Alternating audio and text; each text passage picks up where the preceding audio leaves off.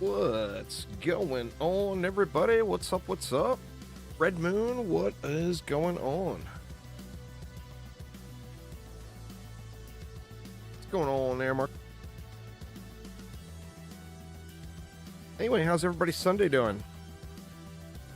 God, man, going back and forth between games, and like DD2, I use keyboard and mouse only, and in ARPGs I play, I use one of those little Razer Tartarus little mini keypads in my mouse. And kind of tough to transition back and forth. You keep reaching over and putting your hand on the wrong thing. Realized today how overpowered the Elder Dragon is. The Elder Dragon is an absolute beast. I mean, it just does more than it shows on the tooltip, you know?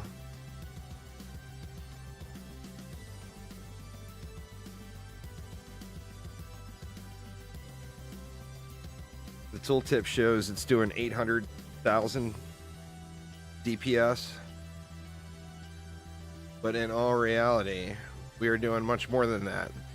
The tooltip is not factoring in the ignite burn, which is pretty substantial, I think. I think the tooltip is just factoring in maybe just the impact damage. What's up, Cake?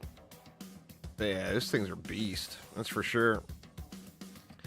All right, so I didn't continue on that Alt AP reset. I've got a different setup. You should use diverse crit servo and crit chance servo, and not the crit damage. However, I generally, when I use the dragon, I will use it something like this. I'll have the dragon, you know, think of the Gates of Dragonfall survival setup. You know, you'll go your bird, you got a few more dragons. And let's see, am I going to be able to fit it in there? Yeah, there we go. And then you got like a flat cannon plus an oil catapult, plus like a boostar, a destructive pylon, and a buff beam. I'm not gonna be able to get the buff beam because I placed it weird, but you guys get the point. It still doesn't get me to 100%. You see, I'm 85.33% chance to crit, but that's 550 DU. So, you know, unlike Gates of Dragonfall, you know, now if you went crit chance, where were we? If you went a regular crit chance and then diverse crit chance as well and didn't have diverse crit damage, you would be at 100%. You wouldn't have to use this stuff, and then you could go like more, you know, for 550 DU we can get an extra dragon down and have 20 left over for something else, you know. So it's 20 DU cheaper, but then you'd be, you know, you'd have 20, you'd actually be at 101% chance to crit. You'd be over the crit cap, so every shot would be critting. And remember, we're doing like 3 to 4 times what the tooltip says, you know. So it's kind of a usage situation. I will freely admit mine is not set up the way most people should do it, because it's all about getting to the 100% crit chance, you know. And you gotta be able to throw down the whole kitchen sink to get there with the setup I'm doing. I need two more defenses. Like if I had a water aura and like an oil geyser or something thrown in the mix, would get me like to 98% chance to crit. But you know, 98% still not 100. Anyway, we got some RGB headsets to give away today. We got some theater masks to give away. What else? Oh, we got all the juicy stuff, of course. We'll be doing some juicy giveaways as well, and we are right in the middle or right at the end of an AP reset where I left off the other day. We're at 3:14, so we still got a ways to go to get this one finished up. So let's hop on in and get it going here. It's weird. I thought I was higher than that. Should do a theater mask while people are preoccupied.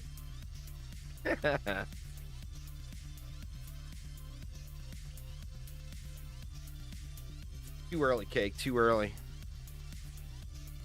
The problem with these things, everybody's like, what the hell? You wait so long. Last week was living proof in the flesh of why you don't give away the stuff too early.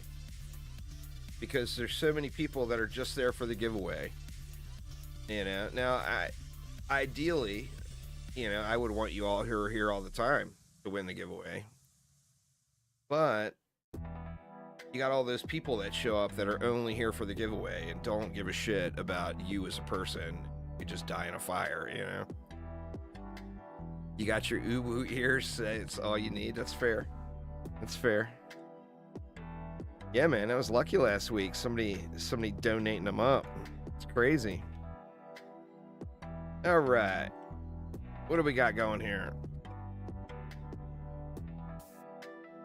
I like the ears better than the mask. But I'll freely admit I'm probably not going to use either of them on very many characters. Like the ears, I think, work with this EV skin.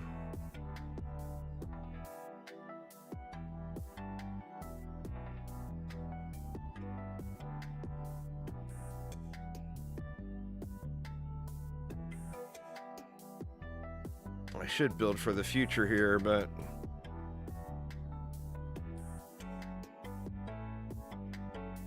we got a core up there too. I think that's fine. We got no flyers. All right, we got Hex, Geo Hex Zerker throwers.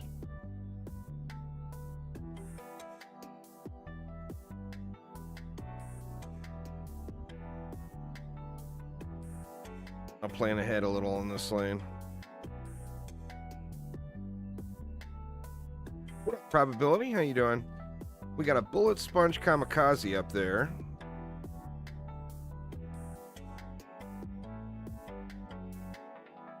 Let's give it, do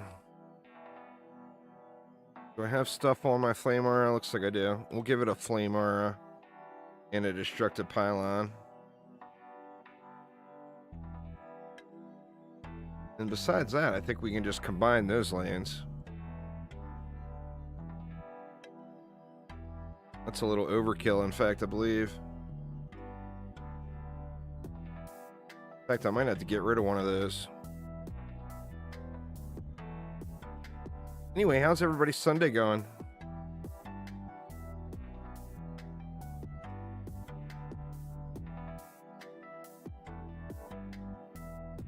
Omega Squad Beta. Spent like 17 years of your life watching Japanese cartoons. I mean, that's fair. Nothing wrong with that. If it's entertaining you, then it's doing what it's supposed to, right? Alright, I got mixed emotions on this one. I mean, we can just camp both of these lanes right here and then treat this one separate.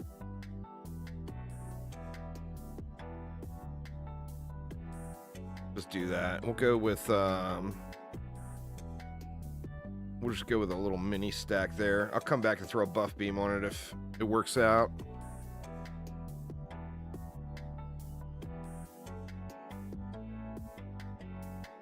Just dreading work. That is very fair. Very fair. Work is work, you know?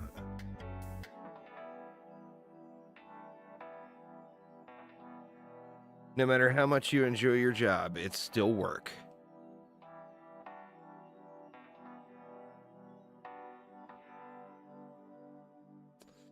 Let's see. What do we got here? We got nothing special. think we can just spam it out right here, actually. Yeah, let's separate.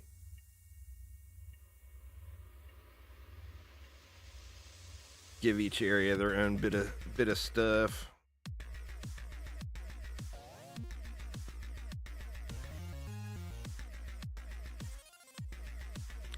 Front line, long shot. I mean, we'll put this over here. It will help out with the flyers too then.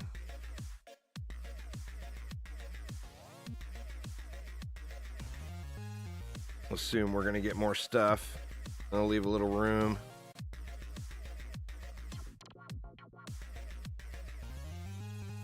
Think that'll work. We got flyers here. Doesn't look like it. We got rollers downstairs. Do I still have gargoyles set up? I think I got kind of a makeshift set. What do we got? Yeah, we're not going to get any value out of controller. But,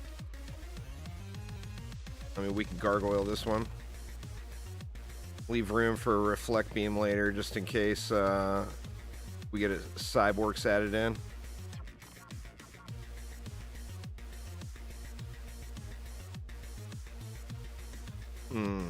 Let's just go 2. And then we'll throw a buff beam. That'll work. What's up, Thaden? Dean, how you doing? Just got back into DDA. Man, there's something in the works with DDA, but they just still have not told us anything yet. Like, they teased that there was going to be some stuff going down in DDA, referring to that big boss-like guy in the background on the summit fight, who's supposed to play a major role in that game's lore altogether. And then they haven't said anything else. So we're kind of in that, what's it going to be, you know? I mean, I don't want to get my hopes all up, but of course, what I would like to see is a big Old One style fight with the Mesmer. Instead of, you know, obviously it wouldn't be the Old One, but...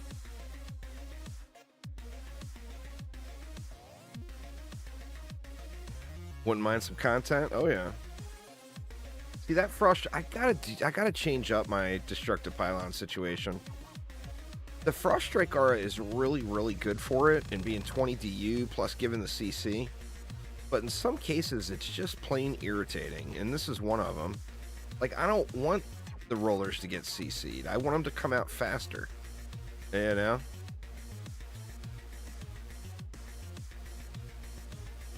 And the answer there is I need to start putting it on my reflect beam, and that will also free up a spot on my regular go-to 4-player hero deck, so I don't have to be swapping in and out all the time. Yeah, right. Just go like that, I guess. That leaves enough for that and that.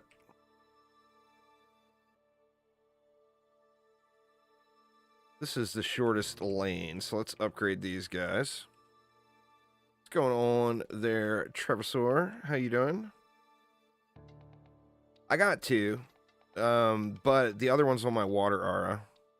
And even though I've got the DU, the extra 10 DU, where I could easily sell that Frost Strike aura and drop a water aura there, and still get Destructive Pylon, and then wouldn't have any issue at all.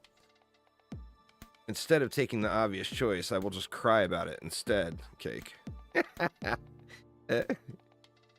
I will just cry about it and want to move it over. You will know when the giveaway starts. There will be something to enter into chat. But the giveaway has not started yet. As soon as it starts, you will know. What's up, Gandalf? How you doing, man? Welcome, welcome.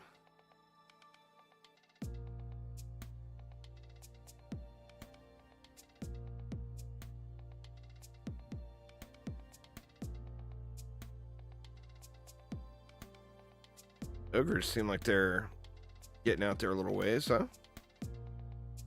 I guess not really.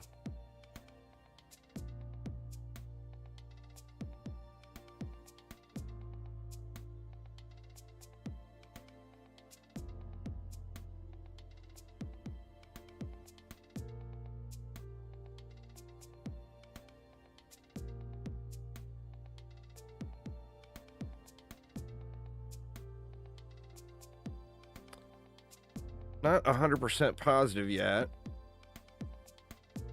Well, yeah, I mean, it's the same game as it was. If it was fun to you before, it's still going to be fun now. There's, like I was just saying, there's supposed to be an update coming. We just don't know what that is yet. Thank you so much for following there, Papang. Appreciate it. I mean, if you enjoyed the game, it's still the same game. It still has the, you know, it's a min-max grind. It just depends on, are you a min-maxer or not, you know? It's the same with DD2 to that regard. Like, it doesn't take being min-maxed in DD2 to complete, like, 99% of the content, you know? The problem in DDA is you get to a point where you can clear all the content way, way faster. Oh, shoot, we got a bullet sponge over here, too. I didn't see that one.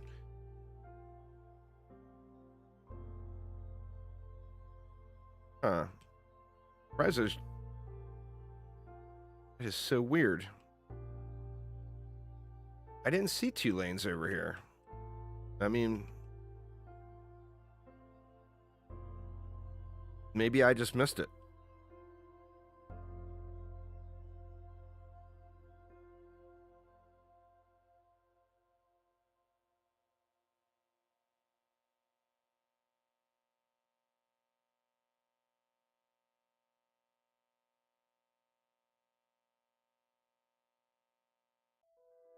We'll get news on the teaser they showed in a year from now. I mean, hopefully it's sooner than that. But yeah. But yeah, anyway, I'm not positive yet, but my plan at the moment is to go see Dune tonight, Dune 2. I think I got the wife talked into it, but she's like looking for an out.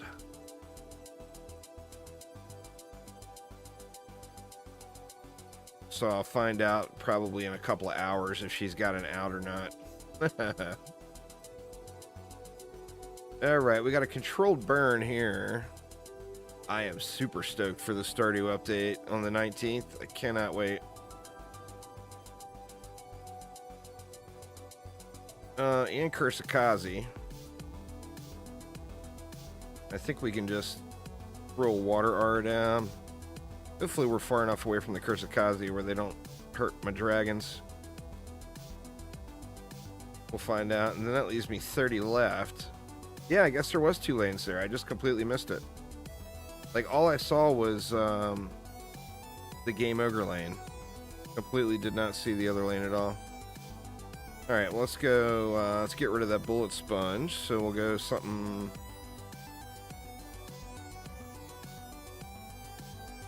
like that.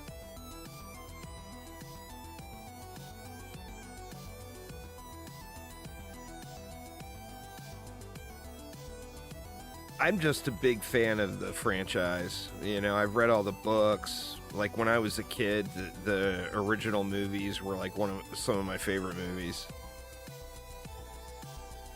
So I'm very, very stoked about Dune 2. And my only hope for the whole movie, knowing the story and knowing the variations that the different movies have spun on it, my only hope for the whole movie is that they let Dave Bautista really go Raban out and go crazy.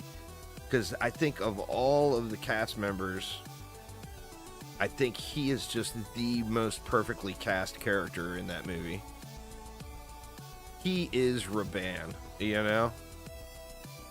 And I'm really hoping they let him, like, rage it out a little bit in full Raban mode. I think that will be so awesome.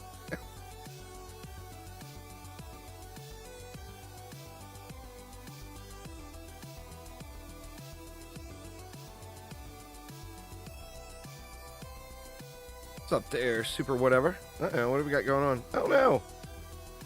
I snoozed on a boss. God dang it. Alright, well, I should quit toying around with the siege rollers. Just wasn't paying attention over there. But yeah, anyway, I'm a big fan of the movie. I wanted to go see it, like, the second it released for the midnight time, and the problem I have when it goes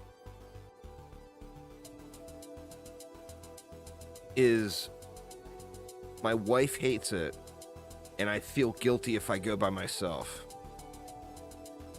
And to be fair, like, my wife has the worst luck with movie theaters. You know, she goes to a movie theater and never fails. Some 700-pound dude comes and sits in front of her. You know?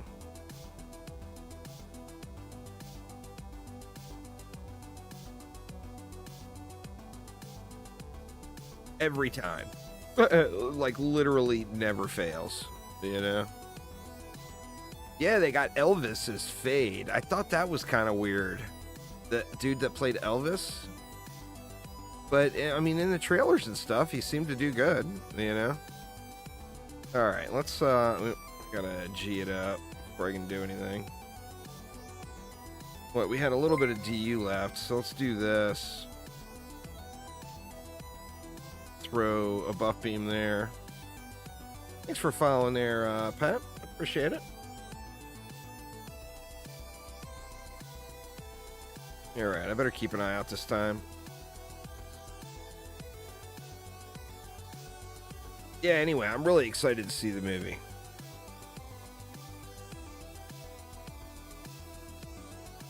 This is just not getting it for the bullet sponge. It doesn't seem like. Maybe I need to upgrade that. Oh, it's disabled. I think it was disabled is what happened. The borked it. That's an easy fix too.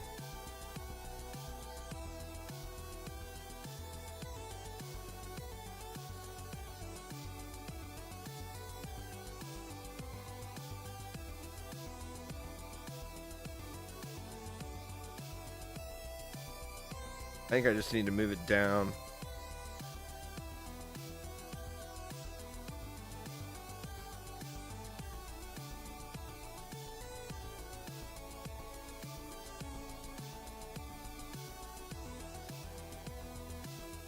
He did a solid job as Fade. I mean, he's a good actor, you know. I think he visually matches the role fairly well. I mean, when I picture Fade from the books, I picture, you know, kind of a slender, athletic person. So I think he fits the role well.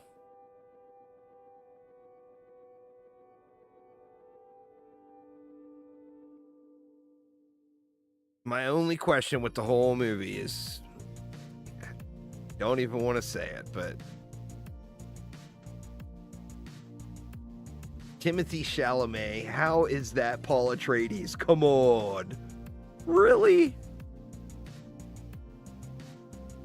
That's the only thing I question in the movie. I think he'll do fine, but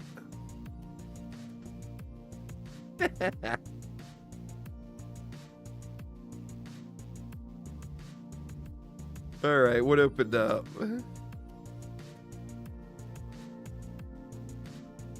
It just forces you to pay attention is the challenge, you know?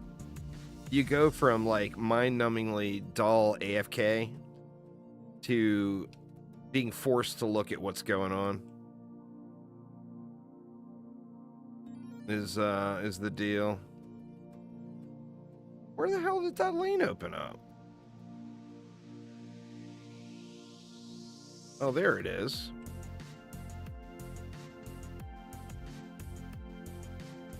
Orcish Horde. We can just add right to this.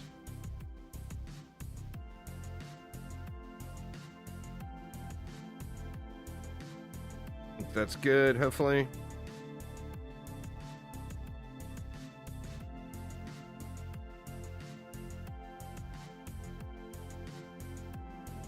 But yeah, that's definitely the challenge, you know? Yeah, anyway, I'm super stoked to see Dune 2, and I think, well, I can't, like I said, I just can't go by myself because I'm going to feel guilty, you know? Now, if like my son was visiting or like I had real life friends that wanted to go see it or something, then it'd be a little different. But just going to see it by myself is, I'm gonna wait and guilt the wife into going to see it. I mean, I want to see it now, but if I don't get to see it until next week, it's not the end of the world, It's damn near, but not fully.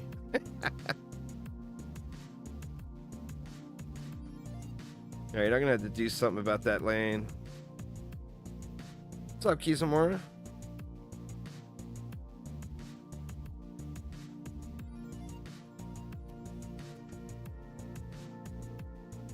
I don't know. Even like in the old books, or I mean the old movie, take the first movie and the second movie, and when I think of Paul Atreides, I think of that "the sleeper has awakened" speech he gives. Being a big old nerd, fanboy of the series, that scene gives me goosebumps every time, even though I've seen it like 10 million times, And I just can't see him doing that scene. I just can't see it happening. All right, what else do we want to do?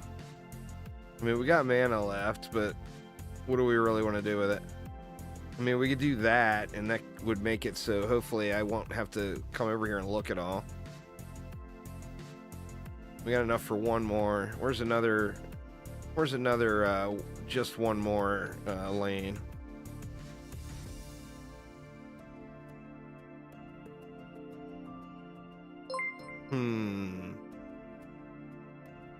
Maybe here?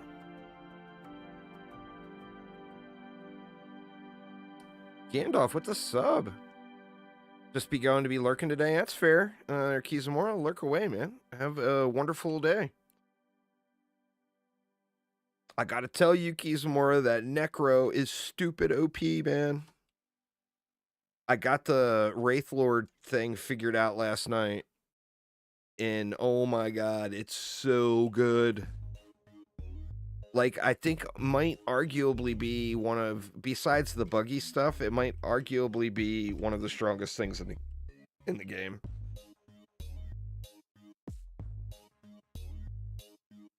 It's so good.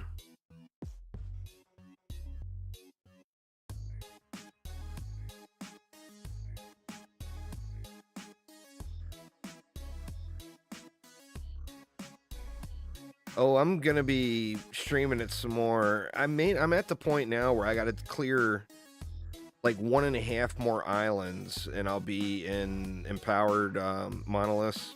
But I went through all the base stuff.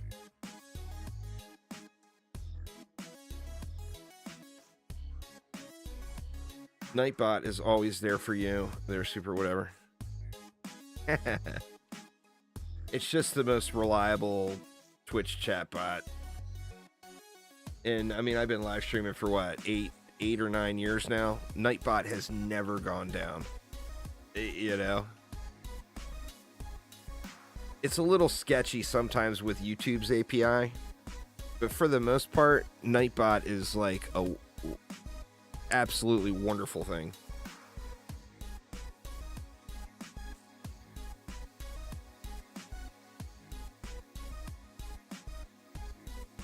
Might need to make a last epoch section in Discord. I probably should. But, I mean, on the same note, nobody is chatting in the regular tavern chat or town hall chat, so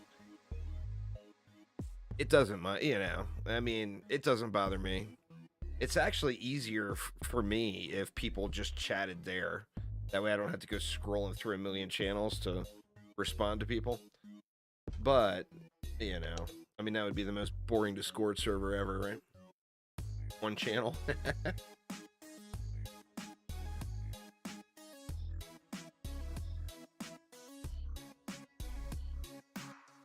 All right, we got this guy.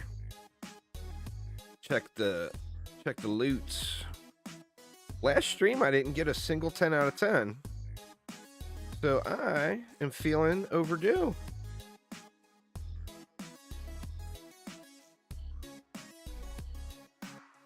We'll see if RNG agrees with me. I'm certain RNG disagrees. But we will find out. All right, Kizamora, let's enjoy. Have a good one. Nope, no first map of the day luck. That's a bummer. You know, I thought we were farther ahead than this.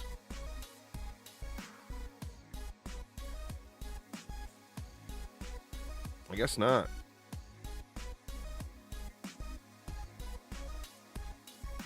All right, let's see. We got no funny stuff, so we can just go 2 stacks.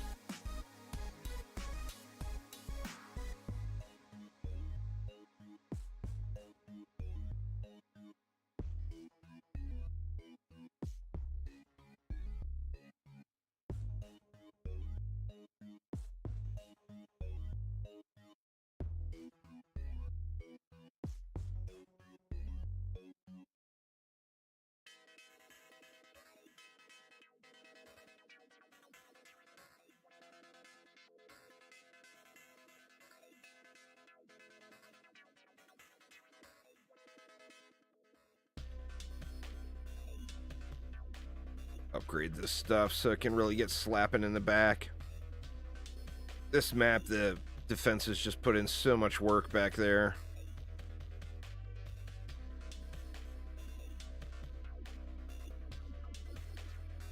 Yeah, I mean, very realistically, nothing may make it out of this spawn at all.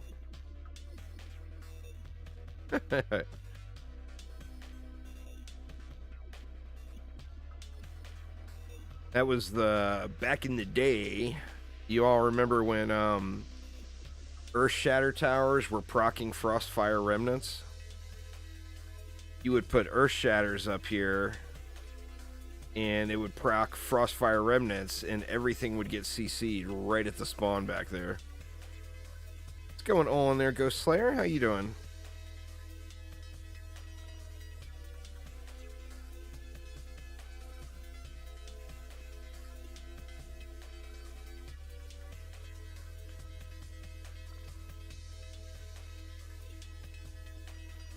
It was pretty busted, having Frostfire Remnants automated like that.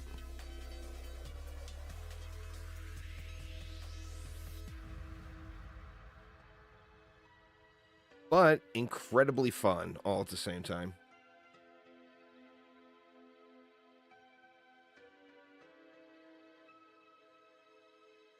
It's fun to play with ridiculous broken toys sometimes, you know? It just is. All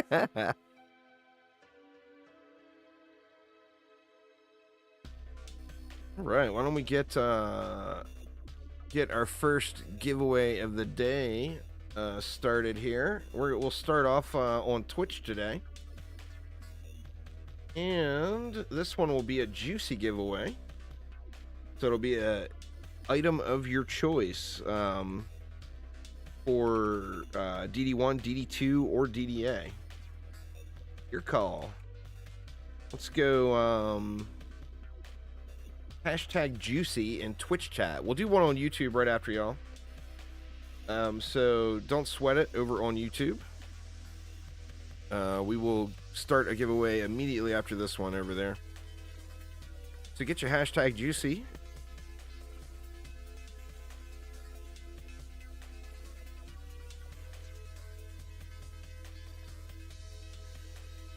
This one is a winner's choice giveaway, so a DD2 head flare, a DD1 pet, or a DD1 pet or mask, or DDA pet or mask. So DD1, DD2, or DDA.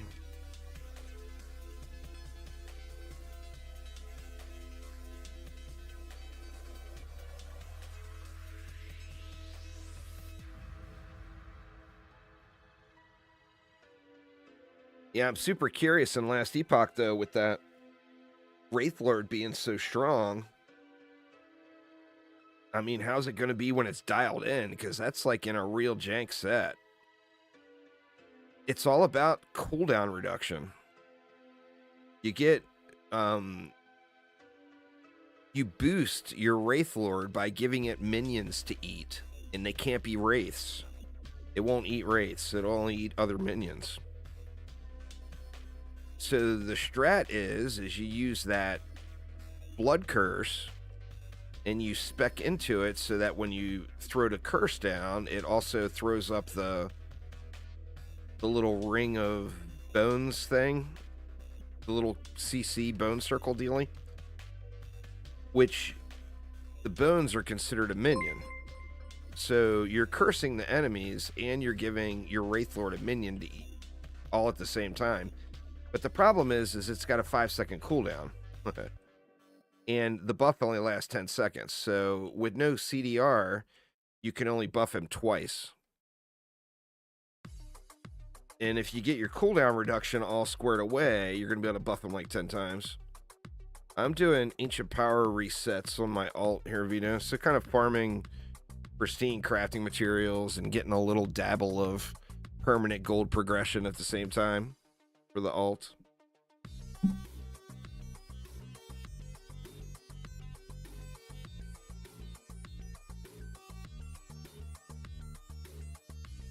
All right. We got any more hashtag juicies before I draw it? Hashtag juicy in Twitch chat.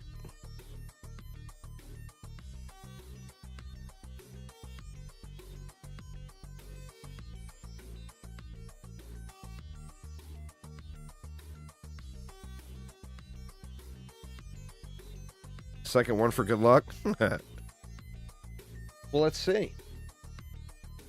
So the winner is Shadow Shot. Holy crap. It's been about 1,000,000 years since Shadow Shot won a giveaway. Wow.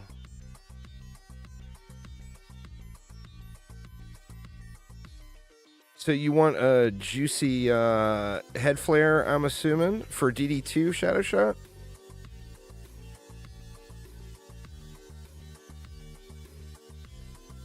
He doesn't deserve it.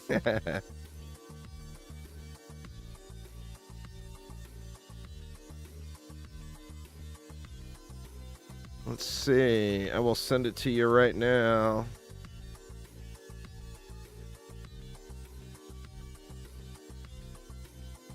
There you go, Shadow Shot. I just whispered it to you. So redeem that at the mailbox, and you are good to go. Let's see, we got any bosses that I gotta worry about here? Doesn't look like it.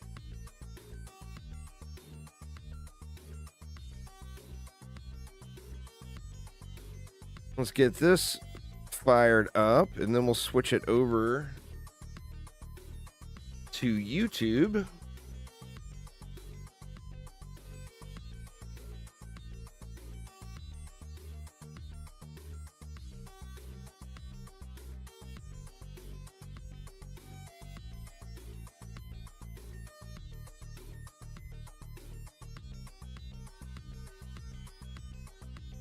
What's up, Shane? I'm doing good. All right, give me a hashtag juicy in YouTube chat. Hashtag juicy in YouTube chat. This will be for a item of your choice. A DD1 item, DD2 item, or DDA item. One of the juicy ones, of course.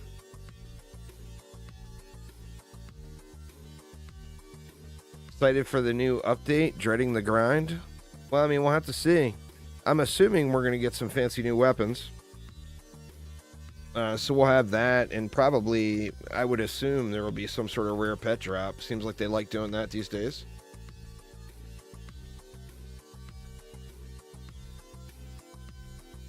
Depends on where you're at, Shane.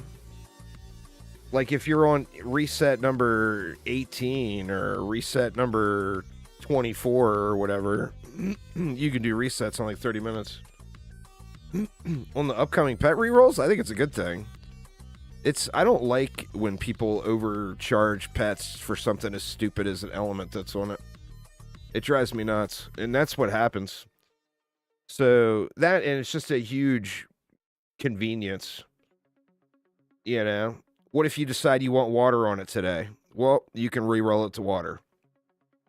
Well, the next day, what if you decide you want fire? Well, you can roll it to fire. Assuming you have the re-roll tokens, of course. I'm assuming the re-roll mats won't be like the other pet re-rolls. They'll probably be more rare.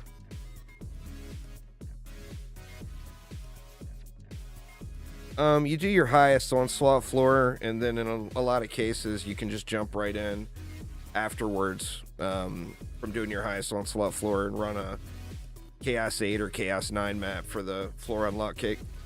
So it turns into basically two map resets.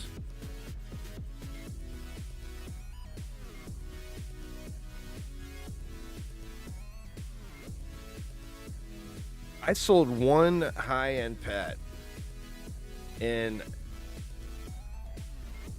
I always have hesitations to sell the high-end pets. But I sold one high-end pet, and I sold it to a guy who I thought was like a real, true, honest collector that was just having a hard time finding it. And I sold it to him for a ridiculous amount that was still like half of what I could have got out of it. But it was still an insane amount of gold. And then the dude ended up getting banned. And it's like, oh man, really? Because with me, with that stuff, it's not about the gold. It's about, are you selling it to the right person? It's like finding a home for your dog or something. Not that I'd ever get rid of any of my dogs, but you know what I'm saying. You want to find a good home for it, and then you pick the wrong choice, and I just definitely won't sell any more high-end pets in the future. And I still think the guy's a good guy. I just think he made some bad decisions.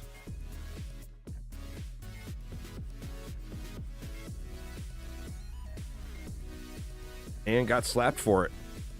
All right, what do we got? Oh, we got a YouTube giveaway. Hashtag Juicy if you haven't already, y'all. I'm going to pull it here in just a couple of minutes in YouTube chat, not in Twitch chat. Hashtag Juicy in YouTube chat.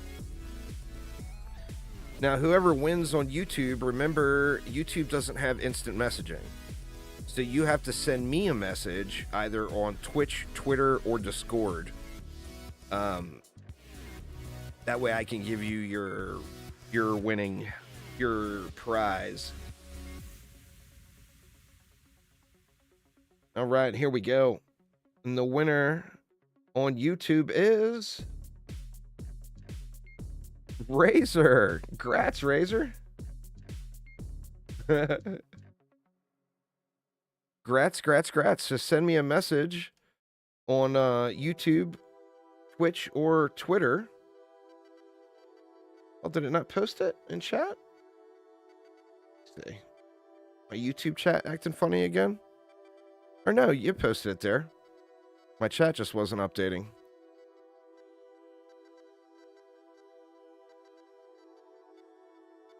Assuming you want a DD2 Flair there, Razor. Correct me if I am wrong.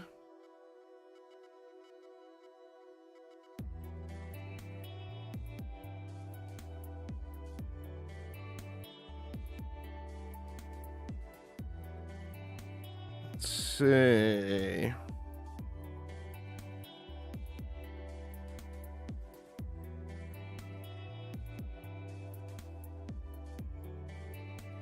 Let me know which one you want, or did you already? Let me look.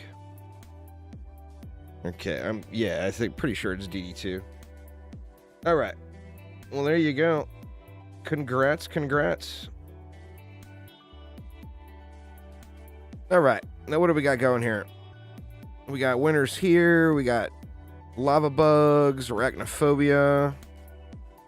I'm not seeing any controlled burner or bullet sponge, so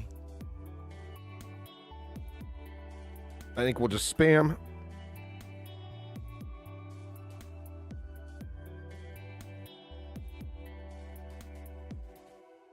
Maybe a chance of a mod that sends tidal waves and attack, just a prediction. Oh, I mean, I'm sure they'll have some kind of water-themed things for sure.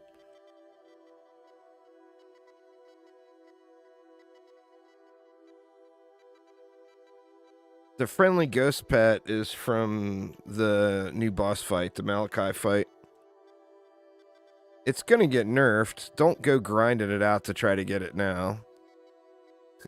It's an unknown, well-established, publicly known bug. So it, without doubt, will be getting nerfed. So don't put too much grind time into it, knowing that that's the case. Would be my suggestion. Let's see, I guess we just go here.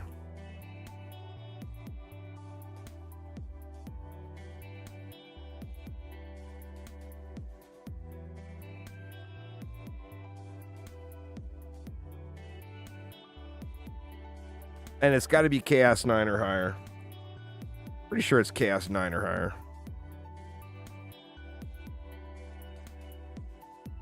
You haven't done the Malachi map yet?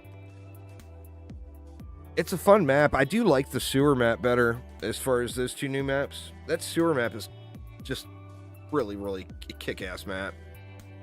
I wish so much that it had a different crafting material that dropped. Actually, what would be real cool, those long-time players, you remember back in the original Onslaught mode, you picked what reward you got. You could pick from like an armor piece, a weapon piece, a relic, a pet. That's where the golden pet eggs came from originally. It would be super cool if there was a way for us to pick the crafting material. And then you could do any map you want. But I think that would probably be a serious engineering headache for the chromies. Unless that system is still live somewhere in the code that they could just resurrect it. But like back in the day when you joined an Onslaught map, it was endless mode first off. So you joined an Onslaught map, you chose what reward you wanted for that map. It would pop up on screen and like you could choose weapon, armor, whatever. You picked the thing that you wanted.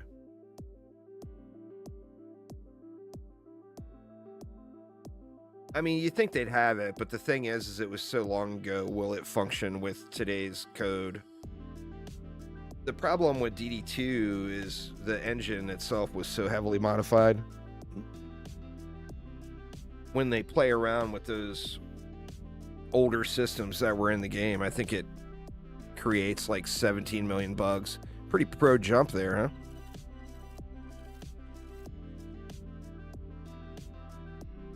Well, that's the thing, is I don't think they have the manpower to make it fresh. Like, anything that gets brought back into the game from the past would have to be a real similar situation, I think. What's going on there, Dwarf and Schmertz? How you doing? We got somebody stuck. What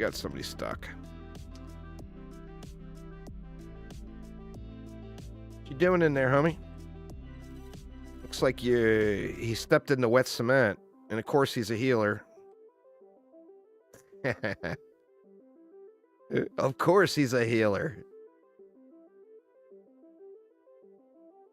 I'm doing good, man. Having a fun weekend of gaming. A little DD2 you could never go wrong with. And then I'm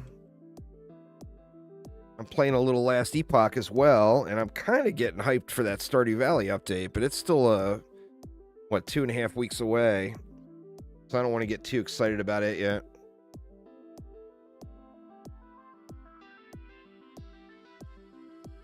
The theory, from Reddit, let me get that disclaimer out there. This is a Reddit theory.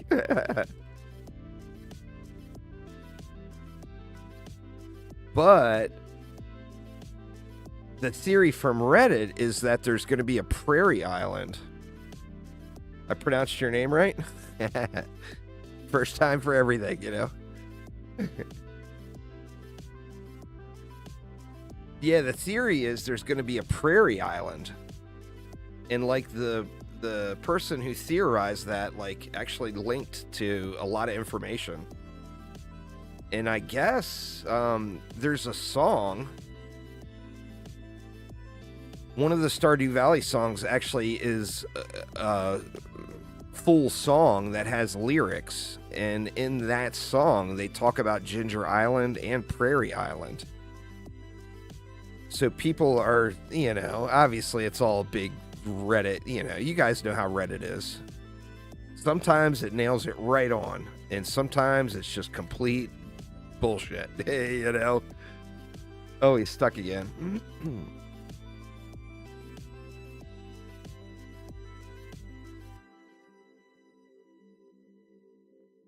But, man, I kind of hope it's right, you know?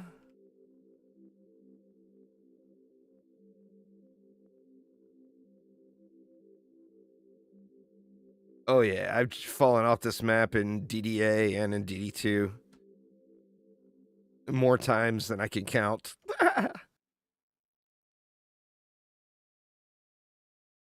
So the only thing that's been confirmed is, like, the update originally was supposed to be mod support to give modders easier time or an easier API or however it works, to give modders an easier time creating mods or implementing mods into the game. This is a hero damage countess here. I just, you know, I'm doing Chaos 9 basically. Doing Chaos 9 and Chaos 10 gear, so I don't really have to use her very much. But yeah, she's hero damage. She's a slappy girl.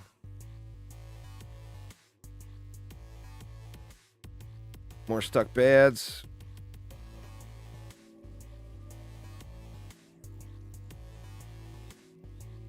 I think there's just that one.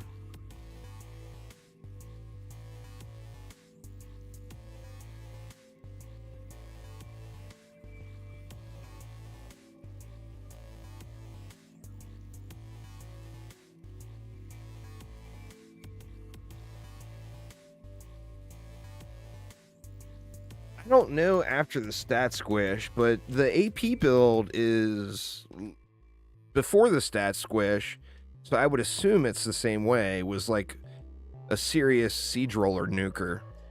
But the sustained damage was not great. It was just that one big, it had the one big shot. And it was perfect for nuking siege rollers. But I haven't played around with it at all since the stat squish. I'm sure some people are still using it, though. The thing with me is you got the ranged attack, where I prefer ranged heroes. So this one gives me a best of both worlds thing. If I don't mind doing a third of the damage, or whatever it is, I can just sit back and throw birds, you know? And that's one of the things I really like about her. Plus, I think her defenses are all really fun. And I think visually they did a good job with the character model.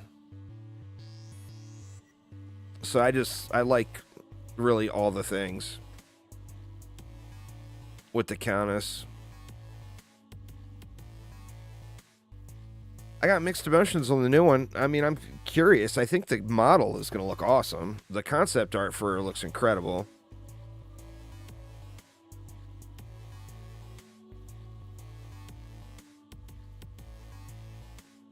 Oh, stuck bad again.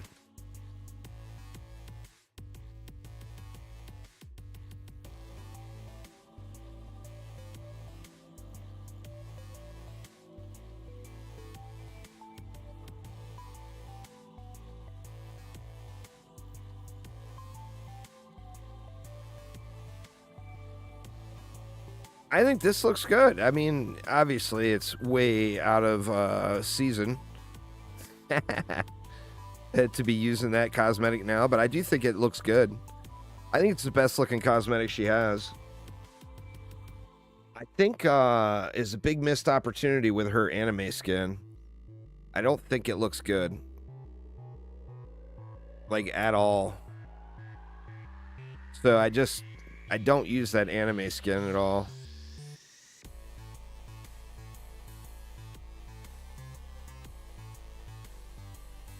But I do think they really nailed it with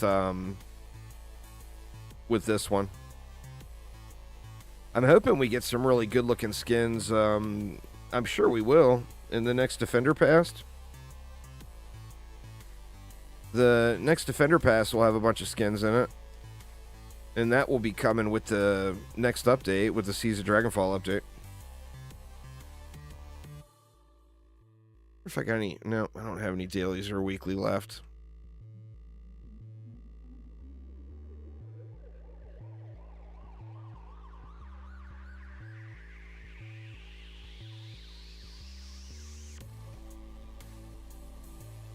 Get out of there, Stuck Betty.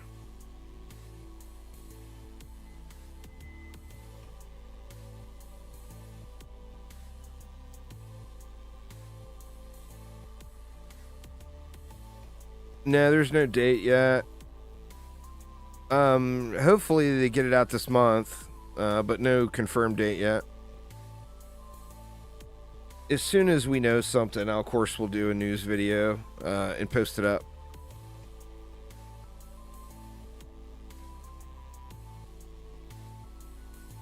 But yeah, no word yet. Should be a good update, really.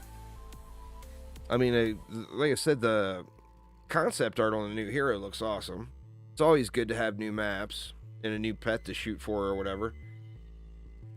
And I'm assuming they're going to do the right thing and put a seahorse pet in it. Because how would you not? We can't have another water-themed DD2 update with no seahorse pet. That would be just criminal. Absolutely criminal. So I'm assuming that they're going to do that. I mean, I assumed they would last time too, to be honest, when the pirate update hit.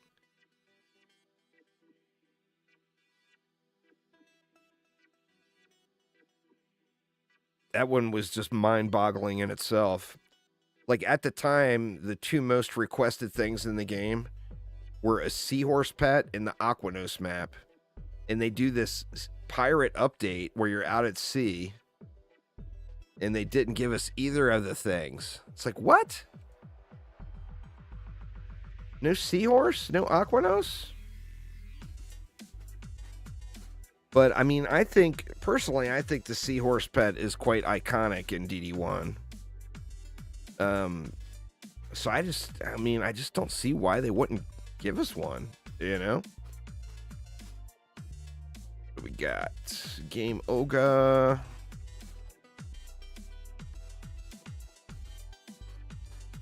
We got stuff and things. We can do a super stack right here, maybe.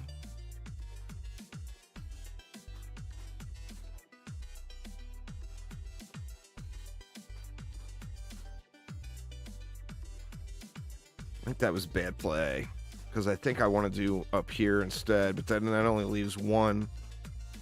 I mean, I guess that's probably fine. If we did another super stack here.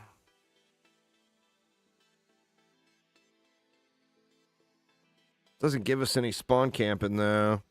And these are some long lanes. And then another one right here.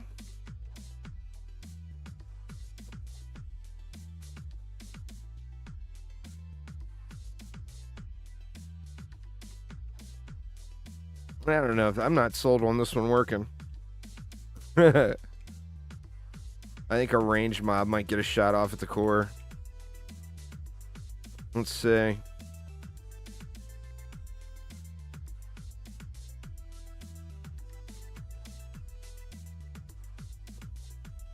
I mean, certainly if I got hex throwers here, a ranged mob's going to get a shot, right? I mean, it's right there.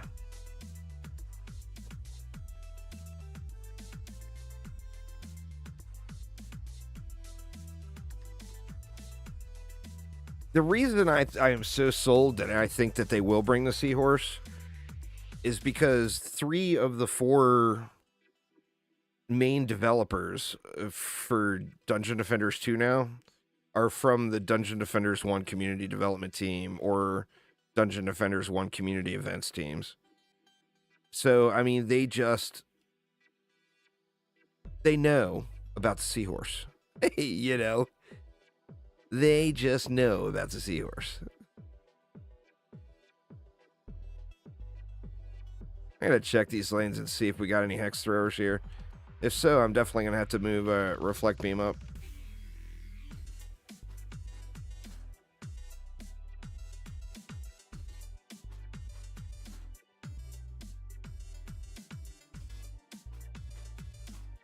Let's see. We got none here. And looks like we got none here. So I think we're safe. Ish. I think we're safe from hex throwers since there are no hex throwers. I think that's about as far as the safety goes. What's up, Thaden? How you doing today, man?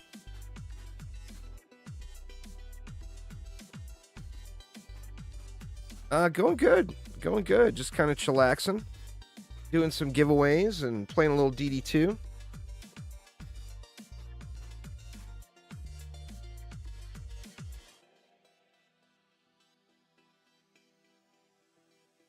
Just chilling on your day off? Hey, man, nothing wrong with that.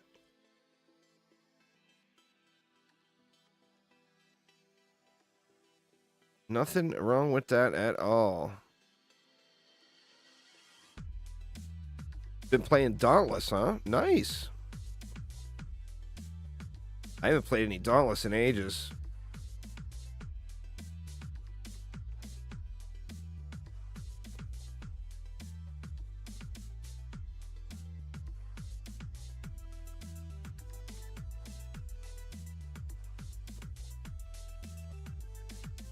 I'm so hard stuck on Last Epoch right now. That's all I've been grinding at night lately. It's just such a good game. And since I didn't play it a ton in early access, like it's a new game to me.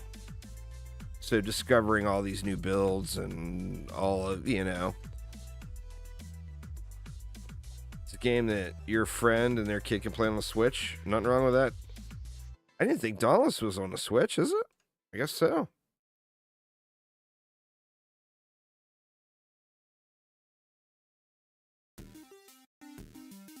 What's going on, JC? It's going good, man. Going good.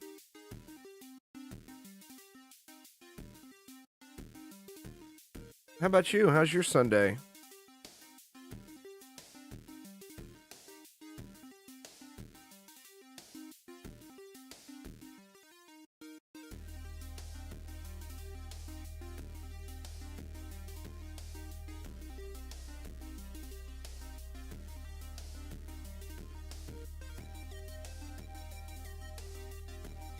Oh, Dauntless has an update this summer? Well, good.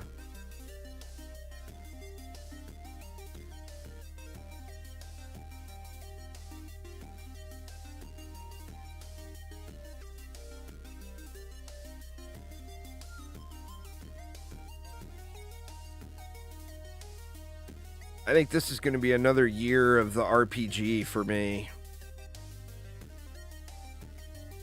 We got action RPGs, we got more casual RPGs like Dungeon Defenders, we got super casual sim RPGs like Stardew Valley that are getting major updates.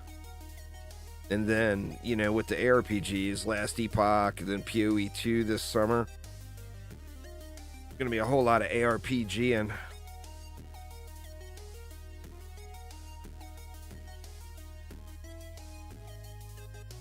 I think PoE 2 might end up setting records. The hype is pretty strong. Hopefully they're able to deliver on it.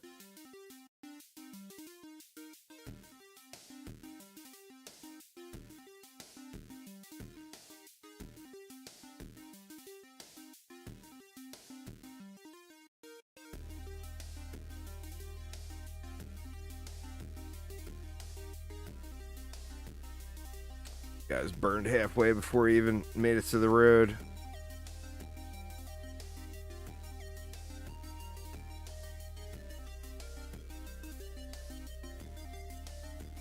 Yeah, I guess this 3-stack thing is working out.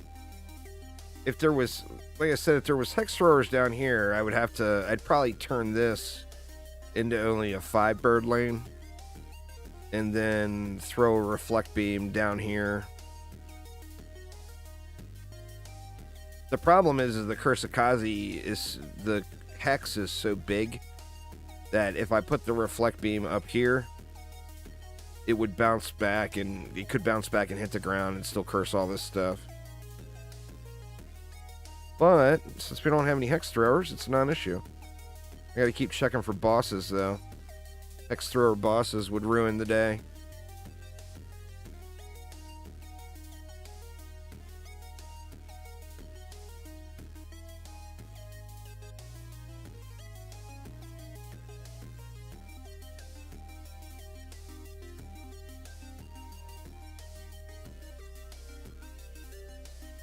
What else is upcoming that y'all are excited about?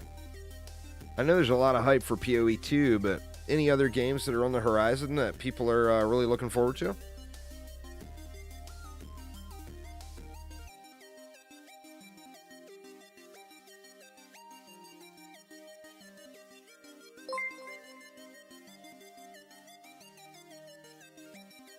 Thank you so much for following there, Matt. Appreciate it. Welcome, welcome.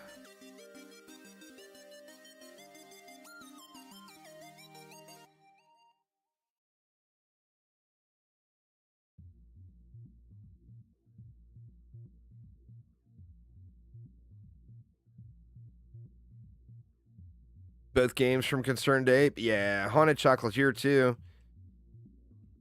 The Haunted Chocolatier, we have no idea though. I mean, it might not come out in 2024.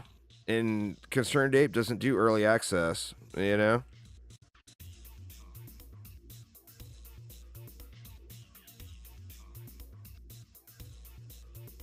Hopefully it comes out in 2024.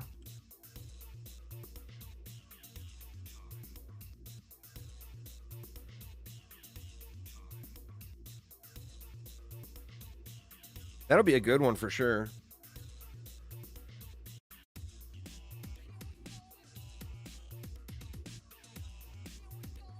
Hoping the final shape is what it needs to be. Oh, for sure. Well, Concerned Ape he'll put the time in, you know? If the game's not ready to launch, he won't launch it.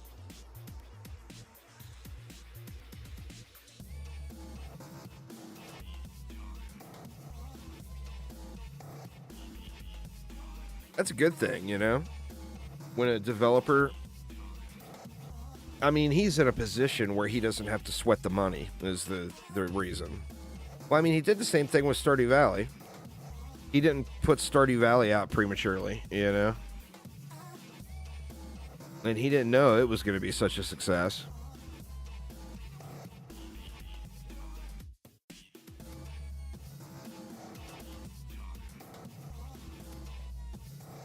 But now he's got the success of Stardew Valley that he gets to ride on as well. Which, you know, is pretty big. Let's see. Let's throw a couple of birds here. We got a controlled burn lane here with cyborgs.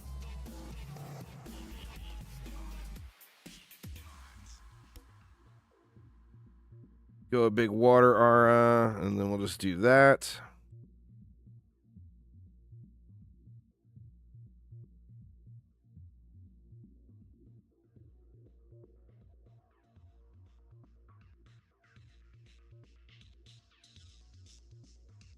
I think that will probably be more than enough, right? To never have to come down here.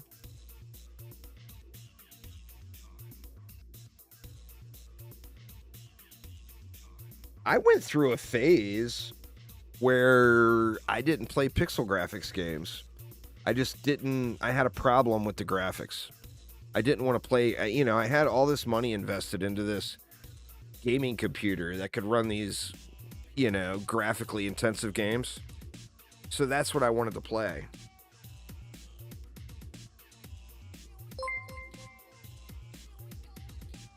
Thanks for subscribing there, Cork.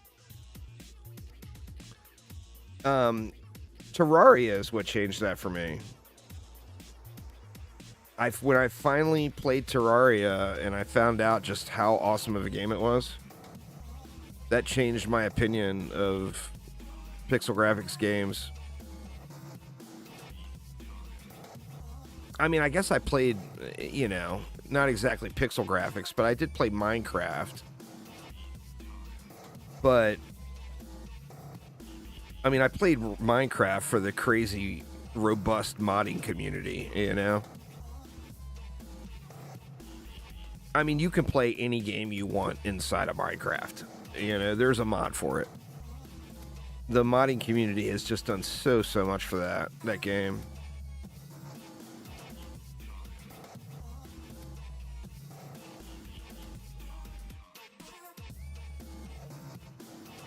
What do we got here? Stabby Stabs, La Berserker Whompers.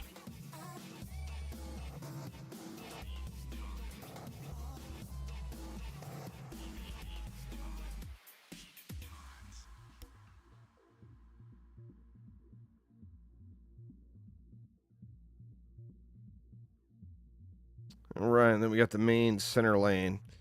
We got no hex throwers. We got a bullet sponge there. And we also have an absolute truckload of DU left, so we could do something like that. And then still have enough left over for a full stack here.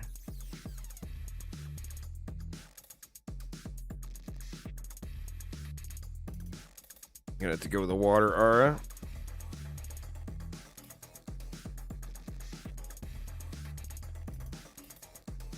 Alright, just let it fly. But yeah, this Stardew Valley update on the 19th, though, I mean, we don't know what's in it. But like I said, the Reddit is theorizing that there's going to be a new island, which would be incredible. But then additionally, Concerned Ape himself posted up, what, like a month ago, that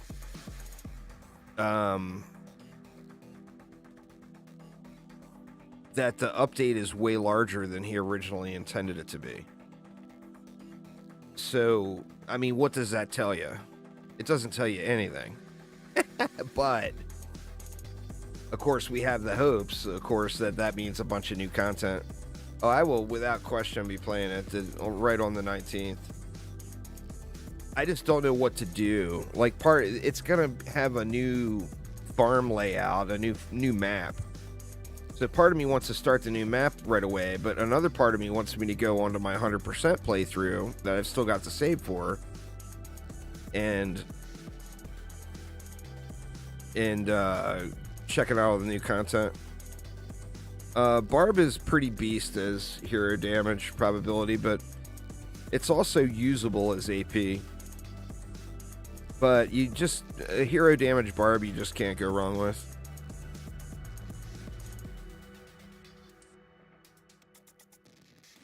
What I'll probably do is pop in on my main farm. Well, the thing is I want to make a bunch of guides and stuff. And I'm not going to be able to make guides right away if I don't have access to the content right away. I will start a new farm for sure. But I definitely want to get in, and especially if there's a new island. If there does end up being the prairie island that people are theorizing, then I think I have to get onto my main playthrough and get to the new island and do tutorial videos of the quests and things.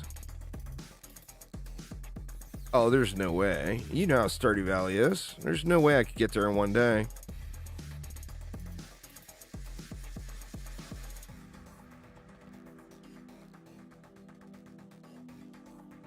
I mean, you can't get Ginger Island going in one day from a fresh start. I mean, you got to have the community center done before you even get the email. I mean, you could do Joja maybe in a day if you skip days.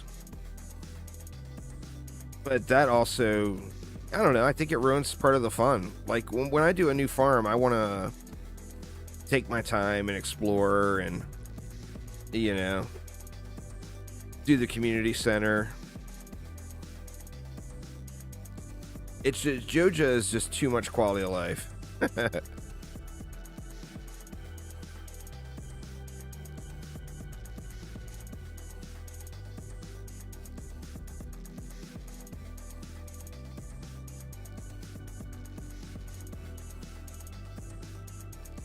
But yeah, just you have to remember for me that Stardew Valley tutorials make up a very, very large portion of my audience on YouTube. Like my Ginger Island tutorials, just like those 6 videos or whatever, are literally like almost half of my channel's overall views. Even now, 3 years later, it still is, you know? So Stardew is a big, big part of my YouTube channel, even though like 99% of the people out there, if you asked them what I'm known for, they would say Dungeon Defenders games.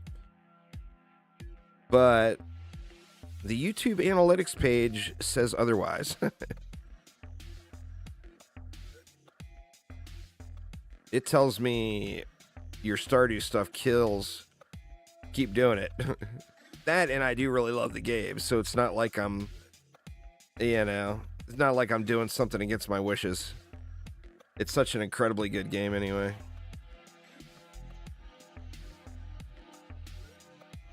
Uh-oh.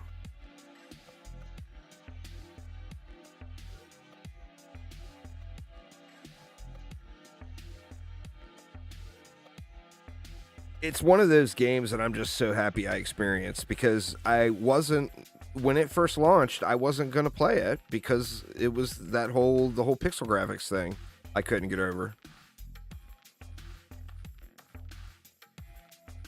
So I'm so glad that I eventually played the game, because it introduced me to, I mean, I've always liked like management type sim games anyway. But it kind of, Stardew got me interested in that entire genre. If it wasn't for Stardew, I wouldn't like Coral Island so much, for example. And, you know, Stardew brought all that to me. All that love.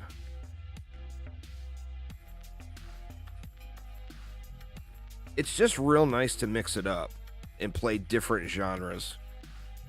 And you can't get any more of a stark contrast than going from a tower defense game to a Stardew Valley type game, you know?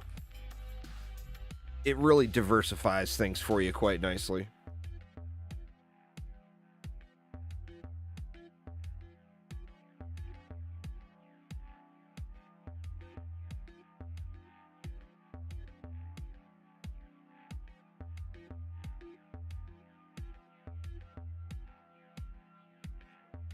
Yetis, man, freezing up all my birds.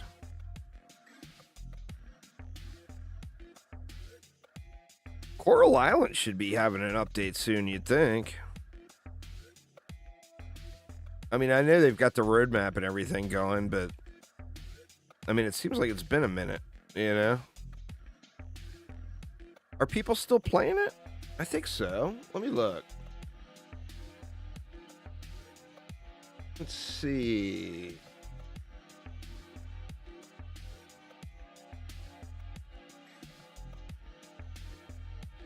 Yeah, people are still playing it.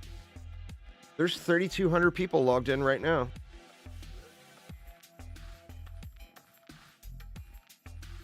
So people are still playing it.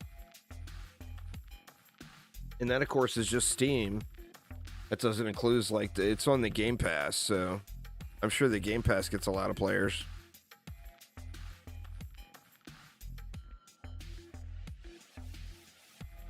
I'm finished with all the content that's in the game now. That's why I'm waiting for an update. Of course, I'll do a full, fresh start on that one at the end of early access when the game launches.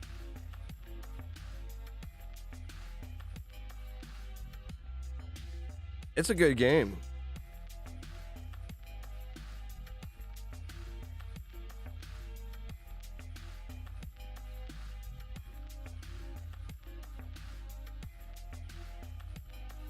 The next update is supposed to have like undersea farming, relationships with the merfolk, and a few other things.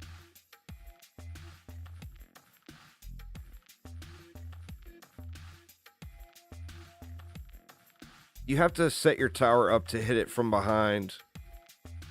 That's why like gargoyles do so well, because the siege roller rolls past them and then the gargoyle is hitting it from the backside. But any tower set up that way will work. Anything you have set up to hit the roller from behind.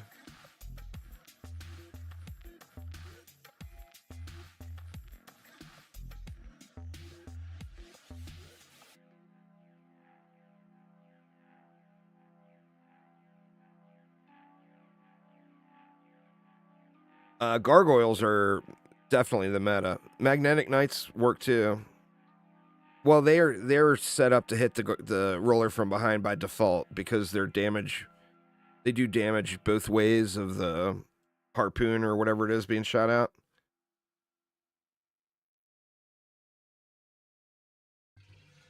So those are just natural born roller killers. And then the gargoyles are just real powerful. So it gives you the powerhouse edition.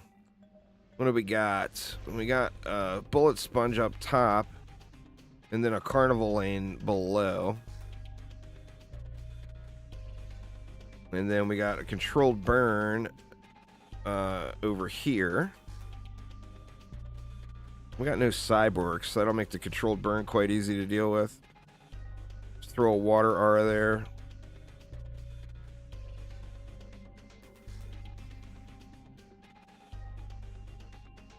And then just go like that, maybe?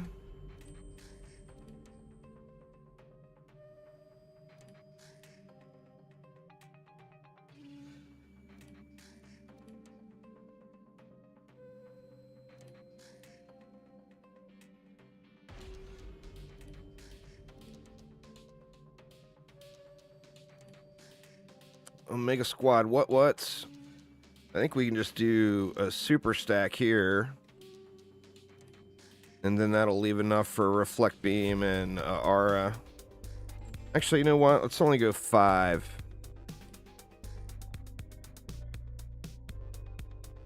And that should clear it all.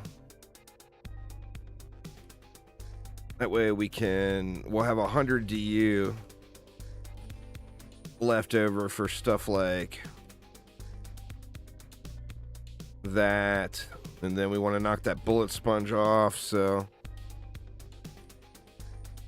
let's go something like, we'll go that.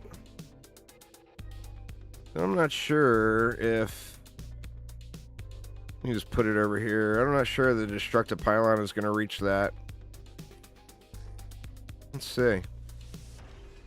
Nah, it doesn't. It looks like it's too far.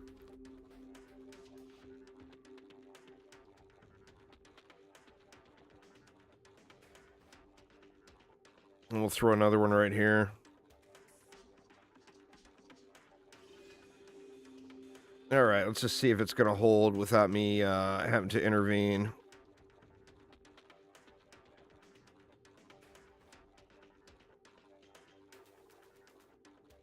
What's going on there, Quick? How you doing?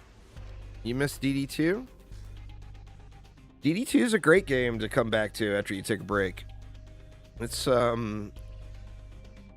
It's one of those games, you know, it's a grinder. So grind it out, and when you get tired, take a break and play something else. And then DD2 will always be there for you when you're ready to get your grind on again.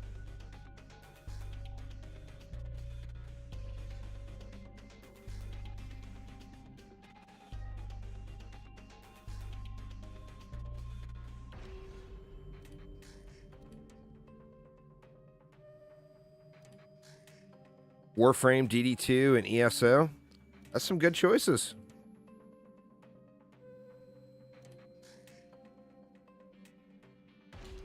I really need to be dipping back into some Warframe. I am getting so far behind now. I normally don't get more than like a year, probably a year behind in Warframe. And I am a solid 2 years behind in Warframe right now. I mean, when I finally jump back in and play some Warframe, I'll have a ton of stuff to do.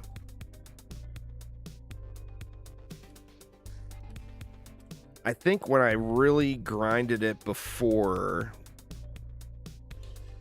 I was at the stage where I was min-maxing my necromech and... Or no, I was past that point. I was getting those new weapons in the... I can't remember what it's called.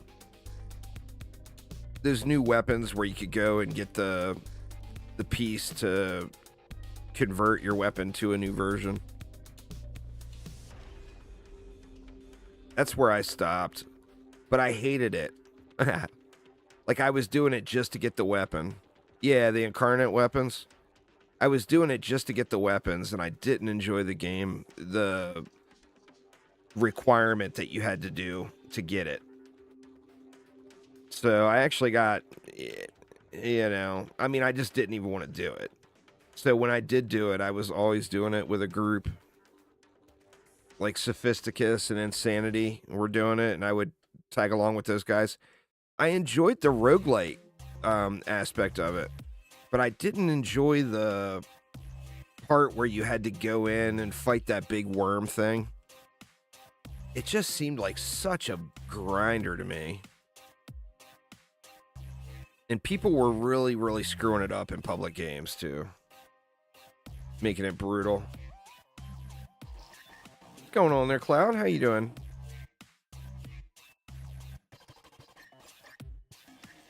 It's probably different now, though. I mean, when you think about it, like back when Eidolons came out, you would almost never join a public group for Eidolons. Because there was somebody that was just going to mess it up, And now, like, Eidolons are such a no-brainer that everyone can do it. It's probably the same way with the new, that incarnate hunting, too.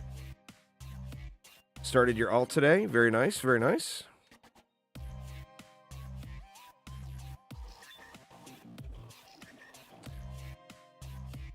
Yeah, it's the Duviri paradox. Like I said, the roguelite aspect... where you went in and you had to pick a frame and all that. I thought that was kind of fun. It was the other part.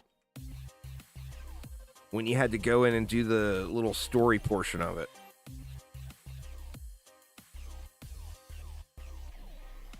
Just could not stand that. I mean, that would be ideal if I knew somebody who loved it. And I could leech off of them and just go around and farm the zone or whatever while they did the objectives.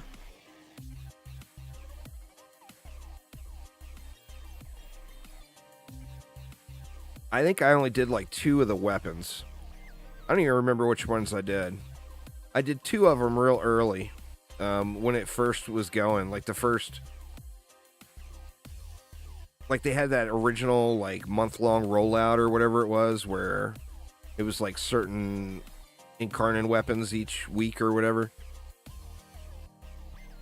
I think I got maybe 2 or 3 of the weapons.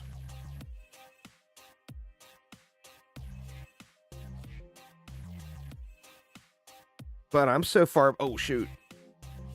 Oh, okay, we got a reflect beam up. We good. As long as we didn't throw out the center core. It's a weekly rotation now.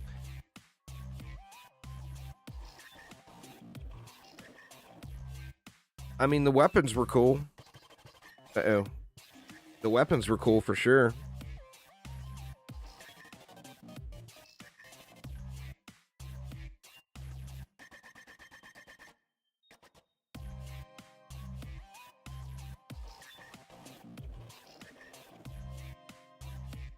I'll definitely have a long to-do list when I finally jump back into Warframe again.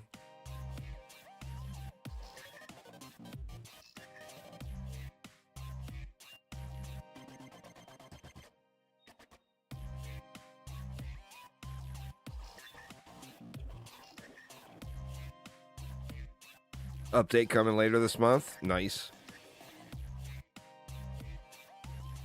There's a lot going this month. The Stardew update. You know, as you all know, I've been hard grinding Last Epoch. So, Last Epoch going right now. We're all under the assumption that we're going to get a DD2 update by the end of the month. Hopefully that holds true. There'll be a lot of gaming this month.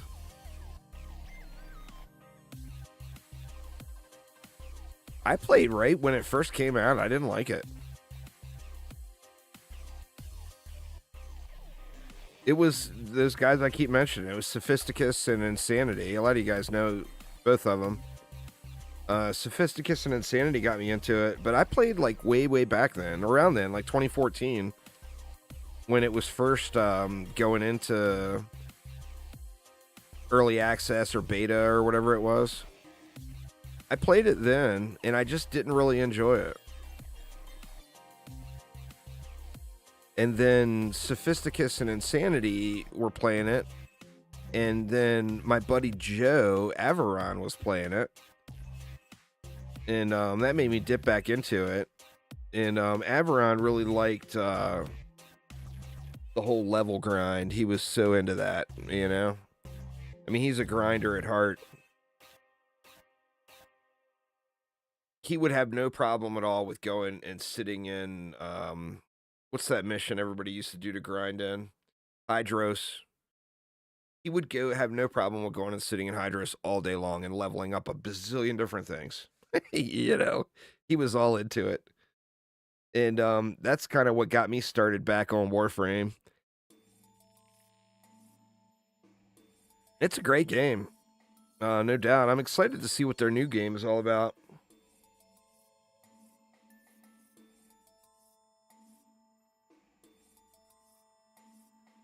I'm assuming their new game will have the same type of format. Maybe be free to play and have, like, frames type things that come out periodically.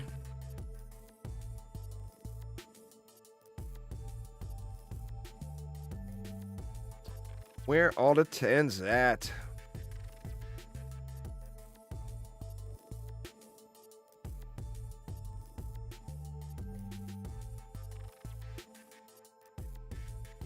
No 10 out of 10s today. We got Game Ogre.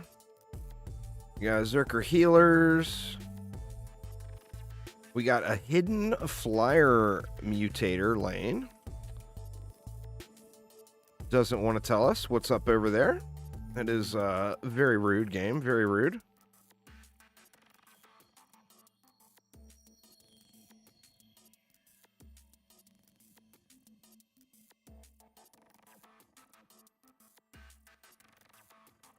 Go like this for here.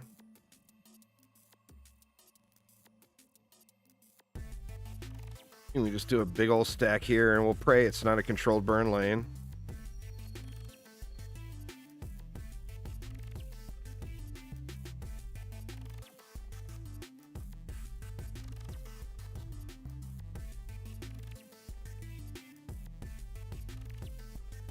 We can actually plan ahead for it to be a controlled burn lane. Should we assume that the flyers are controlled burn? Let's do it. Let's assume and see if we're right. We'll go, just go something like that. And then we can do, what, a 5 stack up here. And I think we'll be good to go.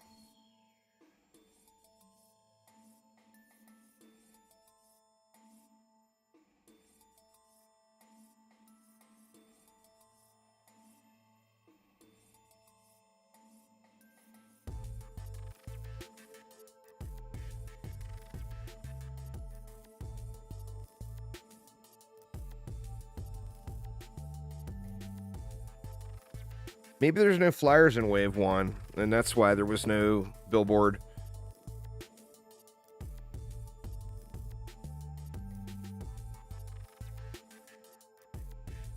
I mean, it shows the flyer lane there and active, you know?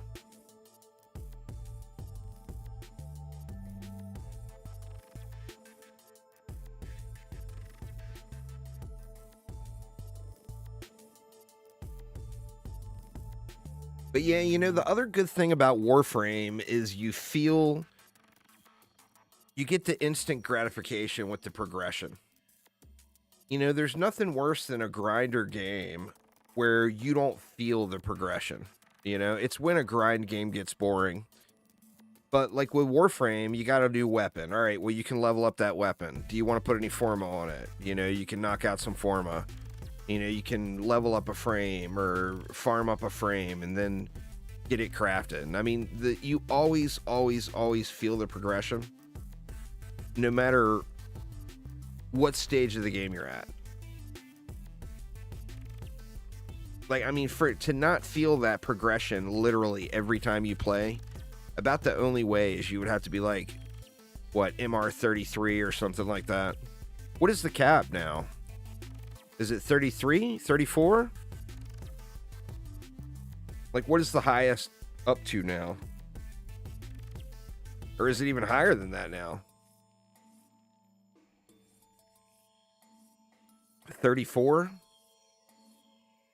I mean, that's someone who has really put some time into that game, you know? That's a lot of hours, man.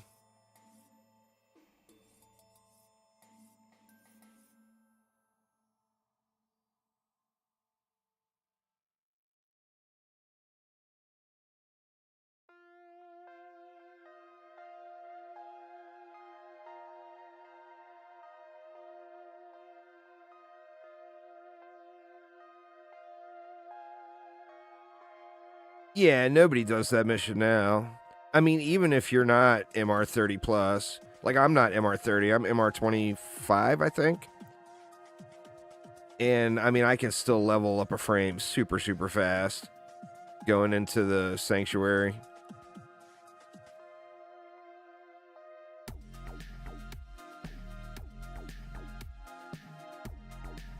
That whole Hydron grind, that was such a, what, 6 or 8 year old thing. I mean, I think people still probably do it. Giving away gamer girl headsets? Kind of.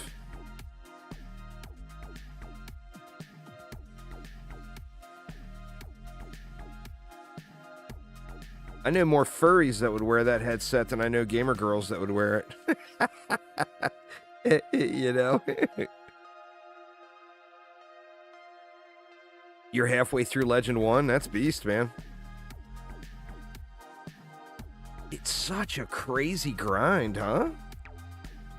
I mean, where do you get the XP for all that? It's just so many items. I mean, they're constantly adding so much. Well, that's the thing, is what is it? You get to MR16, you can use every weapon in the game? Or is it MR18 or something like that? So, I mean, anything past that, you know, you're doing it for you. I'm at that stage now where I'm far enough past MR18 where I'd kind of like to want to go to MR30. That way I can get the buffs. You know, because I'm at like 24 or 25. I think I'm at 25 now. But even just for me to go from 25 to 30, it's so much. I mean, it's so many frames. It's so many weapons, you know? And I've probably got a ton of mastery fodder sitting.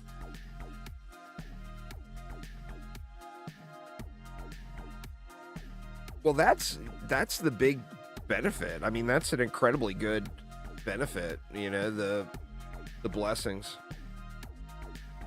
Currently, you're trying to sell a healthy AP chip. I'm sure that'll sell.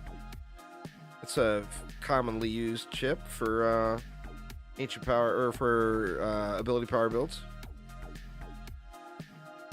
Oh, see, now if I was 29, I would grind it. So I can see there, you're so close, you know. So I'm still at 25. I'm far enough away where I can look at it and say, maybe next time. You know, if you're at 29, you gotta do it now. You gotta do it. Don't want to do. You know what? Call me a weirdo, y'all. Call me a weirdo. the K-Drive stuff was incredibly fun for me. I can go out on Fortuna and just cruise around on the K-Drive and do tricks off stuff for hours. I love it. Absolutely love it.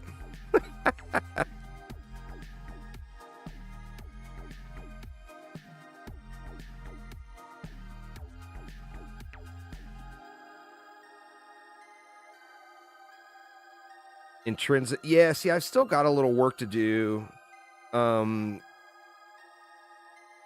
the intrinsics for the railjacks. My railjack is not maxed out.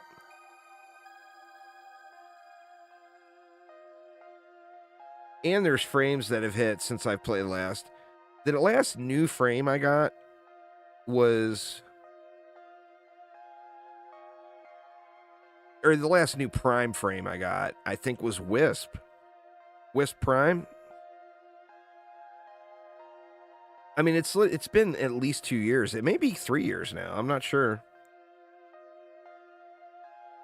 You got the DLC for Resident Evil 8? Well, yeah, I would assume it's 10 out of 10. If it's not 10 out of 10, it's not worth anything. So you wouldn't put any effort into selling it if it's not 10 out of 10.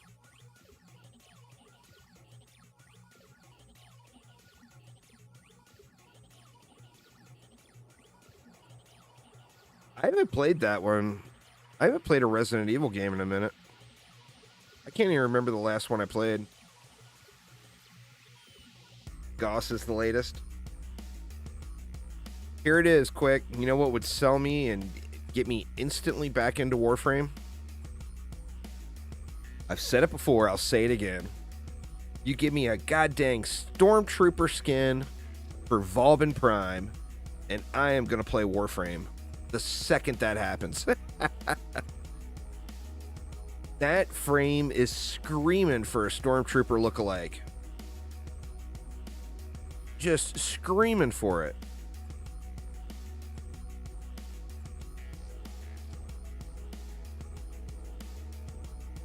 You got the same name on Warframe?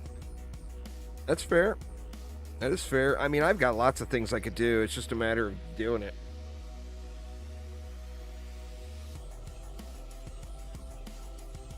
The Resident Evil 4 remake, they do a good job with that.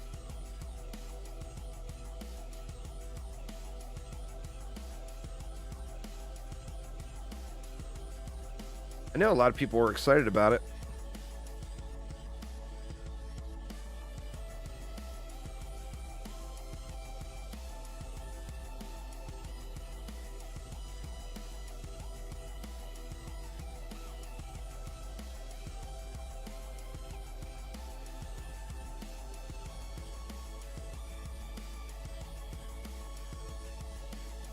Man, still no 10s today. Got some WTF. Where are the 10 moments going here? All right. What do we want to do? Well, better get some mana first. 1900, pretty generous amount of DU for this map. I think we can do... What, 4 super stacks? And still have a little change left over?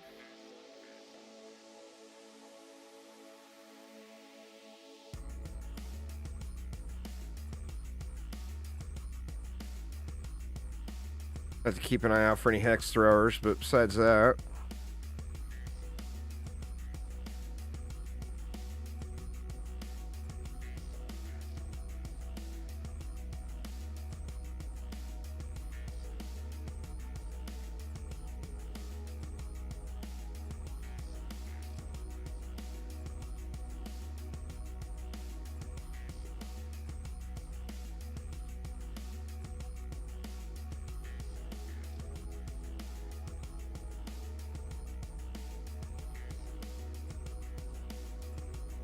All right, we still got 700 left. Holy crap, man.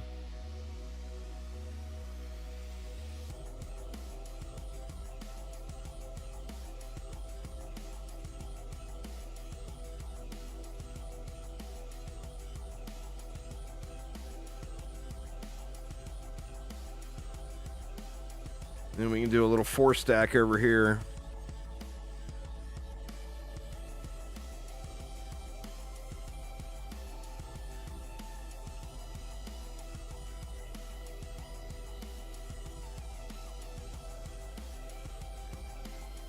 All right, now just pray there's no hex throwers.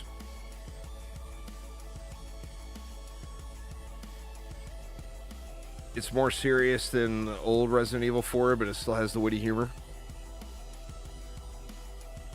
Can still suplex people. That's a good thing.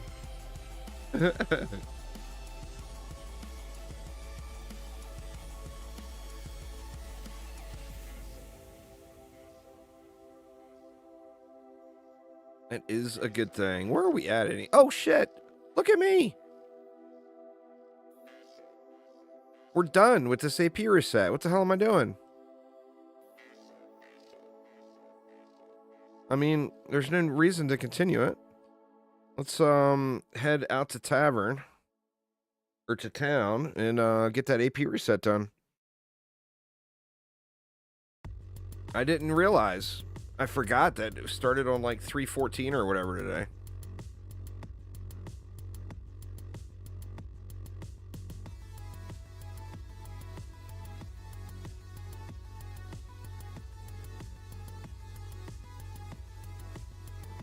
Big derps, big derps.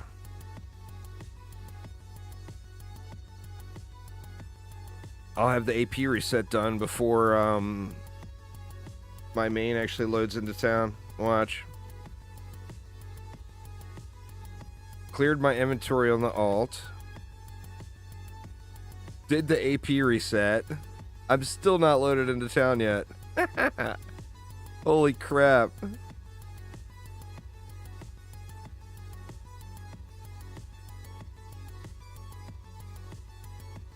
And we loaded in, I'm done and ready to go. So now we're on 261.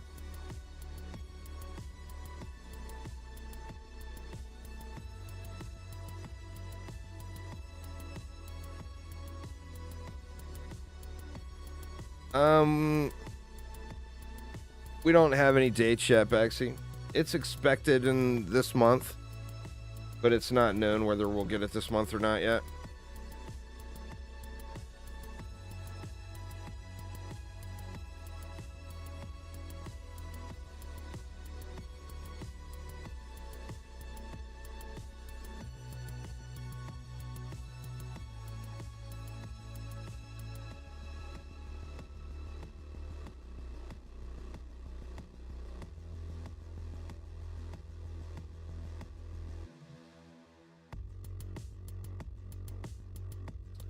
What do we got? We got Tornado Valley, it looks like.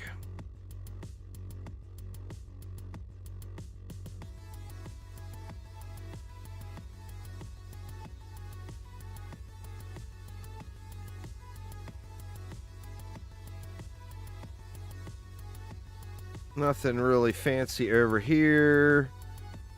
Nothing really fancy over there.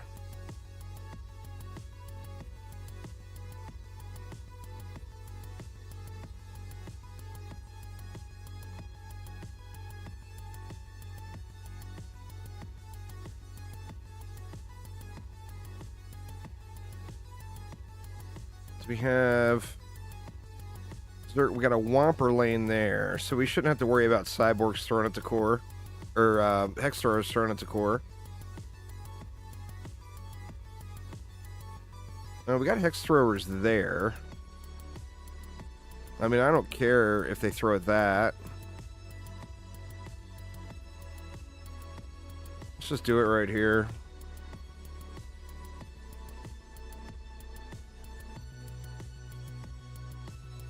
What does that leave? That'll leave me 300 for the other side, which is fine. Of course, I don't have the mana to build it fully, but we'll do a 200 DU setup for now.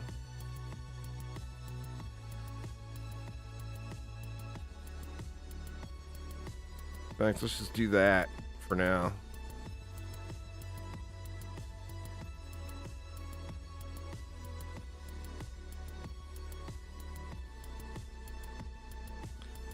Tell you what we do have soon, though. We'll have another giveaway going here in a moment. We got, we'll start off today with, what do you guys want? You guys want to start off, the big giveaways today with cat ears or theater masks? I've got, multiple rounds of them to do today. What's up, Soph? You know as well as I do that you're wearing cat ears right now in real life. So don't even try to pretend. Don't even try to pretend.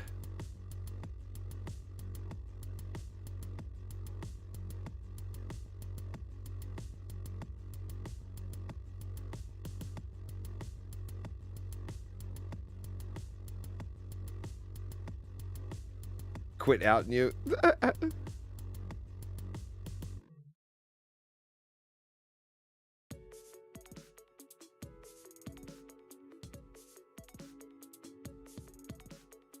Oh, nobody else seems to care. I guess we'll do cat ears first then. We'll get that going after this map here.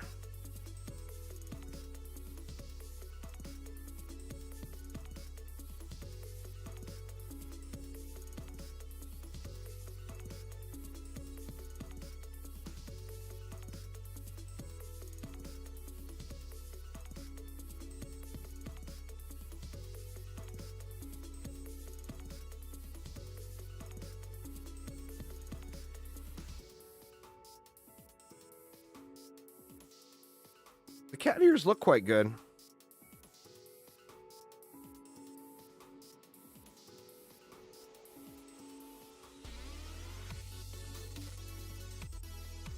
If you're into cat ears. If you're not into cat ears, then of course, you know.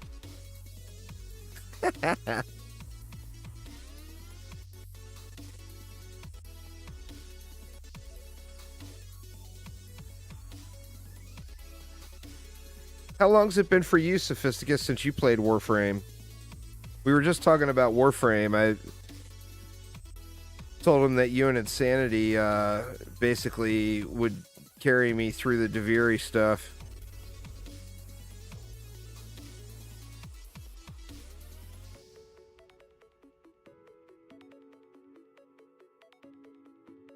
Probably got a lot of catching up to do, too.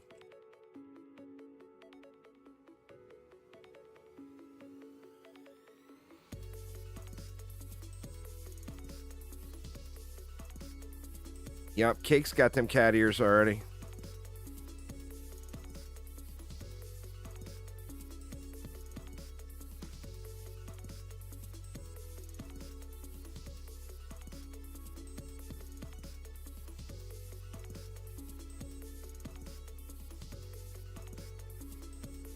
Oop. What happened there?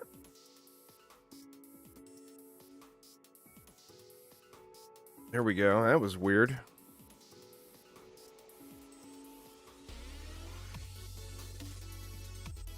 Still waiting for the day you get a juicy head flare? Well, today could be the day there, Sleo. Could be the day.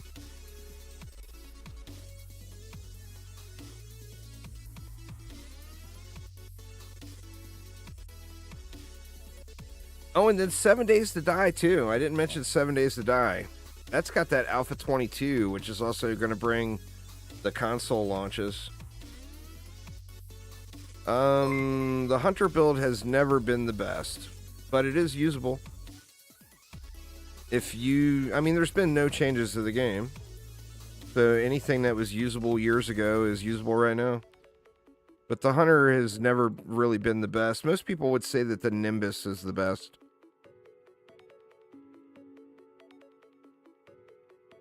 But, I mean, the Hunter, you can use the Gargoyles or the Spectral Knights. It's very, very, I mean, all AP is pretty much pick the defense you want. You know, it's all very easy stuff. No extreme challenges at all in it.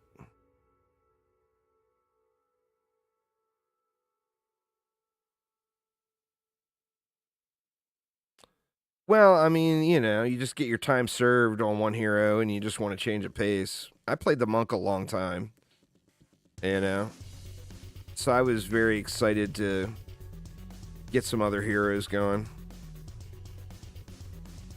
I mean, first it was the Huntress. Like, I played the Huntress for literal years, and that's why I don't really want to play the Huntress anymore. I played the EV for a good spell, and then I played the Monk for years and years and years. That's all I played was Monk.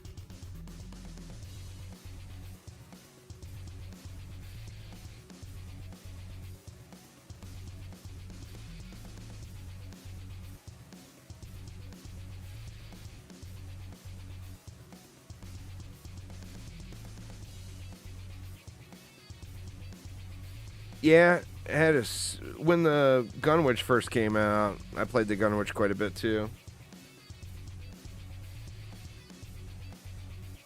The easiest thing to do is going to be get a Nimbus squared away and just spam Nimbus there, Patrick. The thing with the Nimbus spam is there's no thought involved. You just literally spam stacks of Nimbus. You basically do what I'm doing with the dragons, except use the Nimbus instead. And it's very, very smooth running. So, you know, stacking Nimbus here, stacking Nimbus here. Like I said, literally the exact same thing. I'm just doing dragons. Because I enjoy playing the Countess more than I enjoy the... Well, I mean, AP resets are very brain dead. There is no play. It's Netflix and it's Netflix time, you know? If you're doing AP resets, you already know this. I mean, you don't have to actually play. AP resets are something that you kind of go through the motions of. You're not actively playing the game, you know? I mean, you can if you want to, but you don't have to. You can just let it run and watch TV. Watch yourself some Netflix or watch a movie or whatever. Drakenlord's fully automated in 2024. So are Siege Rollers. There is a defense for that. There's always a defense for that.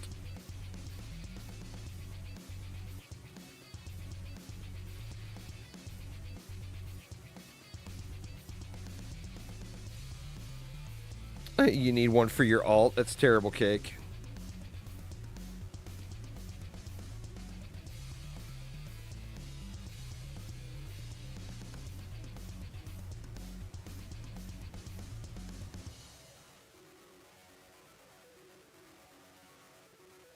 You have not won like 5 of them.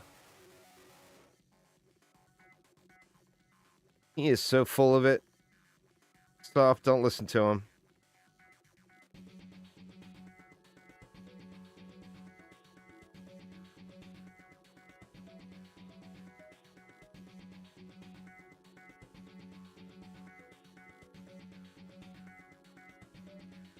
Oh, you mean giveaways in general?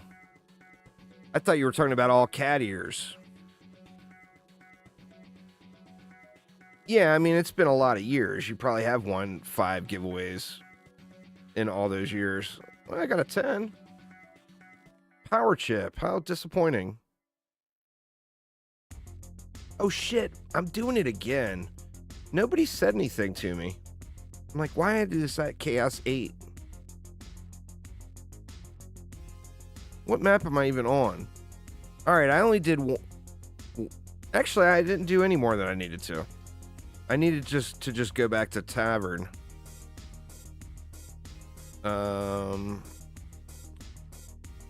Let's head on out of here, because we need to do an expedition now.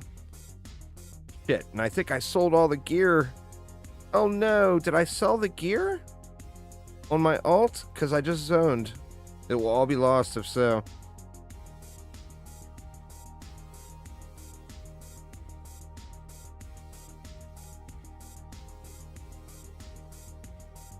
Man, I hope I didn't sell the gear, but I probably did. Oh, I did. That's so tragic. Alright, so I guess I am going to have to do an onslaught map. You're debating on finally making... The hero damage countess is super strong.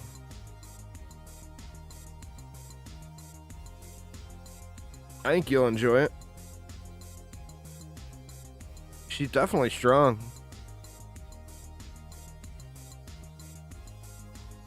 God, what a bummer, man.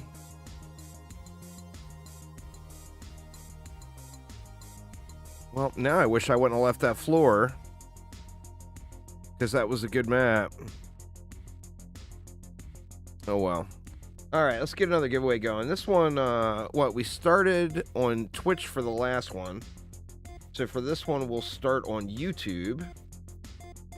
And we'll go... Let's see. Hashtag cat ears in YouTube chat.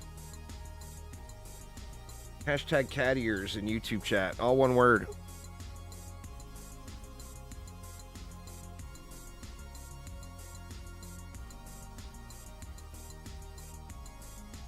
Let's see what we're gonna get here. We got the throne room. I guess it's a decent map anyway.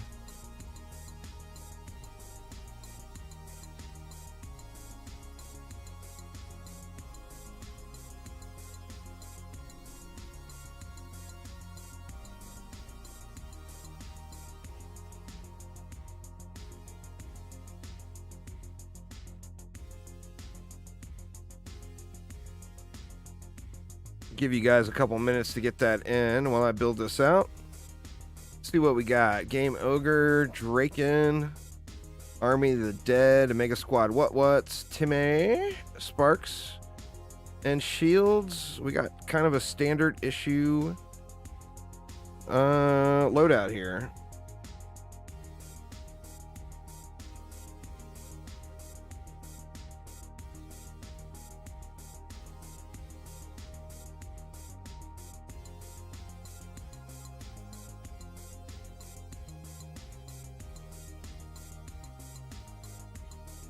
We'll just go like that. That leaves me 700 left, so I can do 350 a side. I think we'll just do that, just even sides. So that'll be, what, 5 dragons in all of the boostage.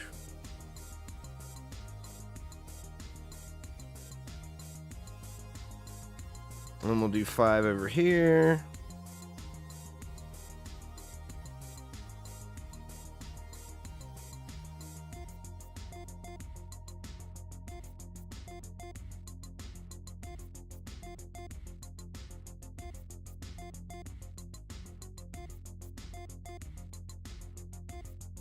That should work. We'll let this fly. I'll give you guys another, say, 15 seconds here. Hashtag cat ears over in YouTube chat. And we will get you entered up.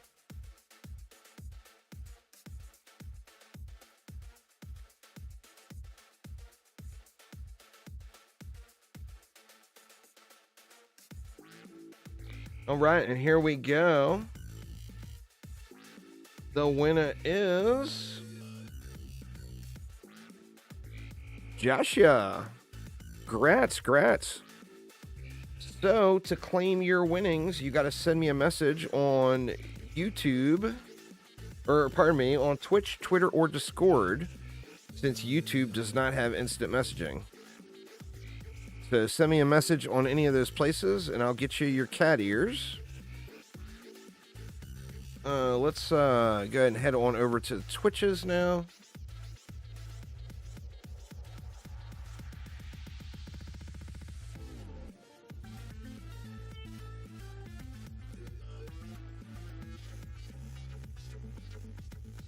All right, hashtag cat ears in Twitch chat, y'all.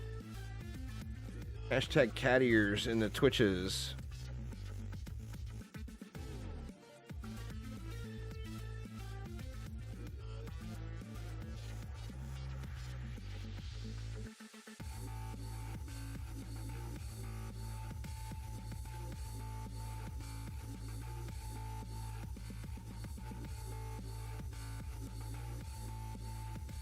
Didn't look at the bosses. I think we'll be fine.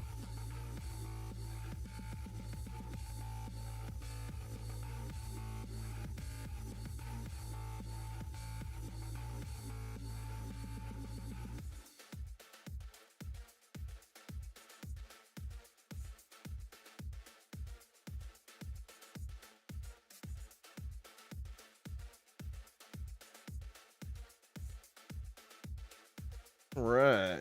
Get you here. I see you sent me a Discord message.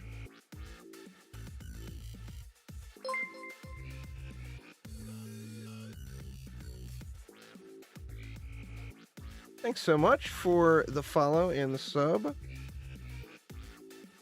There you go. I just sent you your cat ears on Discord.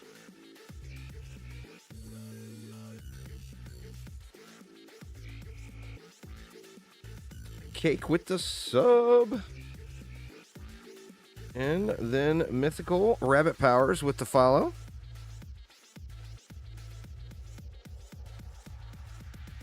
The secret is out on the Mythical Rabbit Powers. Get your hashtag cat ears in chat, y'all, over on Twitch. I'll pick a winner as soon as this wave is over. How's that?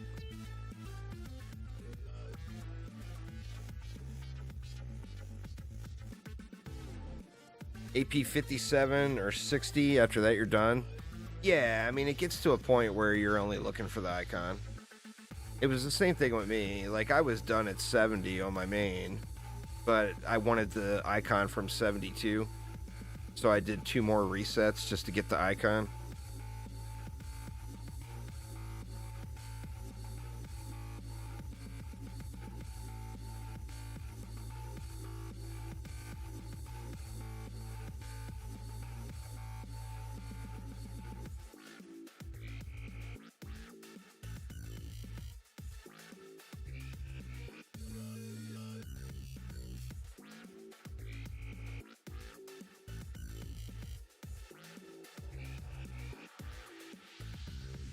All right.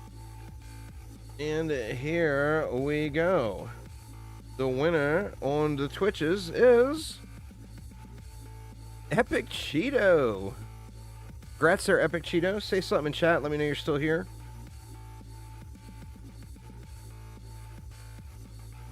And I will get you fixed up.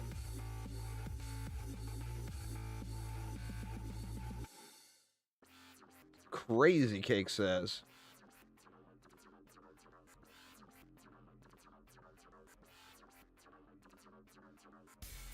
All right, Epic Cheeto, just whispered it to you. There is y'all cat ears. Enjoy them. Make sure to take screenshots with your freshly installed cat ears and send them to Sophisticus. It's very, very important.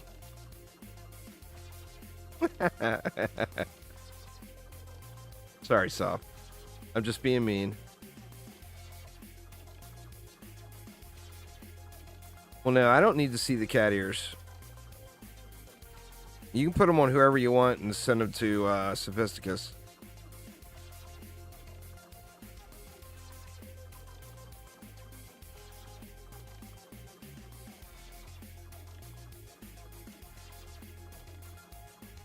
Write my name in your journal again tonight. Oh, man. It's terrible.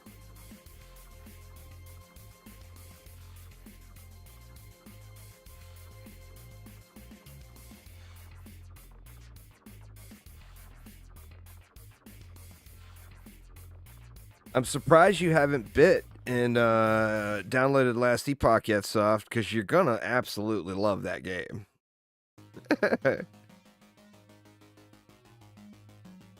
Just saying.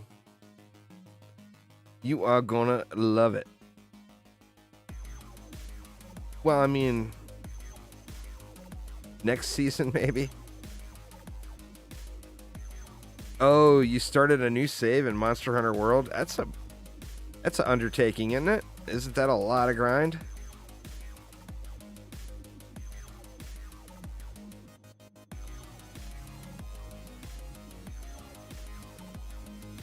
Well, new save. On his main save, he's got everything maxed out.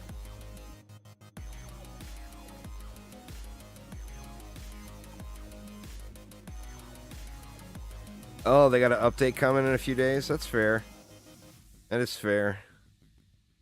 I wish I could have got into that game. I really do. I think I would have loved it, but I just can't get over the whole movement.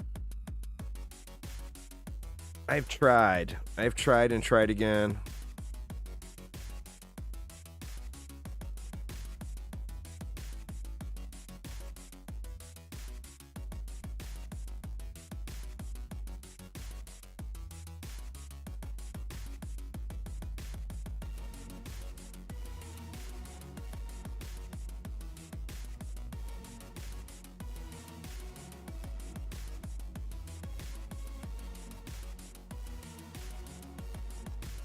I think they have end game systems in that game that I would like. All right, so let's not go to the next map. Let's take the loot this time. And get our stupid expedition done. Shit, man, I'm going to be an hour into this reset before I get my first bit of progress on it.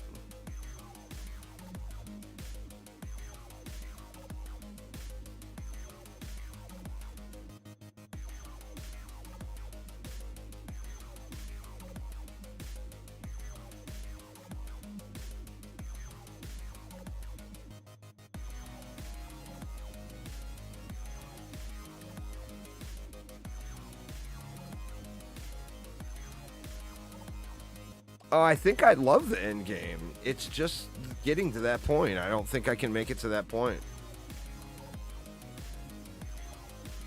I just can't stand the way the characters look. The model running, it drives me nuts. Like, to a point where I, like, ignore the entire rest of the game because I'm just staring at that. The derpy running. It just, I don't know. I'm set in my ways when it comes to that.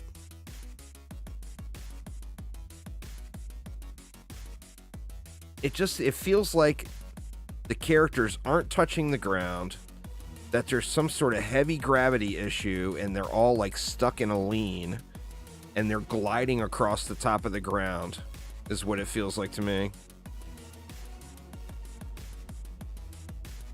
Is the Monster Hunter Rise movement different?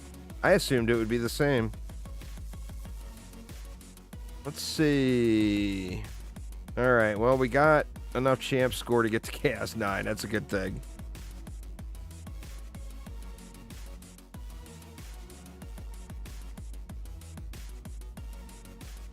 Monster Hunter Rise is very different.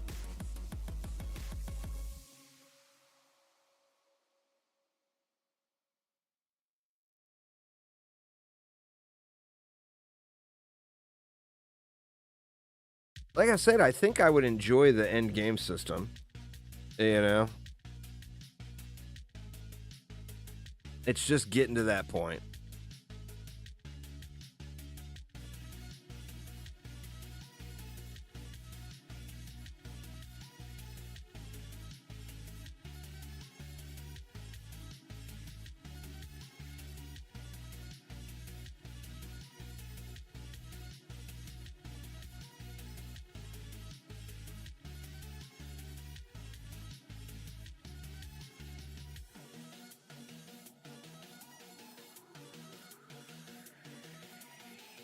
Come on, let me in.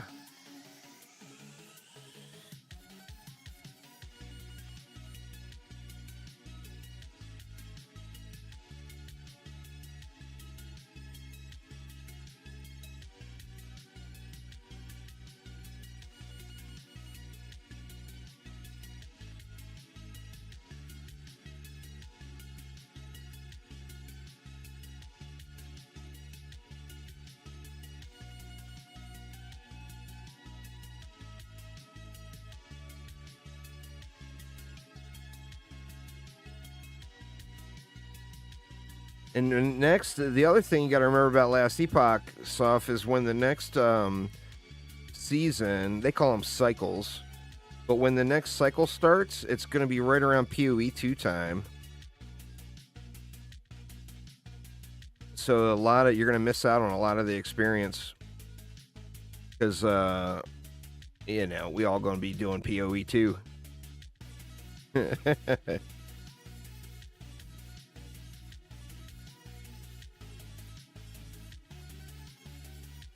Oh, you're not going to play it off the rip? Oh, dude, man. I'm going to be one of those assholes that spam the login button over and over and over and over again on launch day because I can't get into the game. I'm going to be that guy.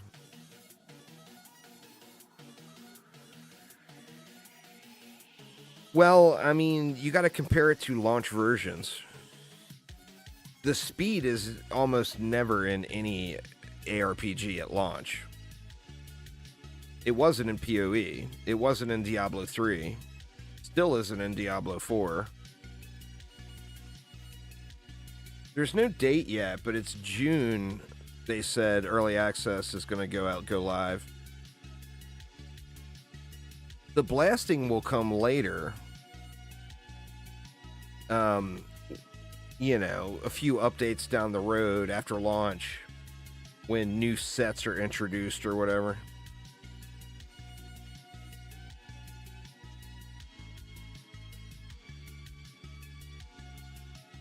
Yeah, but is it really that big of a deal? You know? I mean, I enjoy the speed running too, but I enjoy getting to that point too. I mean, there will no doubt be builds that are faster than others, you know? Let me tell you, as a spin to win fan, there is nothing worse than spinning to win slowly.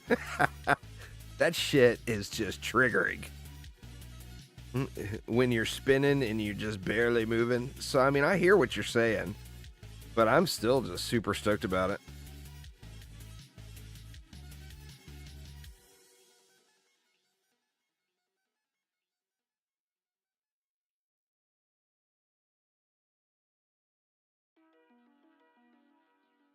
The mercenary is super strong. The countess is super strong. Their agent. The engineer is a little bit more niche, but super strong in his niche ways. I would definitely say the mercenary. The mercenary is just kind of very, very meta for a builder and for a DPS hero.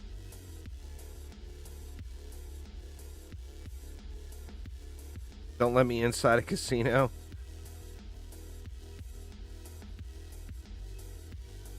Well, I mean, you know my casino history, Sleo. I actually go into the local casino here. I don't gamble anymore. Well, I don't gamble at all. But I pretend like I'm going to at the sports book. That way I can watch UFC fights. If you go into the sports book and make it look like you're about to place bets, they will let you sit there and watch the UFC fights. So yeah, I work the system a little.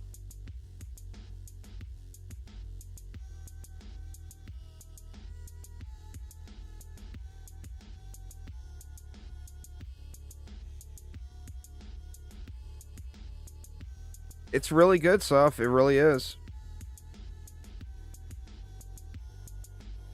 And one of the best things about it is it's not so meta dominated.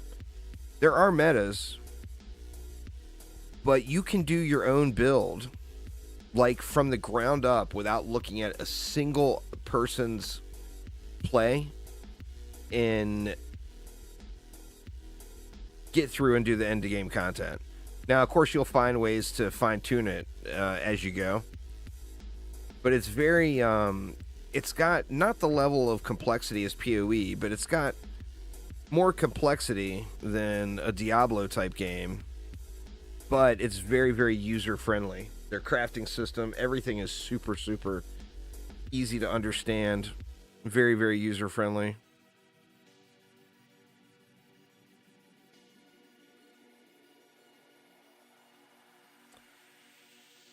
See, that's the problem, is there's so many people that are saying in the PoE community that they're saying they don't want to skip.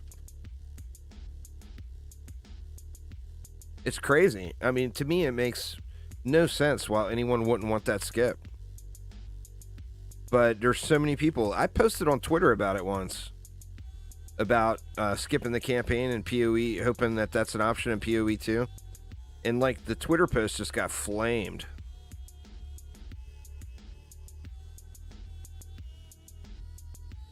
Yeah, I mean, I don't mind having to do it once, but it sucks going through that over and over again.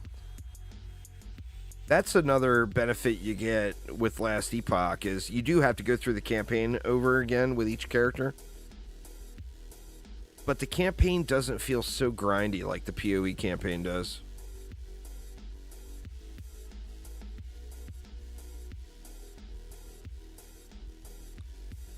Yeah. Yeah. Oh, I'm right there with you in PoE for sure. I would love, like I said, you're supposed to experience it once, but I would love to be able to skip the campaign. It's one thing I feel like, one quality of life aspect I feel like Diablo games have just really nailed for the player base.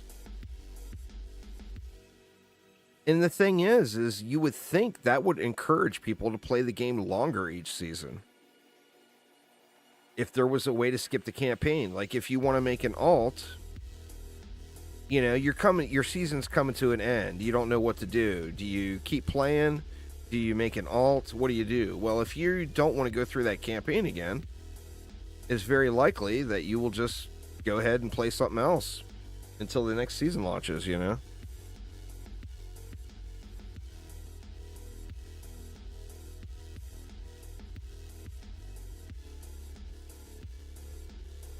Well, yeah, I mean, that's the same as every game.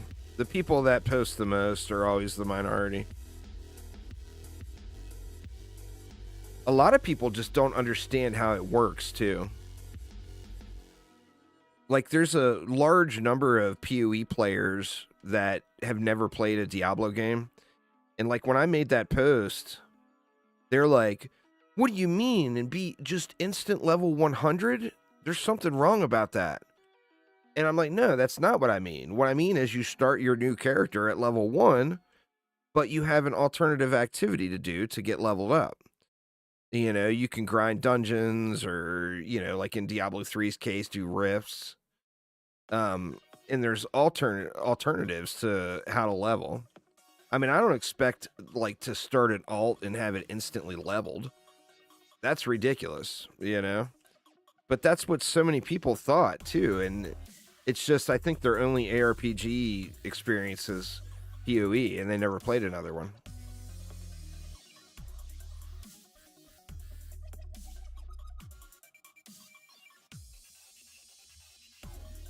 Four weeping angel mannequins.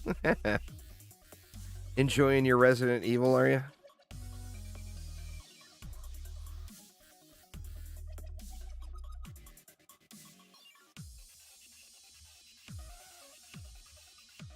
Well, no, it would be maps.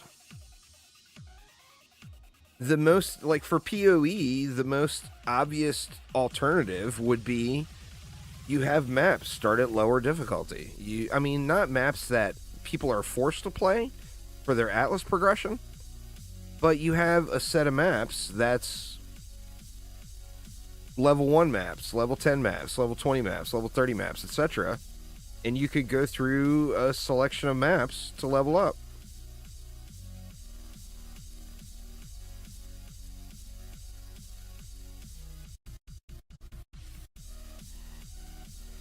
People do endless heist now, don't they? Well, they still have to go through the campaign, but after campaign, they do heist.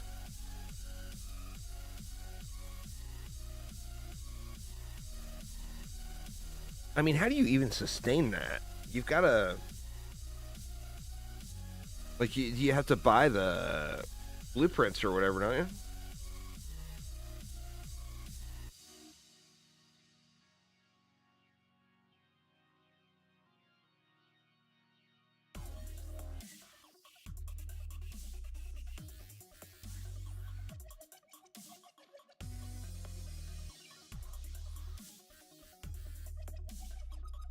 That's what you mean by endless?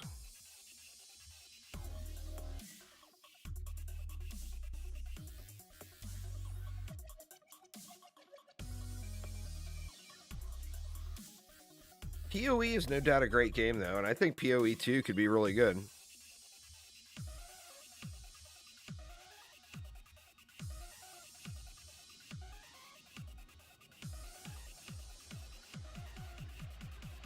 Well, I mean, to get it the fastest, you do floor 1 there, Della. You can do floor 1 fully AFK and just let it run and watch a movie or whatever.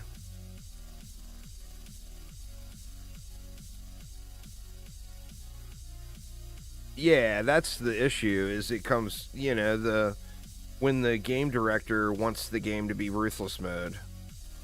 You know?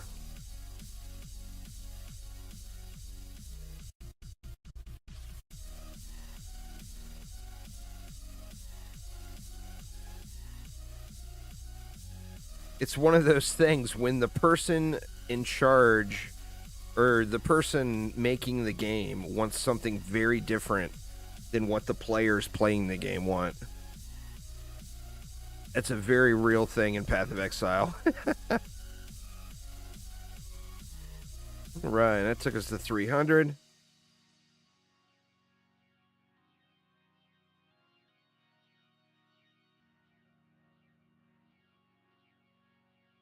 He's still the head of the company, though, isn't he?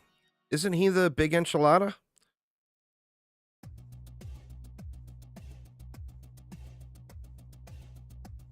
Or is that not the case? I always thought he was like the big boss.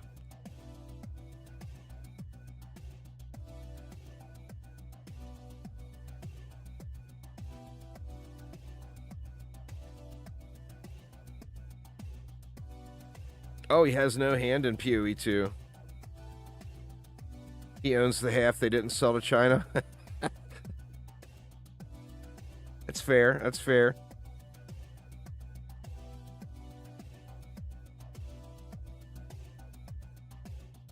What did they sell a chunk to Tencent or?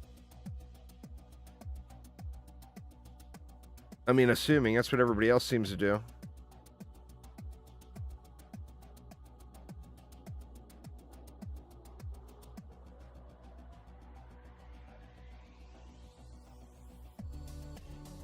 Right. Got no controlled burn or anything anywhere.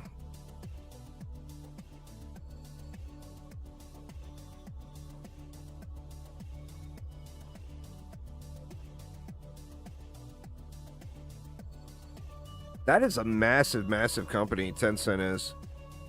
They've got a whole lot of cash, man.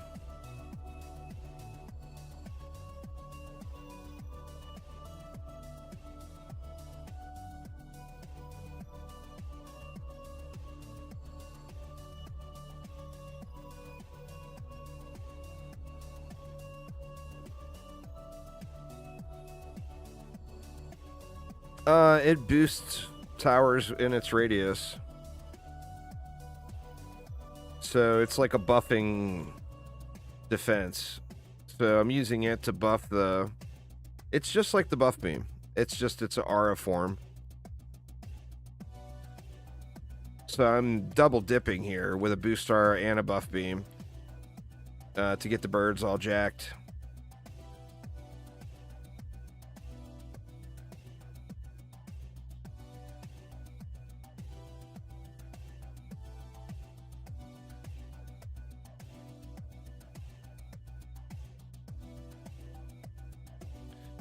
You have 2,500 hours in PoE? Damn, dude.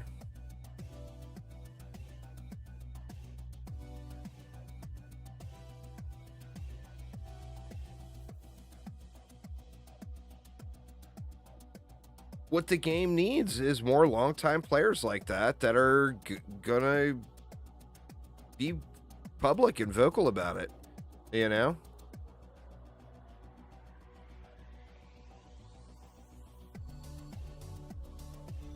The negative people are always the noisiest in every single game.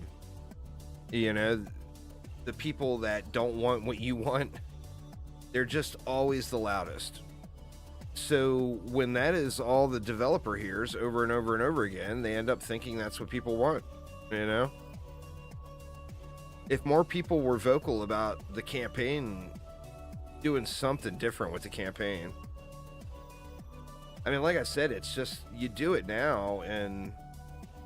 I mean, I've come to the realization that every league I'm going to have to do the campaign multiple times. I've gotten over it, you know? Where before I would only do one character per league, no matter what, because I'd never wanted to do that campaign again. I've come to that realization.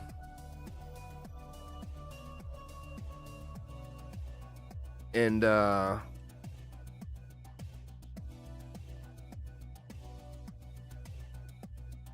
man, it would be so nice not to have to. But, I mean, you go through it, and it's just a mindless grind about a story you don't care about just to get these 10 acts finished. It doesn't take that long on alts with leveling builds, but it's still several hours. I mean, when I do an alt, I mean, I'm not a pro campaign runner. I try to go like from point A to point B and not mess around a lot, but I end up getting distracted or whatever. Oh, it's more than 2 or 3 hours. That would be world record, I think, Soph. I mean, what's the world record campaign run, all 10 acts, with alt gear?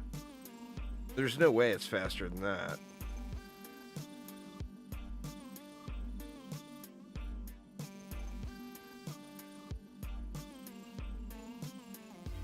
All 10 acts is sub 1 hour? Really? Let's see.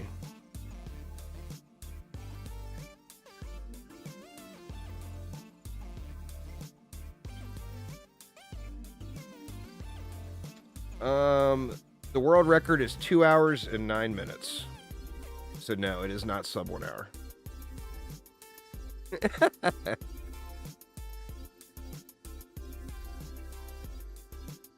Tie Killer. He's the guy. He's always the guy. Or no, that was solo self-found, so maybe it is. I just don't see how you could even run from point A to point B in sub 1 hour. I mean, I guess if you knew exactly every direction.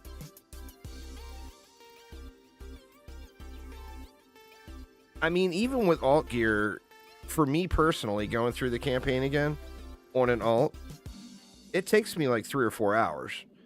Now, I don't know the optimal do exactly this, skip that, everything else.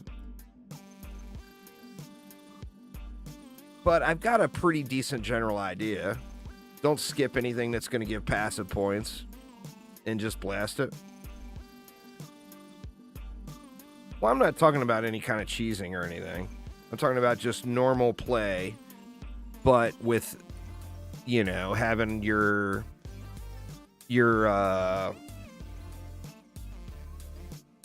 what is that called? Your hollow palm build running or whatever. You have to do the passive points or you're just wasting your time. You know, if you got to go back to get the passive points, then you're not done with the campaign yet, in my opinion. I mean, the passive points are part of the deal, you know?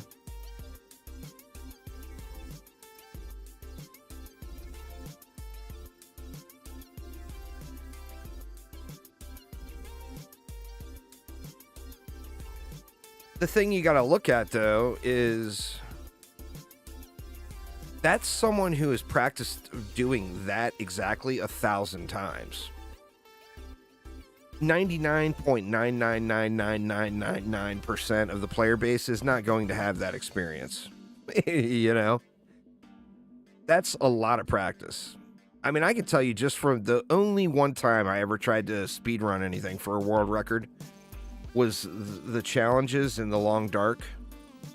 Like at one point I had the world record speedrun of the bear challenge in the Long Dark. And I mean, that's a very simple thing in comparison to Master. And I still ran that 50 times before I got it. At least. You know? At least 50 times. Back to back to back to back to back. You know?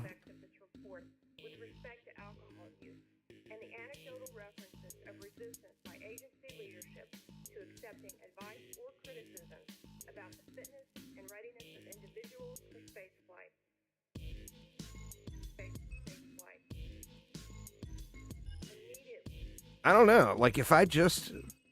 I mean, sadly, I don't want to do it, so I'm not ever going to know the answer. Because, like, right now, this season would be the season to do it, because everyone is super, super wealthy, you know? This league. But I wonder if I had a full setup going with every leveling piece, how long it would take me. I mean, I still think it would take me 4 hours.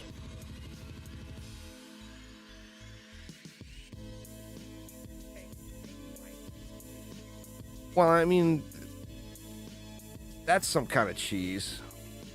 Yeah, I mean, that's just not realistic. There's just no way you could do a level 100 run in 1 hour without...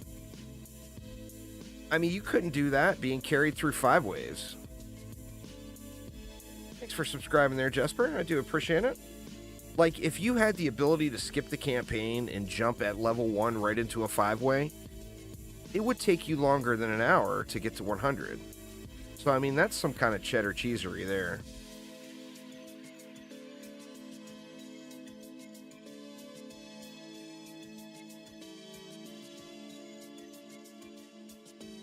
You could probably get to 90 in under an hour.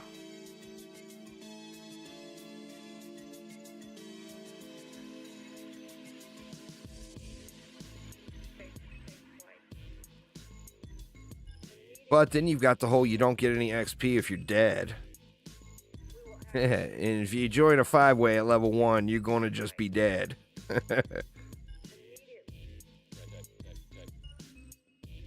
I don't know. I am excited about the game, though. I'm hoping they add in some more quality of life that PoE lacks. I mean, PoE 2 is a modern game. It's going to be, what, probably a 2025 launch? 2024 early access? Well, you just wouldn't have the HP at level 1. You can get the resist... Well, the chaos resist you can't get, but you can get the other resist from Arabots. What up, Casual Wheat? But you wouldn't have the health to survive literally anything even breathing on you.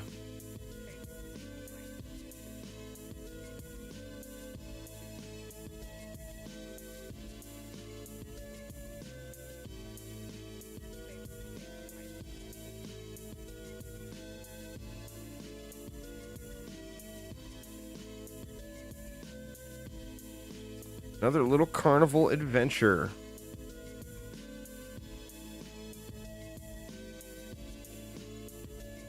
Still no 10 out of 10s on the alt.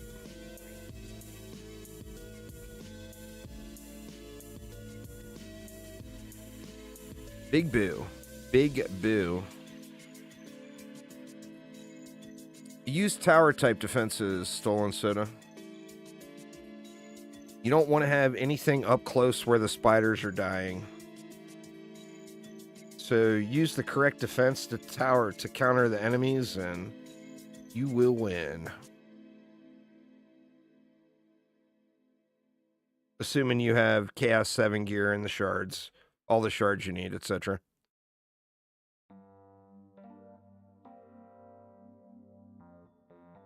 Alright, what do we got this time? Nothing funky.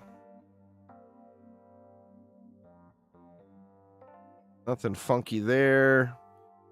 Nothing funky there. All right, we got no funk. We got hex throwers. We got javelin throwers here. So why don't we do this? We'll go up close to the core.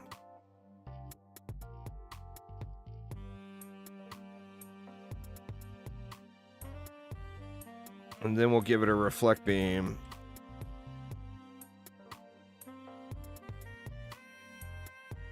Is that blocking enough of the core? Don't look like it is.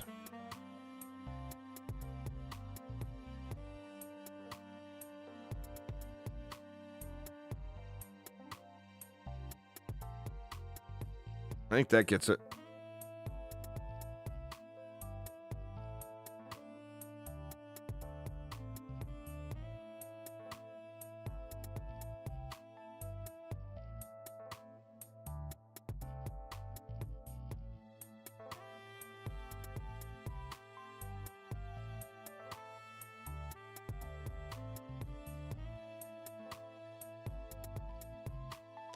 All right, so that's 460 left.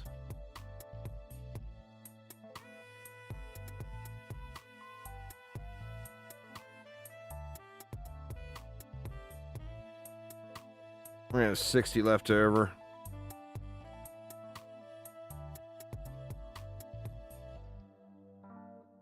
do with 60. Well, I guess I had questions on whether or not that was going to block, so that's kind of an easy no-brainer. That'll definitely give us complete core coverage. And 50 left. Oh, I never threw buff beam down.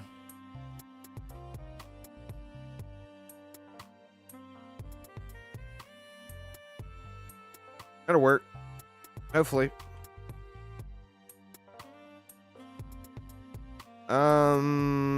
This is just a fresh reset, so this is only 301.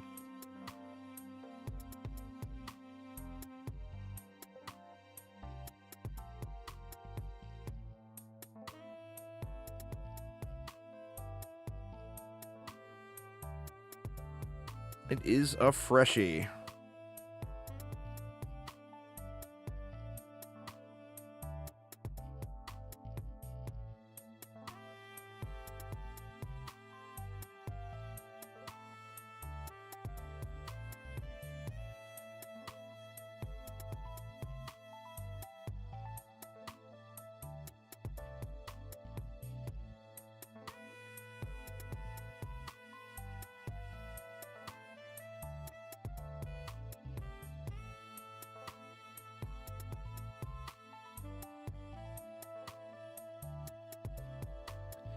Get another juicy giveaway going here in just a minute.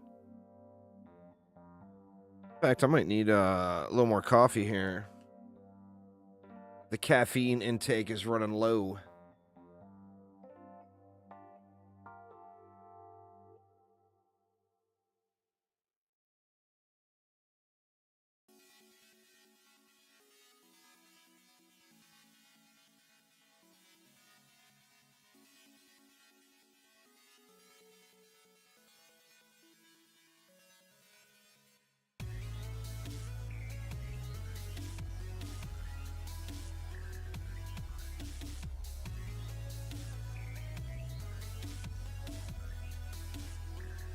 What do we have for bosses?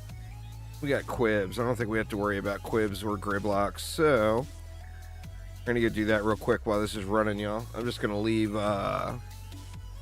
this wave run here, and I'll be right back here in just a moment.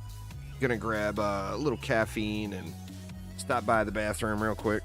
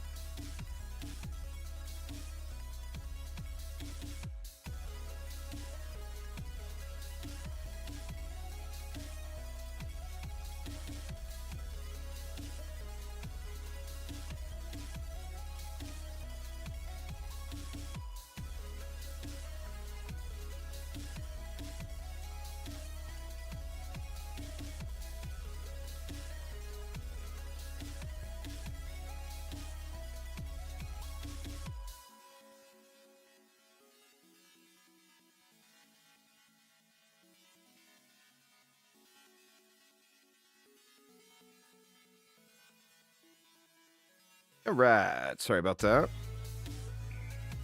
Oh, we got quibs rolling out. He getting busted on. Took a minute.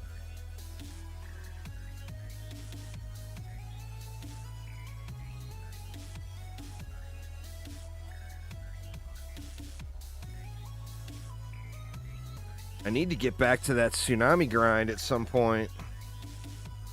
Try to get me a tsunami, a decent roll. I don't want to settle on that one I've got, but I mean, I may end up settling on the one I've got.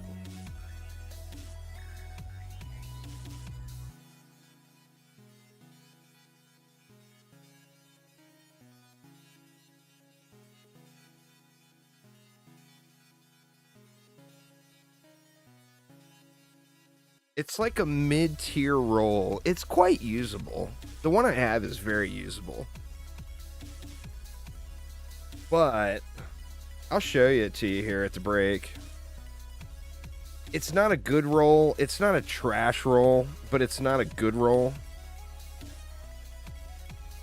But it is a usable roll. But do I want to settle for something that's usable? Well, I mean, I've got other pieces equipped right now that I settled for it being usable.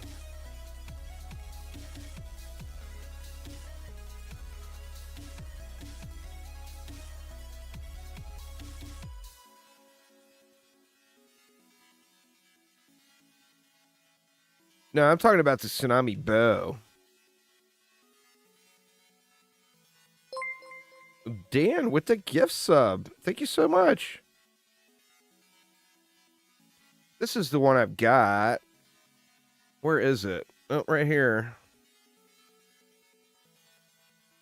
See, I mean, it's 900 under. I mean, that's not a bad roll, right? But it's also not a good one. So I get that's the problem. It's not a bad roll, but it's not a good roll. So I'm hoping for something better. That's a crappy ability power one. I don't even know why I'm still keeping that one. I mean, the amount of it, how much is 950 hero health? That's not very much HP, you know? So it's not like I'd be missing out on very much, but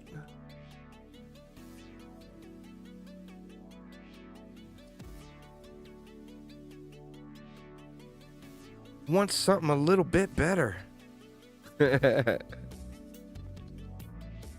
I should just use that one. Now that I look at it again, it's only 900 or 900 points or 950 under a max roll. It's not that far off.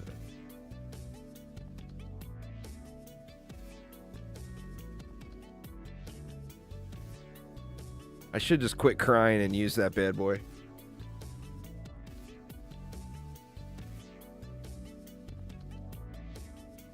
I just think the shot on that bow is just awesome.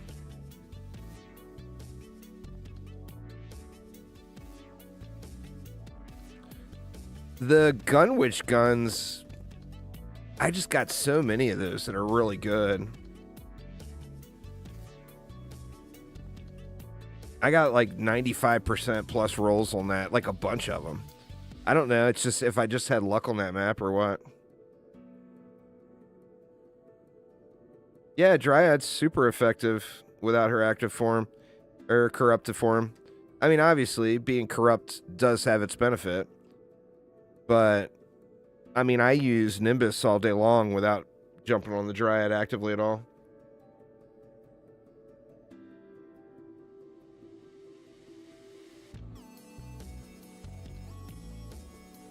Your Earth Guardians is 8 off of perfect? Yeah, I mean, that's good. I think it's because the game knows I have no interest in playing a Gunwitch right now. So that's what it gives me.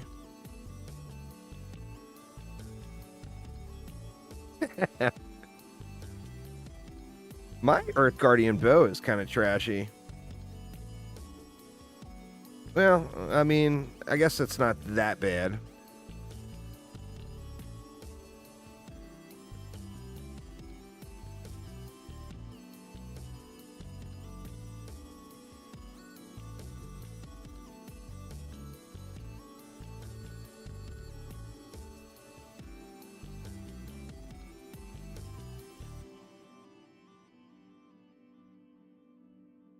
That's my kind of luck right there, Cake.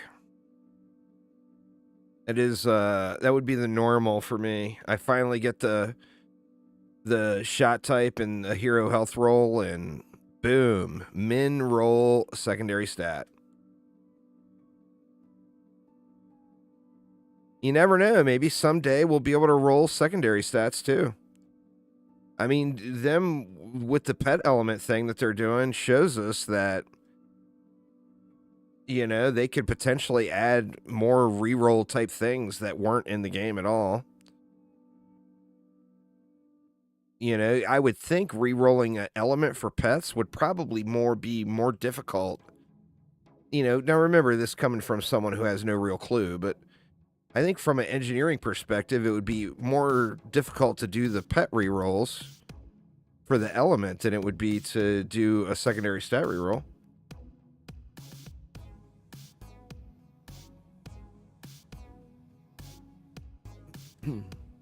Just keep playing, Mythical. I mean, if you need 10 out of 10 mods to complete your build, 9 of them you will probably have to either buy from another player or reroll yourself. You're not going to find the 10 out of 10 mods you need to complete a build. I mean, it's just not even remotely realistic. So every 286 rerolls is a guaranteed 10 out of 10. And then, of course, when you're buying from another player, you know what you're getting up front.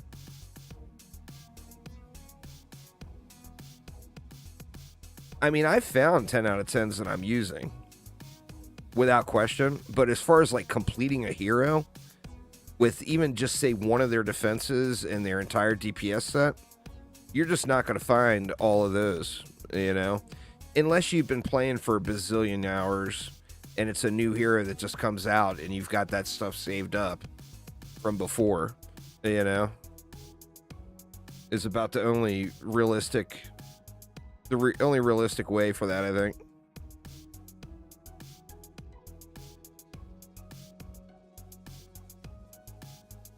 But grinding with the intention of even just putting a relic together with, say, defense rate, anti-melee, anti-chaos, grinding the game with the intention to get those, you will, without question, have earned more reroll tokens that would require just to roll them yourself. Oh yeah, that's how you get 10 out of 10 setups, is reroll.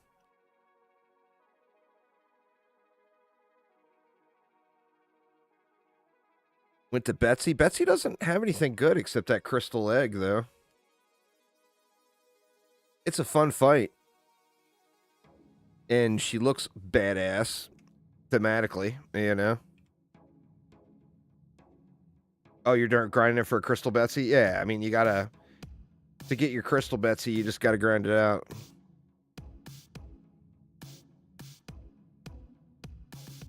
That would be cool, Red Moon, if that was a map you could play without the boss.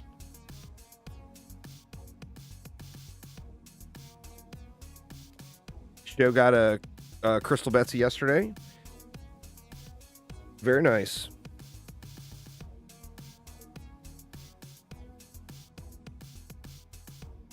All right. Let's see what we got. We got the super turtle here, assuming there's no controlled burn or anything. Doesn't look like there is.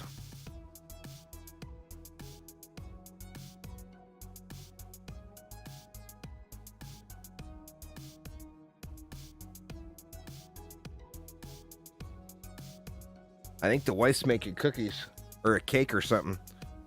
She's making something. When I went out to get a drink of water, she had a like mixing bowl and stuff out. So I'm hoping she's making cookies to sneak into the movie theater to go watch Dune. But that may just be wishful thinking.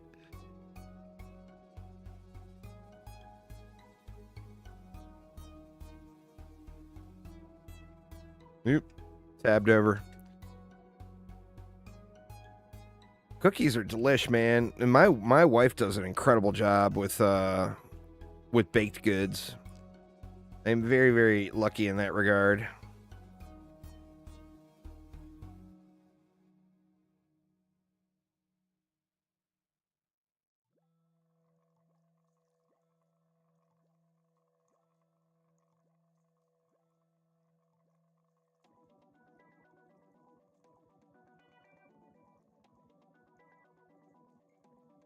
And we got the stuck mob issues on this lane too, or on this map.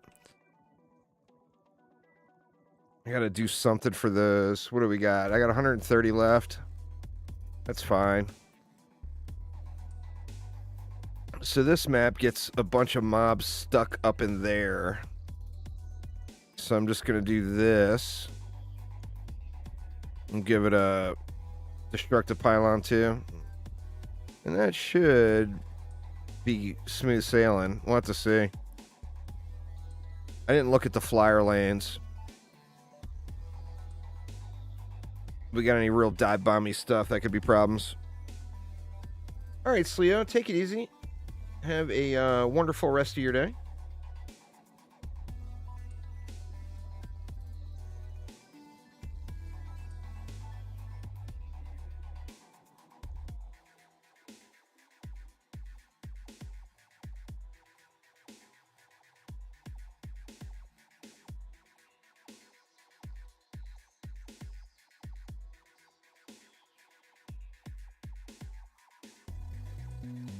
All right, I said I was going to get a giveaway going.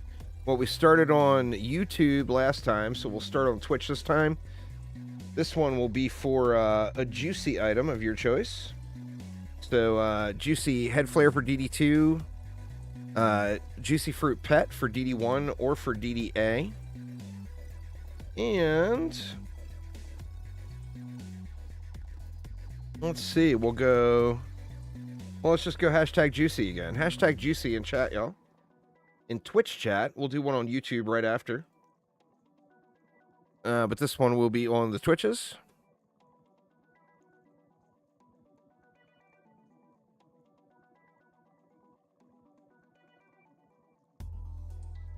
Give you guys a couple minutes to get them in there.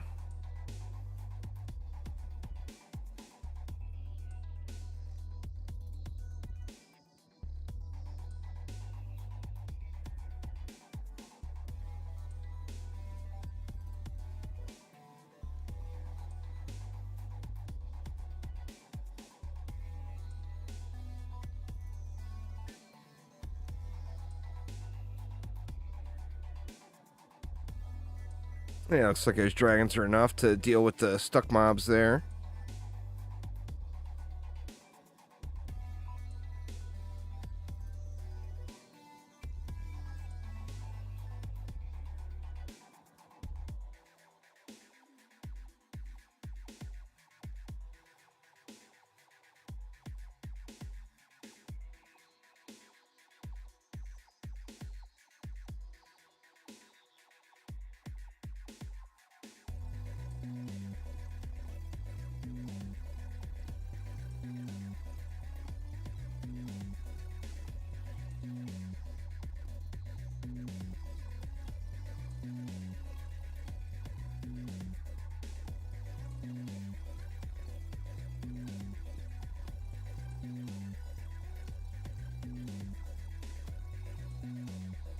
We'll go to the end of wave 3 here. So get your hashtag juicies in if you're just joining.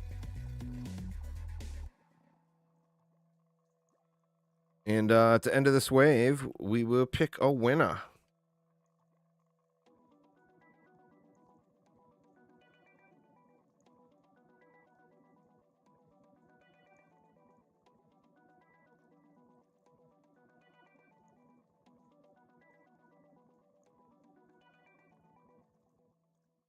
You congratulating yourself in advance there, Cake?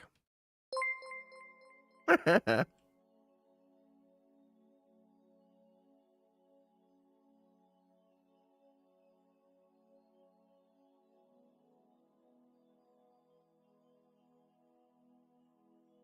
so much for subscribing. I do appreciate it.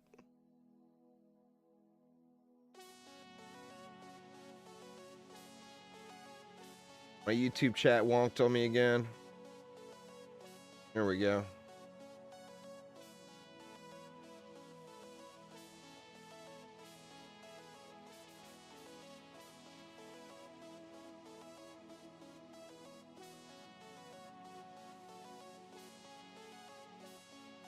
Too many windows open. All right. And let's see. The winner is The Stolen Soda. Grats there, Stolen Soda. Let me know in chat which item you want. A DD1, DD2, or DD8 item, and I will get you hooked right up.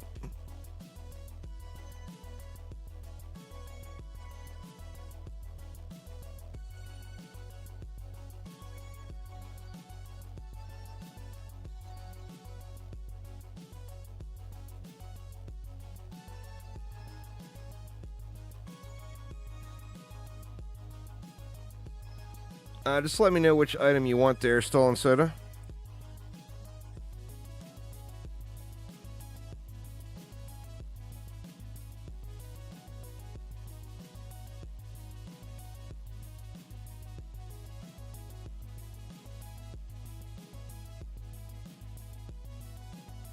The DD2 Flair, that will work.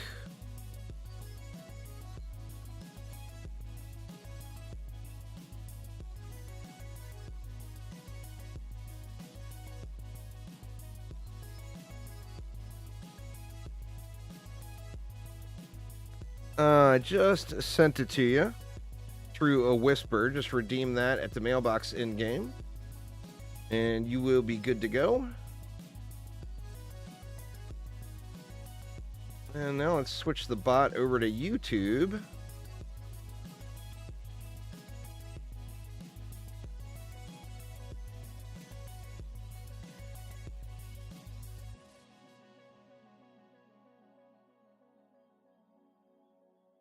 And let's get a hashtag juicy in YouTube chat.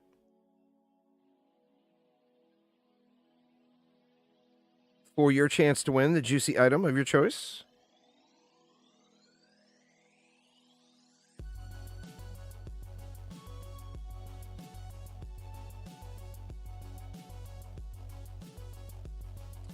And then we still got the theater masks to go. And then I think I will have more cat ears as well for Tuesday. We'll do a Tuesday stream this week and get a bunch more giveaways out.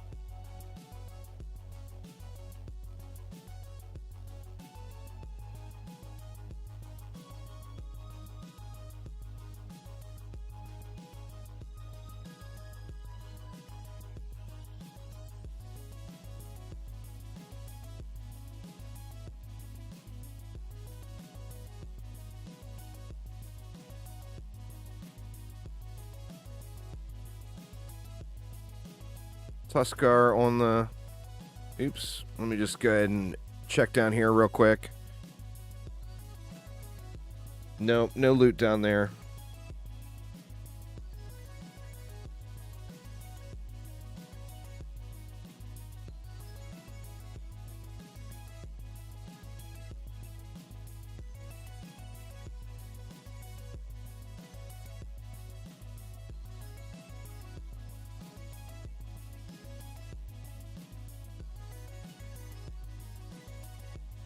All right, I'll give you guys until I get zoned in to the next map on YouTube.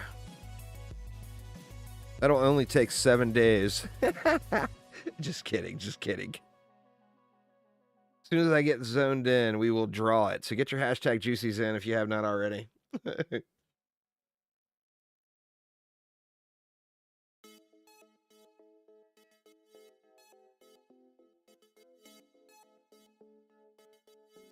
And then YouTube winners, remember you got to send me a message on Twitch, Twitter, or Discord.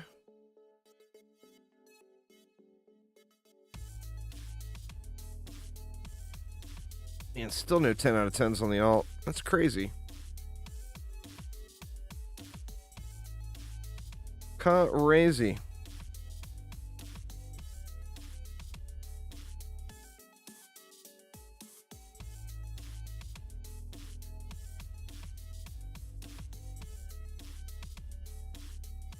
All right, so here we go. Good luck, y'all. And the winner on YouTube is a duplicate. I'm gonna pick another winner here. I'll still give you a juicy item there, Garcia, but let's pick one more. Joke. Grats there, Joke. So send me a message on Twitch, Twitter, or Discord.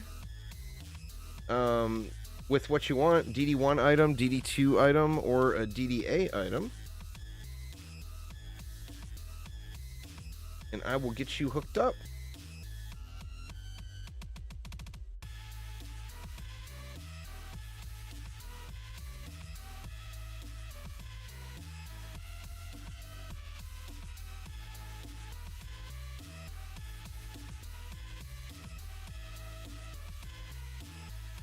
DD2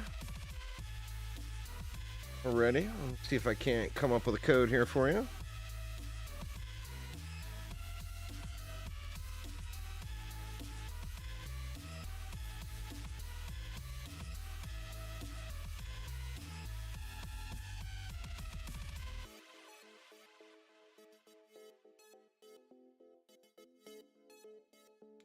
There you go, man. That is DD2 head flare.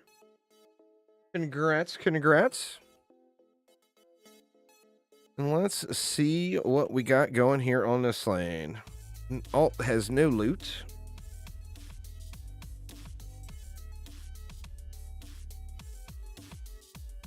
No 10s here. Boo.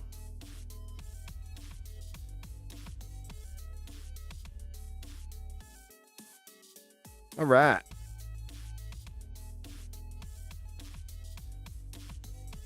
So we got a bullet sponge there. No cyborgs or anything. Looks like we got a controlled burn on the inside. And then nothing over there to be alarmed about. Let's start off with this bullet sponge. We got Borks too, right? We're gonna have Borks probably. Let's just add it in, assuming we're gonna get Borks. So we'll do that for the bullet sponge.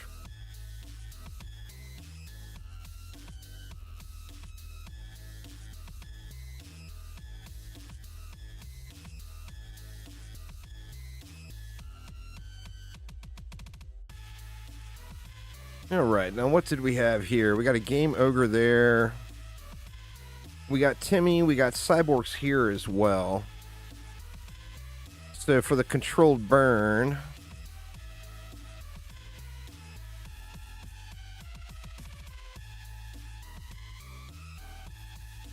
we'll just do that. I think we'll be fine. I'll stack the rest when we're done here. And then over here, we got nothing of consequence, it looks like.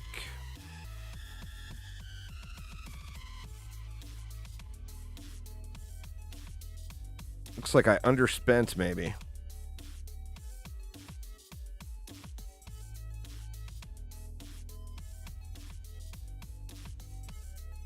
Yeah, it leaves enough for a big old fat stack up here.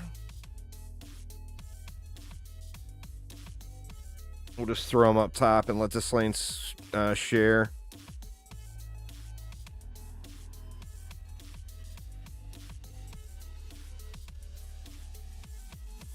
Did I put those close enough together?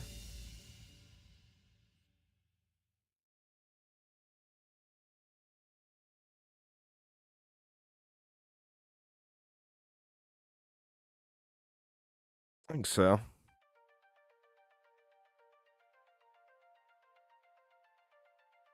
All right, we'll just keep an eye on it here and let it go. See what we get. You can stack same items. You cannot. Assuming you mean like a tower on top of a tower. No, you have to have everything's got its own footprint. Some things you can get closer together than other things. Like you can get the dragon's nest really close together, but you can't stack them directly on top.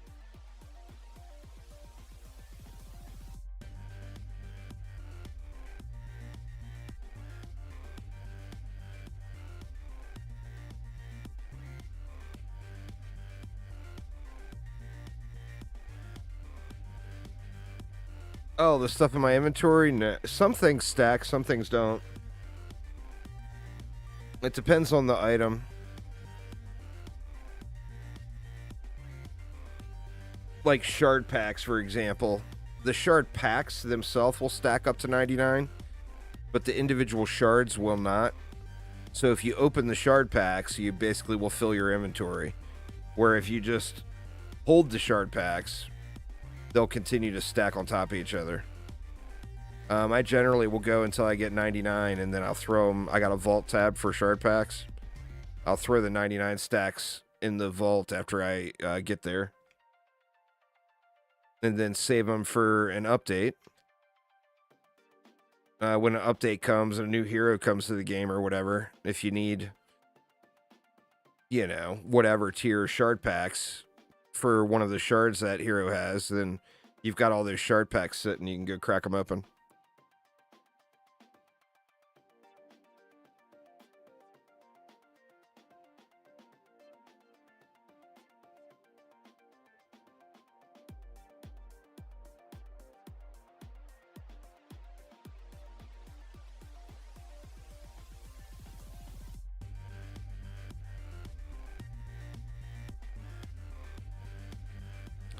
Ogre marching out there kind of far. I feel like I might need to throw some upgrades on those birds here.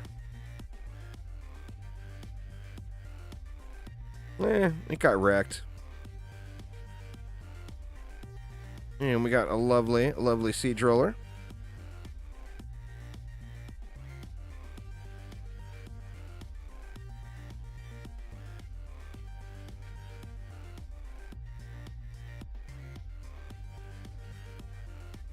Just stack a few ups here anyway, just in case.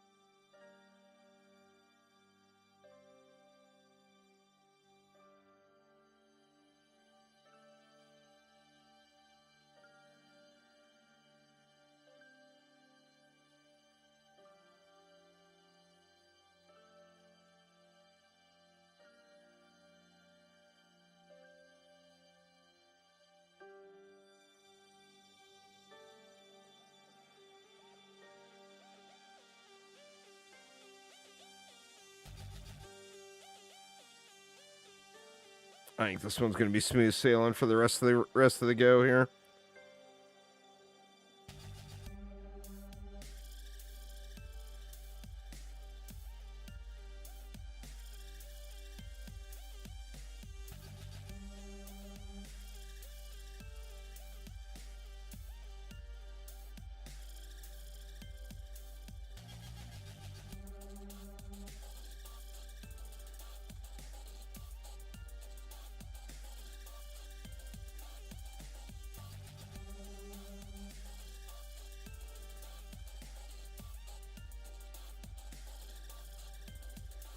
Actually got a good looking. I don't like the background of that AP logo on the alt. I think at a minimum I'll go to 72 to get the same one as my main, but you never know. I might end up going further.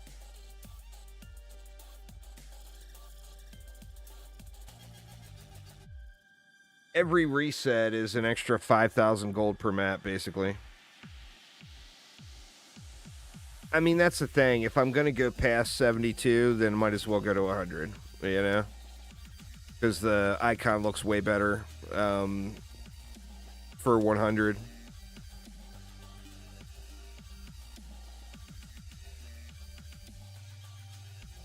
You like your 75 icon? The 70s look good, I think.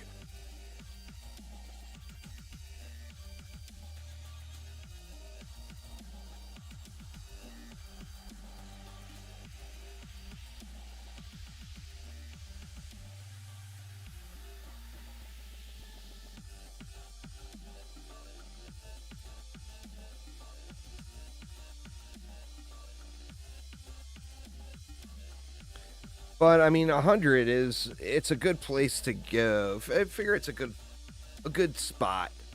You figure if you got 100 AP resets, that's an extra 500,000 gold for every Chaos 10 map you do for the rest of the time you play. I mean, it's a long grind to get to the 100, but when you look at it, I mean, knowing... I mean, I've been playing DD2 for 10 years now. I will likely still be playing it in a couple of years, you know?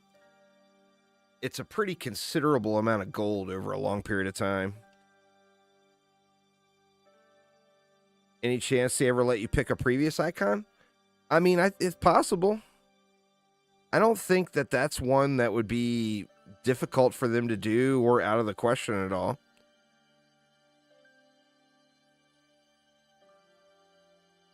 What would be the one? What do you think? Like, if somebody's got 100 AP resets, which icon do you think they'd pick? I guess everybody's different as far as what they like.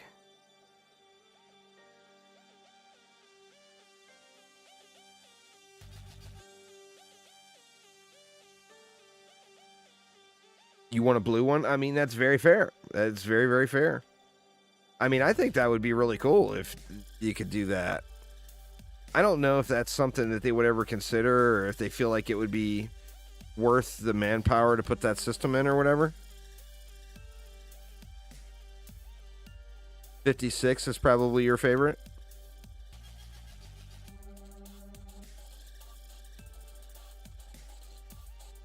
Reset 0, best symbol.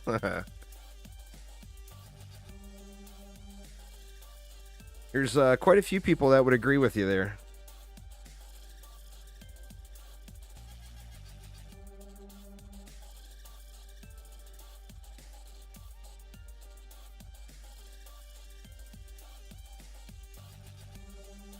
I think we got the temple up next. Yep.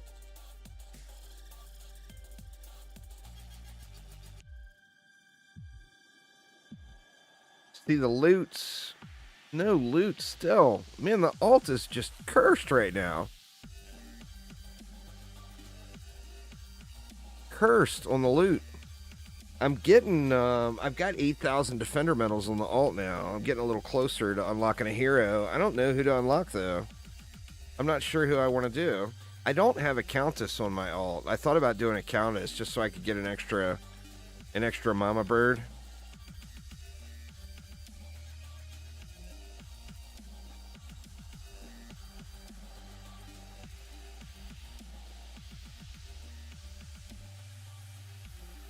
I mean, having an extra mama bird is always a good thing, right?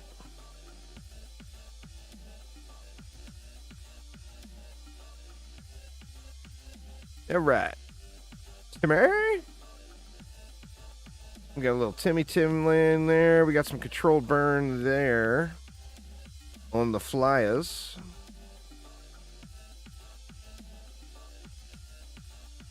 I don't think we'll need much here.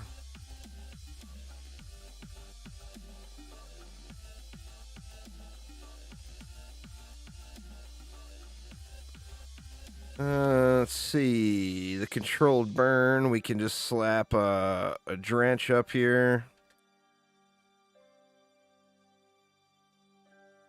And then just do birds down here.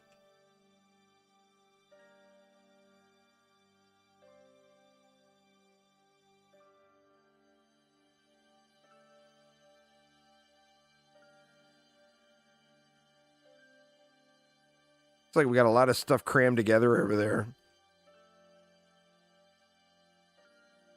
All right, then air raid Zerker healers. We can just slap whatever. How many cores we got? We only got one core over here.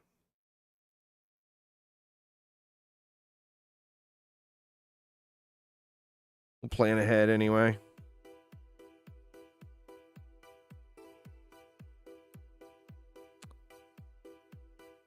We got some bullet sponge up there, and then lava Zerker Whompers down here. We'll put that in for the bullet sponge. And then I think we'll do a double whammy here. Let's see. Let's go like that. And like that. And then we'll just split this area.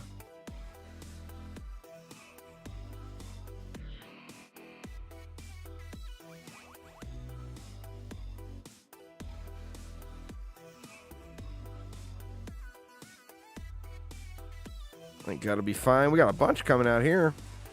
What do we got? We got a bullet sponge up top. We got a roller lane. We got a Kursakazi lane that's actually got kobolds in it.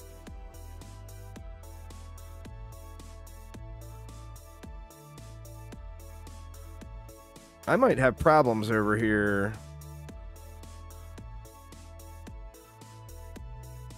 I mean, instinctively, I just want to throw down.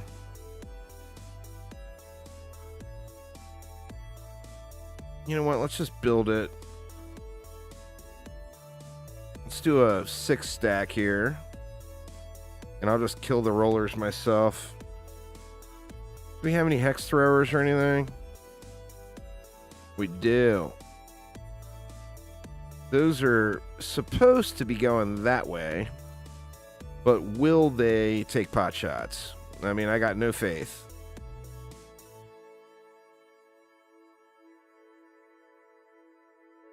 All right, Cake, have a good night, man.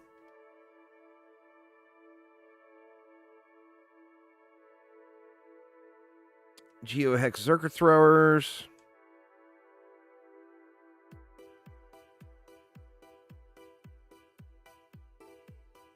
I haven't really had anything abnormal happen with Uber. Kind of a weird thing. You know, Uber is all about the ratings, you know? I am 4.9 stars. I've had one out of hundreds of Uber rides. I've had one person that didn't give me 5-star rating. And I know exactly who it was. There was this dude that it was kind of a snooty guy with what appeared to be a younger woman. I don't want to assume, but definitely appeared to be a younger woman. And you know what? Let's throw some gargoyles down here anyway. And they were getting picked up at a racquetball court, like a private indoor racquetball court type place. Oh, you know what? Let's just put them right here, just in case I forget.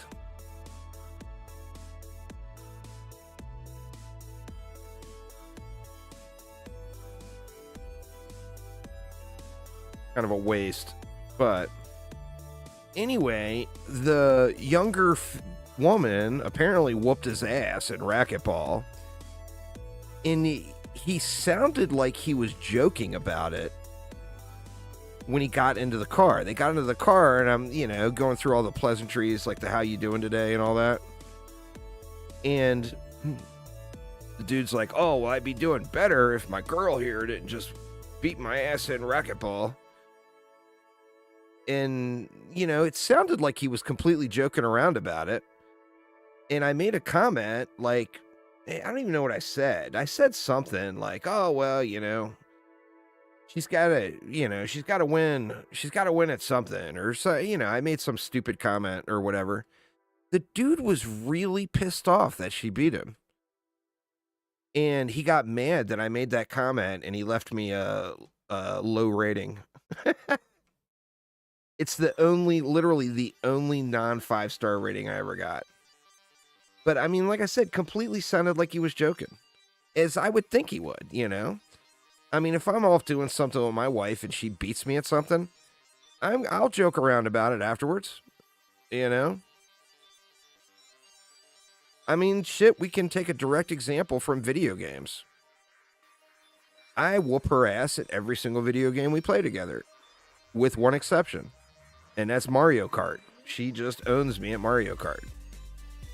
So whenever we play Mario Kart, after she beats my ass, I end up cracking some cheesy joke about it, you know?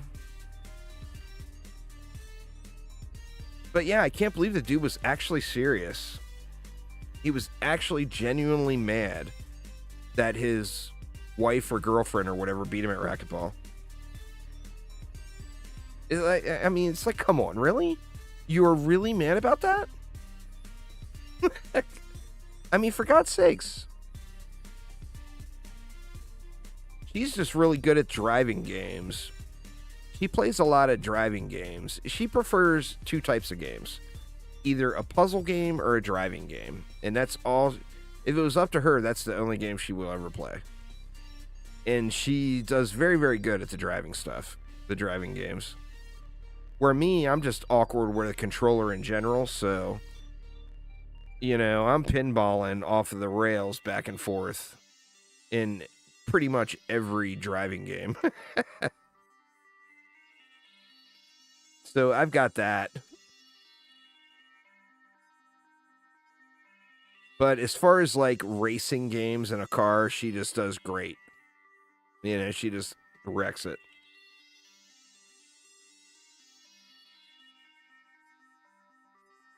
But, I mean, like, I don't refuse to play with her or anything. You know? I mean, this guy, like I said, he just sounded like a genuine, complete asshole. Alright, I overbuilt somewhere. What am I gonna do? Let's, well, I overbuilt here with these rollers that I said I was just gonna kill, and then I spammed a bunch of shit down. Let's just get rid of one of those.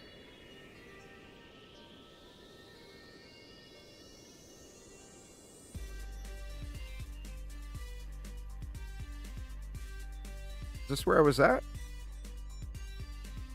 Yeah, this is where I was at. Alright, we got no... We just need to water our...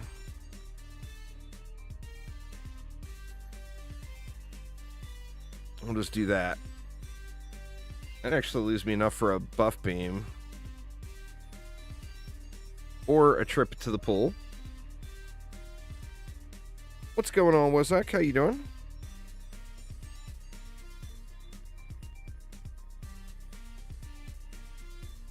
But yeah, most of the time, I don't do like the late hours or anything. I worked in a casino for 20 years. I'm done with dealing with drunk people on a professional level.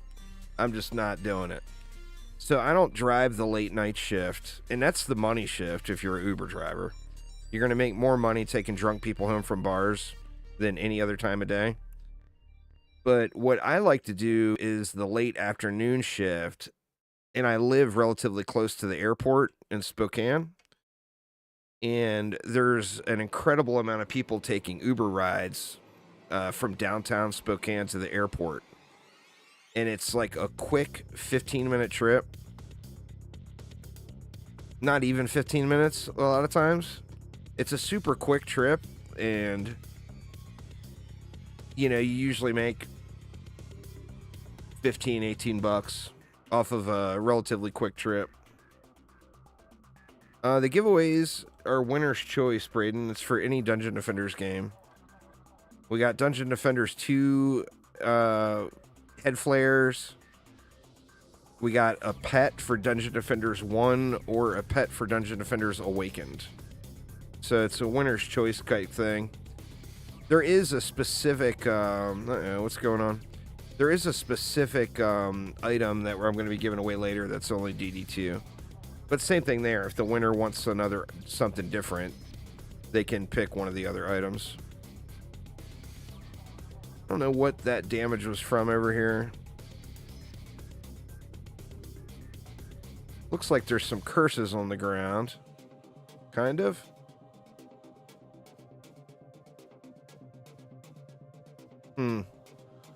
Not sure.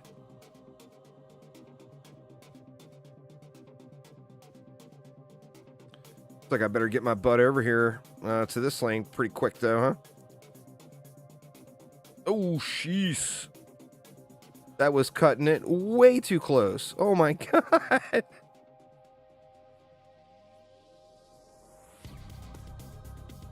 You want to get back into DD2? Nice.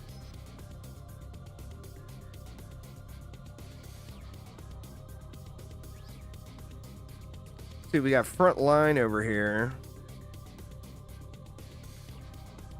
I don't know what that was. That wasn't a curse, because that's just the shade of the lane, that dark area there. So I'm not sure. Was it the wind shaper taking pot shots? Could have been the wind shaper taking some pot shots. Let's do this. Get a little bit more upfront CC.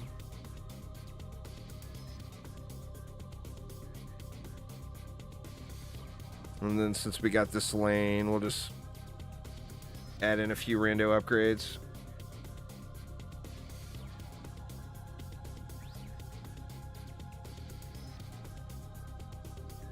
What's going on there, VMP? How you doing?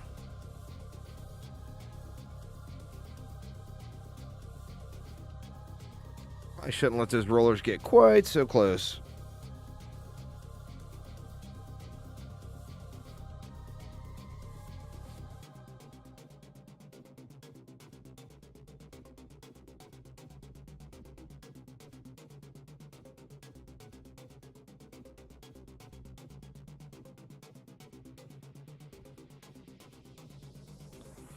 What's up, Missin'? How you doing? I'm doing good. Playing a little DD2. Gonna go watch Dune 2 tonight, I think. And then probably play a little Last Epoch after.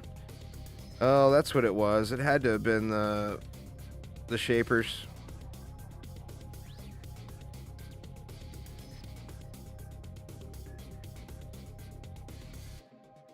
Maybe just throw some upgrades in over here when we get the mana.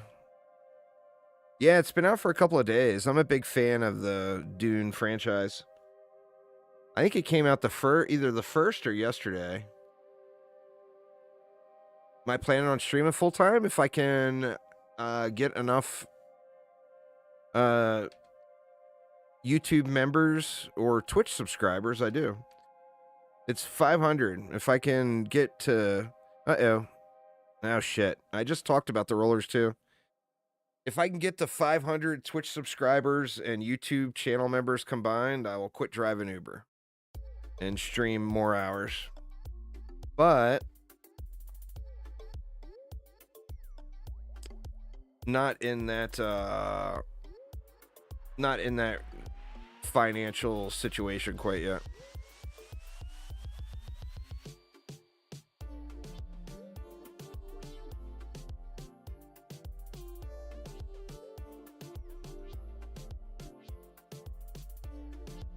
I mean, got to pay the bills, you know. I got a mortgage, etc.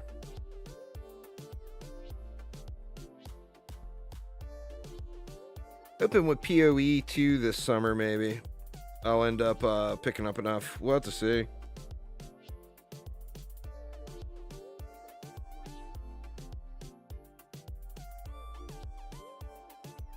Good Lord, reload already. Uber, you make your own hours, which is kind of nice. So it's up to you. I mean, you can go and drive for an hour and go home and say, all right, I'm done. You know, completely up to you. I've done multiple giveaways already, but there's still more coming.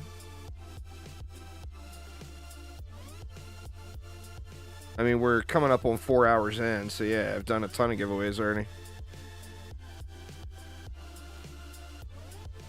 All right, so I gotta watch the rollers. What was I watching before? I was trying to watch the guys over here to see what was up with the shapers. I just need to not let the rollers get so close.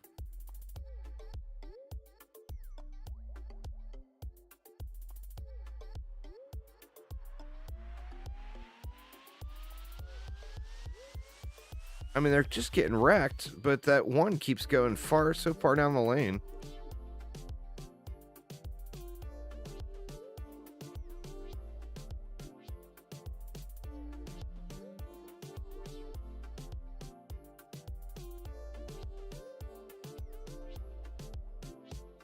That's why I do the Uber thing. I mean, it's not... The problem with it is you do have a choice.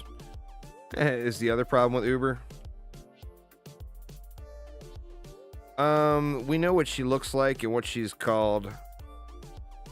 But that's it. Don't really know anything else. Know she uses a pole arm. She'll have defenses. We've had a bunch of teases about the new character. They're all on my YouTube channel if you want to look through all the little clips and whatnot. But we've got no solid info yet.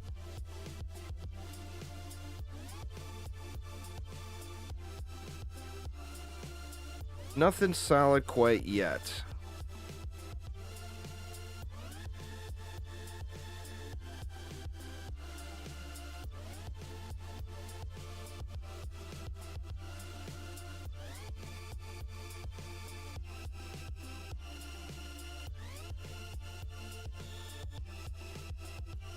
Expeditions in a group will drop more gear than Onslaught will. So more pieces equals more chances it upgrades, but it's a RNG element.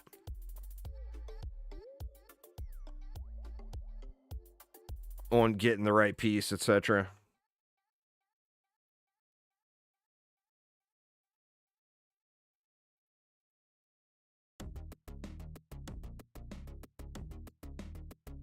I feel like I want to do these. It's just pretty much all about the grind. My suggestion to you there, Stolen Soda, would be it is a very, very grindy game. So do what is the most fun. And you're always going to get some form of progress as long as you're going up.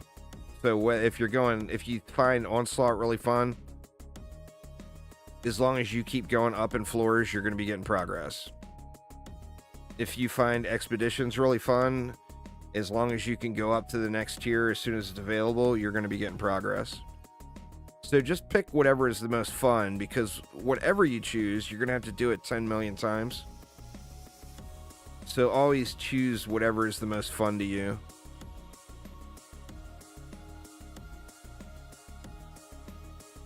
Whatever is the most enjoyable.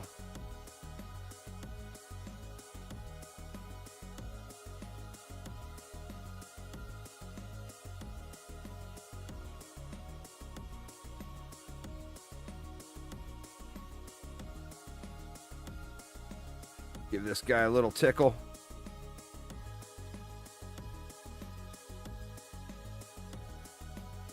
It's so weird the way those rollers come out and turn around at the spawns. Uh-oh. What do we got going on over there?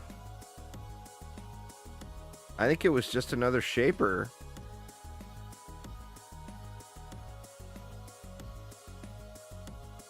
I don't know. I'm not feeling great about this area.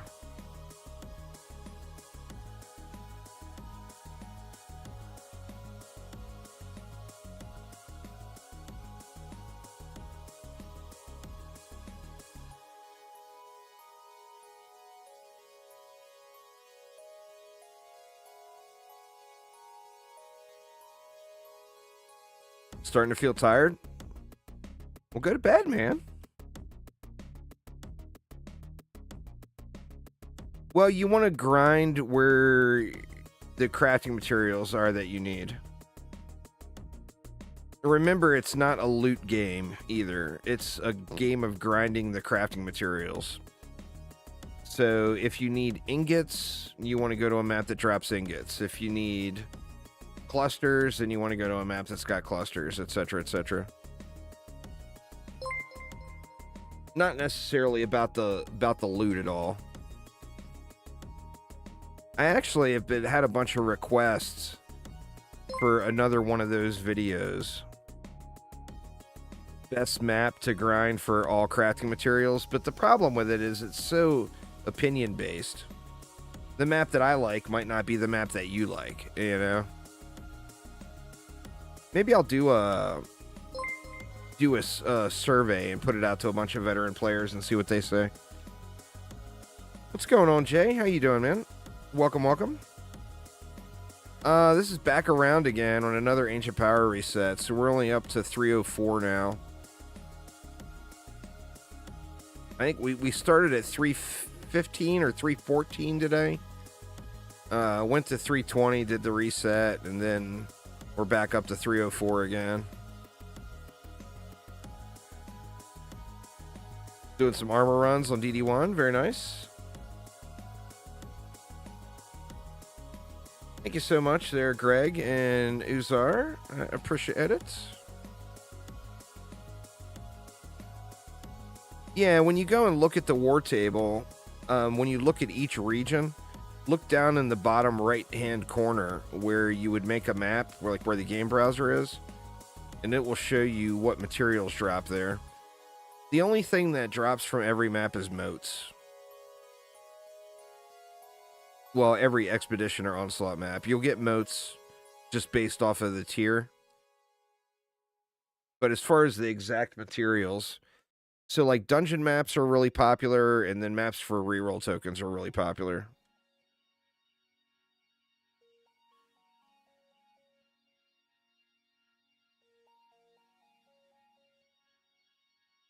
All right. I think I'm going to have to watch this lane over here.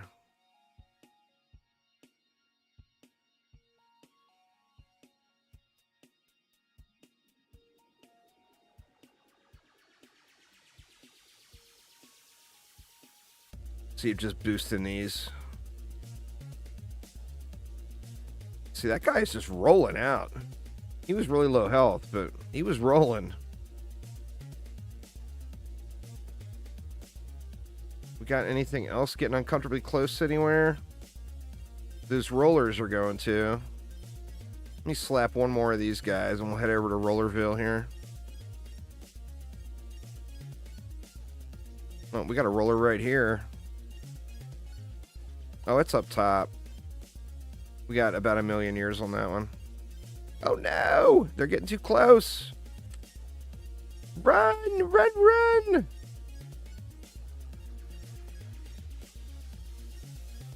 Oof, man, that was sketchy close. Damn.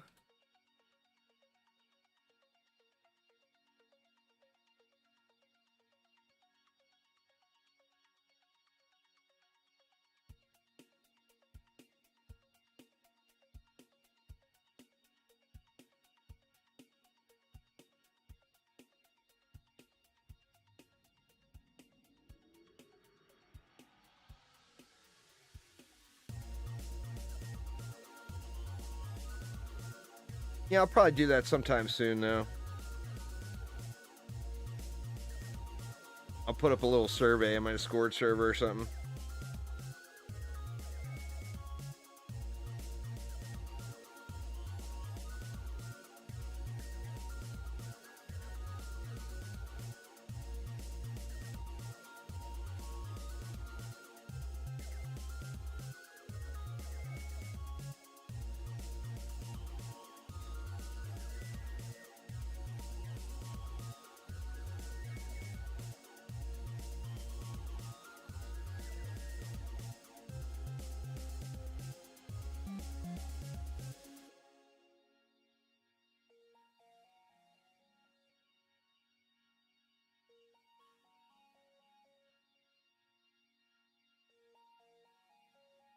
Nothing there.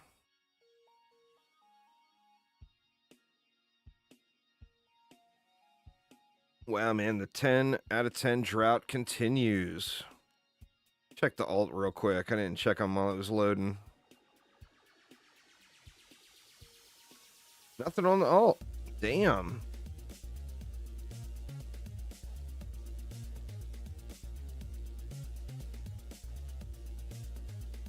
All right, let's see what we got here.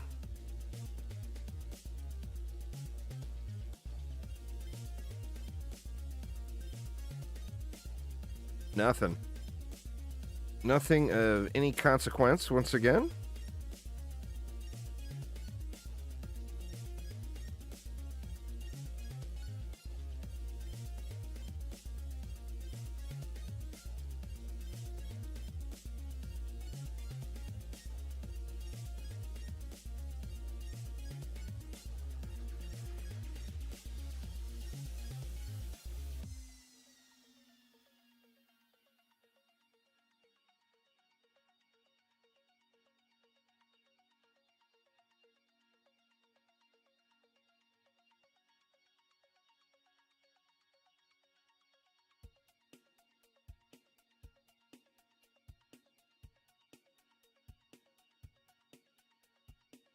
little Skyguard action in the middle.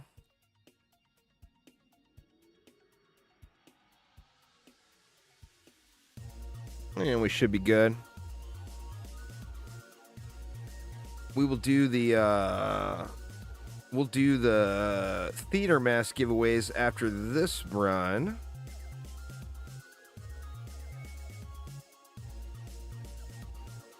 I should go check. I'm getting my hopes all up about going to see Dune 2, and that may be the reason that the wife is actually baking whatever she's baking right now.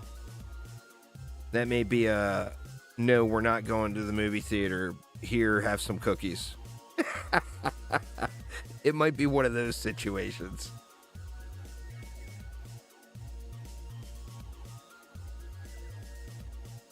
Yeah, we already did a headset giveaway on Twitch and YouTube. I'll have more headset giveaways going on Tuesday.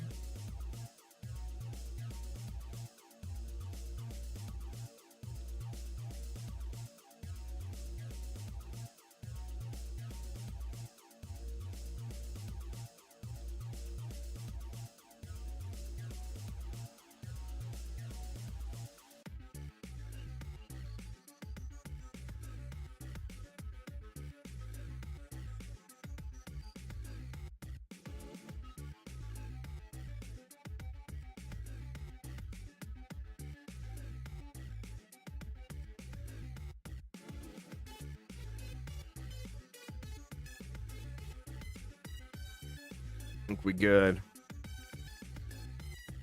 Who on earth hung those skeletons up there?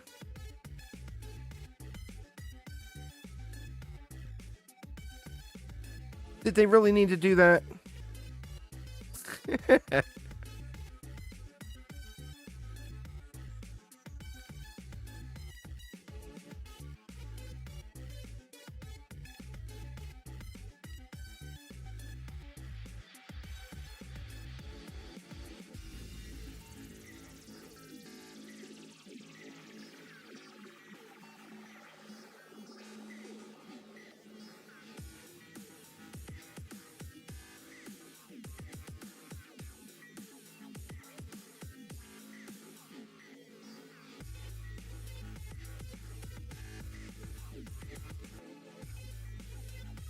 What floor are we on? We're on 305. That's right. We just did the temple.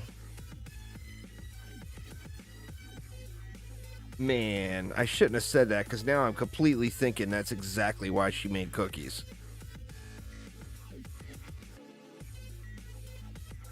We've been married over 20 years, y'all. I know how she works.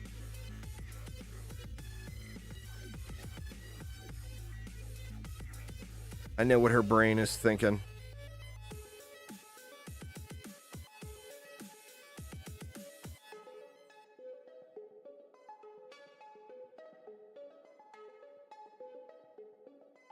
I'll go check after this map.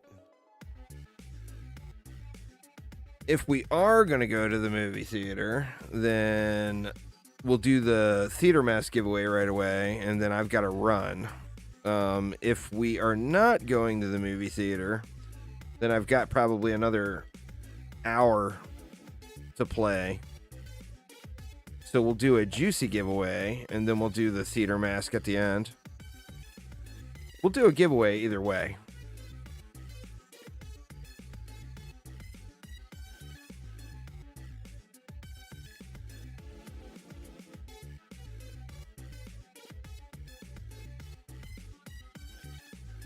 Man, I really want to go see that, though. Has anyone else seen Dune 2 yet? I really, really, really want to see it.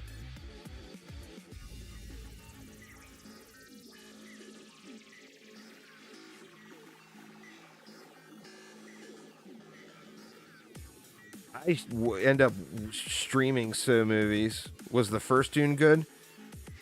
Yeah. Well, I mean, the book and the story is an incredible story. I do feel like part one, they dragged out a little bit. Like, if you compare part one to the other movies, they basically took the first 30 minutes, maybe 45 minutes of the other movies, and stretched it out to several hours. So I do feel like they slow rolled it a bit.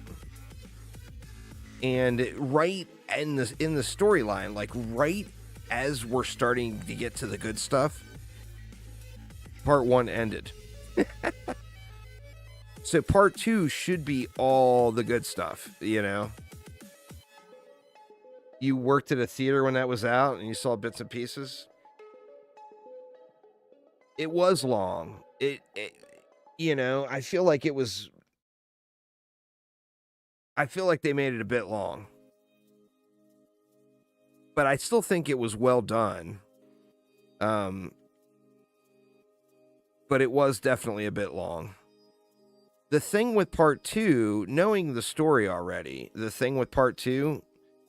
like people, I've had a couple of people tell me that part 2 was a bit long too. But knowing the story, this part of the story, there's so many major events that go on in this next portion of the story that I think I'm going to be able to live with it being a little long. Where the first one definitely, at the end of the first one, I was bummed. Not because it wasn't good or well done, but because they left off. They just picked that spot. They left off right when the story is about to get so good, you know? Yeah, as long as it doesn't feel long. I agree. I mean, there's a bunch of other, you know, the Dune, the books, there's a lot of books. So there's lots of story left. But this is like the main, kind of like the main chunk of the story to come. But there is lots of story left if they chose to expand on it and continue to do more. Like if there's a Dune 3 or Dune 4 or whatever down the road. I kind of hope they do, to be honest, because the story takes some crazy turns.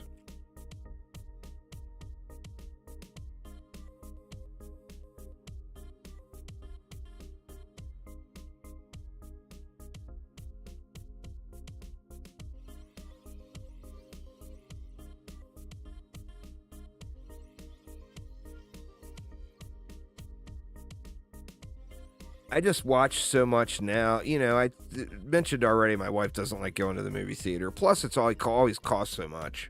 You know, it's so expensive.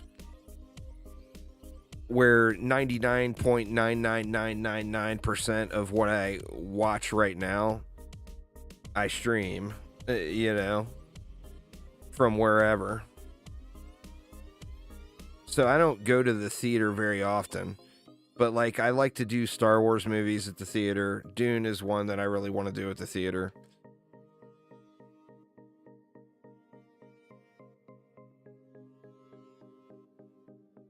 And then, like, the Star Wars movies, you know. I like to go to the theater to watch them, and then I'll always watch them when they're available to stream, too.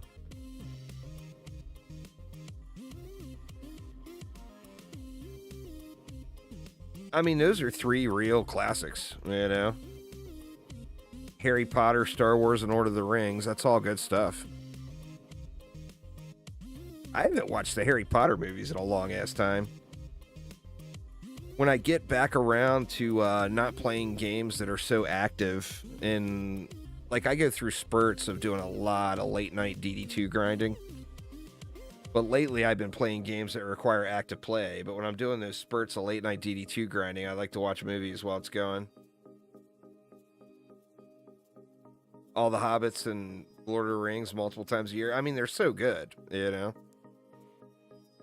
All of those, Harry Potter, Star Wars, and Lord of the Rings, are all just great movies.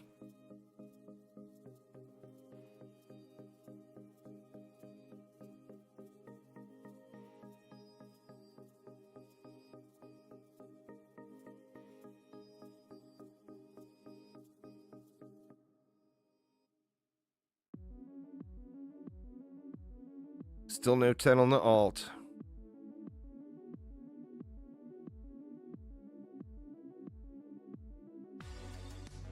See what we got here. The Dream Protector. Sorry, Dream Protector. You will be protecting no dreams today. You will cause nightmares because I got that stupid looking sword again. There's no dreams, only nightmares. All right, let me go check this real quick, y'all. Let me go check the movie situation, and then we'll get a giveaway started as soon as I get back. So give me just one moment here, and I will be right back.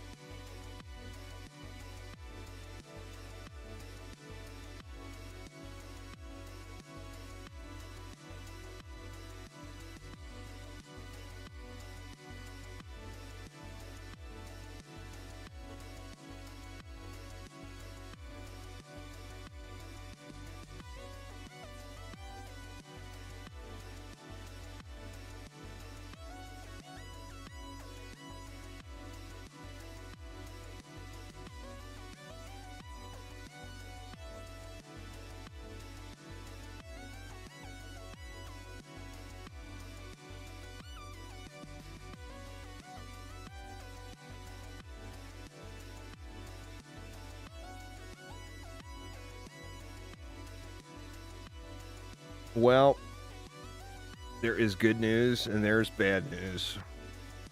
The good news is I've got brownies, was what she was making.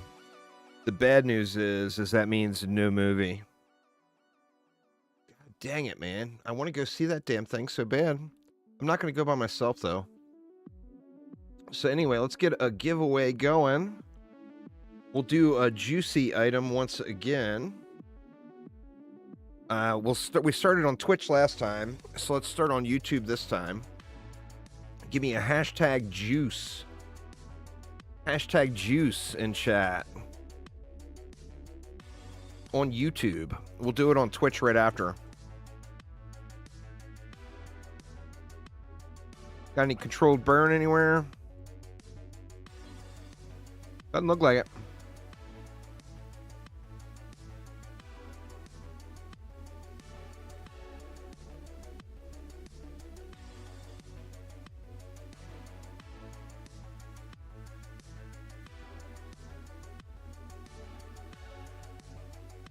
Sadly, the brownies are too hot to eat right now, so I gotta wait on the brownies even. At least I know there's brownies on the way, you know?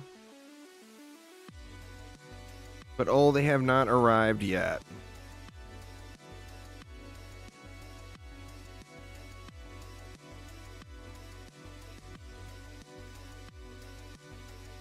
Do it over here this time.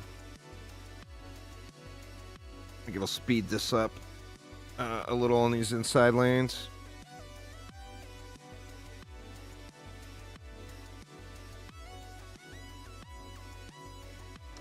That leaves me, what, 700 left.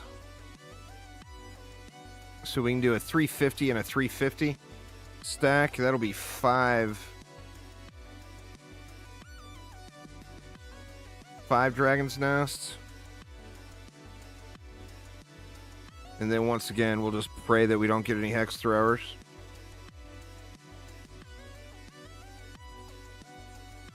We're gonna know there one way out here.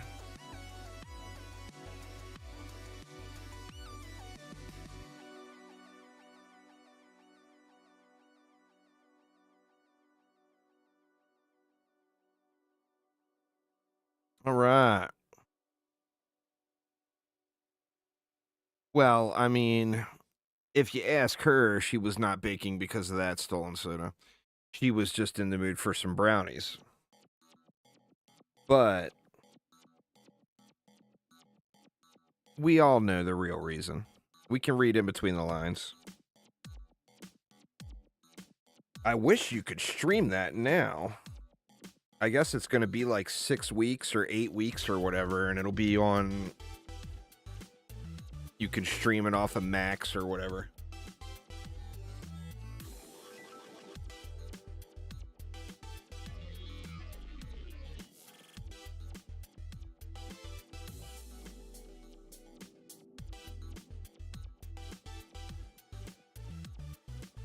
And then I always mention it, I've got that deployed military personnel streaming service from my son.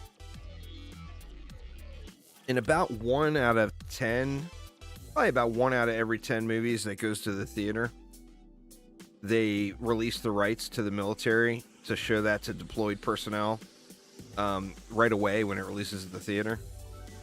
But sadly, this is not one of the 10. No Dune 2 on the streaming service. Big bummas.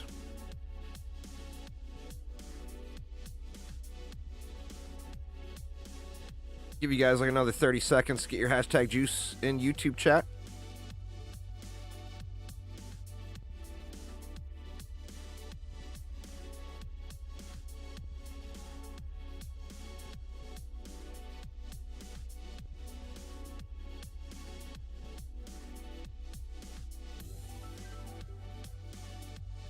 And here we go. The winner is Legendary Potato. Congrats, Legendary Potato. So here's what you need to do. You got to send me a message on Twitch, Twitter, or Discord letting me know what item you want. Do you want a DD1 item, a DD2 item, or a DD8 item? And I will get it to you. You had the cast of Abraham Lincoln Vampire Hunter come premiere for you while deployed before it released in theaters. That movie was awesome.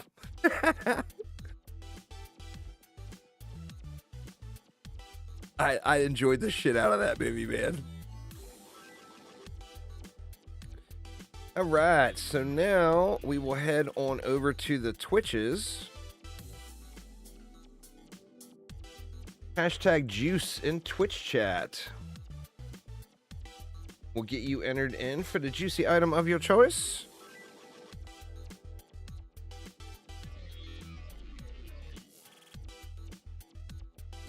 I tell you what, man, that Abraham Lincoln Vampire Hunter movie. Who the hell came up with that shit? But yeah, that movie was awesome. So cheesy, so corny, so awesome.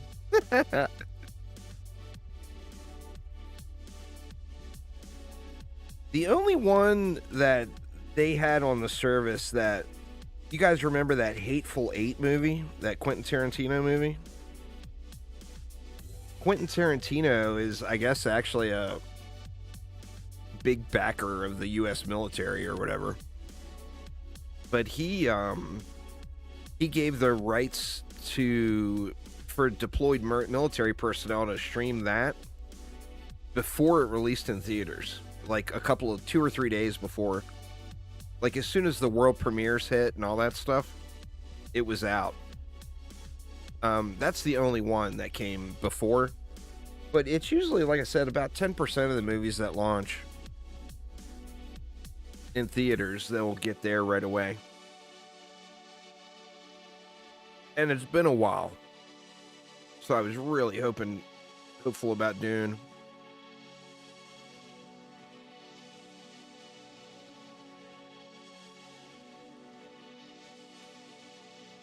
Was very, very hopeful. All right, y'all, I'll give you guys to the end of this wave. Hashtag juice in chat for a chance to win, if you have not already. And we will pick a winner right at the end of this wave here.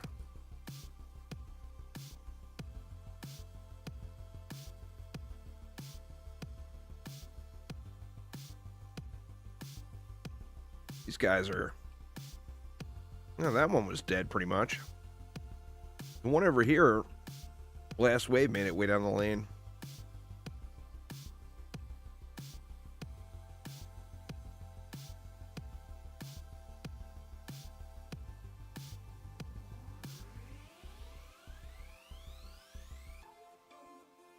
Pretty generous amount of DU on this map, really.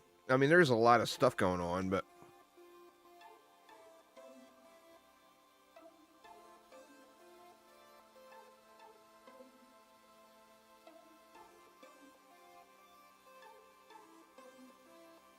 Gregory on the push here, too. Sith Phil, what's up, man? Have you seen Dune 2 yet, Sith Phil? I know you've seen it already, haven't you?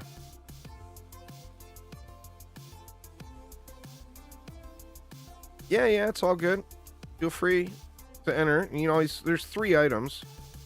A DD1 item, DDA item, and a DD2 item, so you can always pick one of the other items for one of the other games.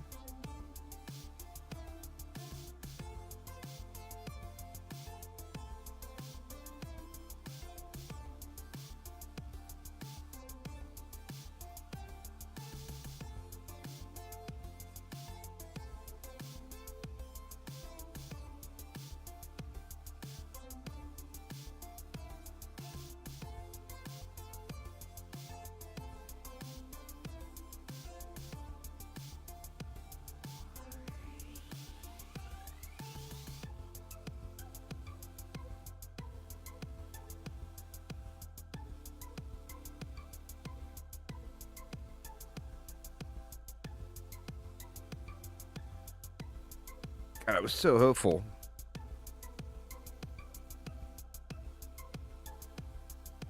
Nope, I said I was going to pick the winner at the end of the wave, didn't I?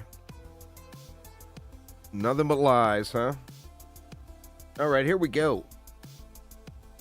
The winner is Demortalizer. Grats there, Demortalizer. Let me know in chat which item you want, and I'll get you hooked up.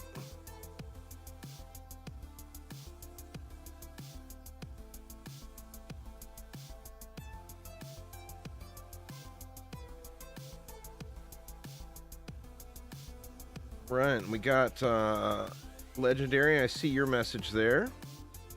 So let me get you squared away real quick.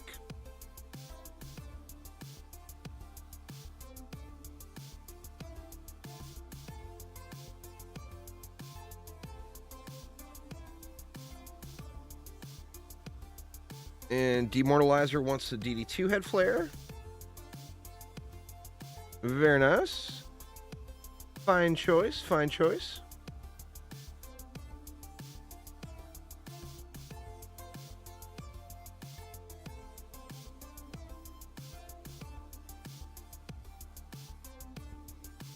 I just whispered it to you there on Twitch. So just enter that in the mailbox end game. And you will be set. What's up, Colin? How you doing, man?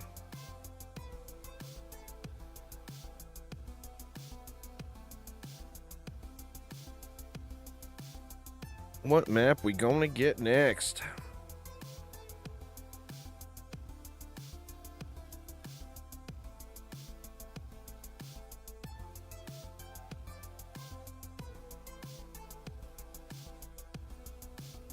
Doing good? That's awesome.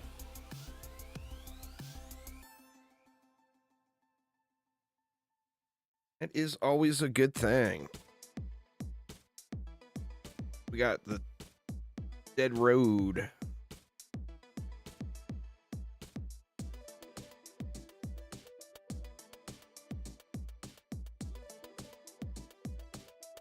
Gonna switch over to Twitch? Yeah, I'm on either platform, so take your pick.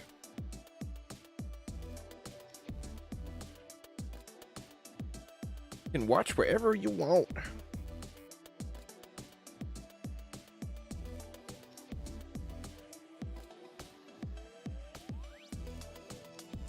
All right, what's in the bag?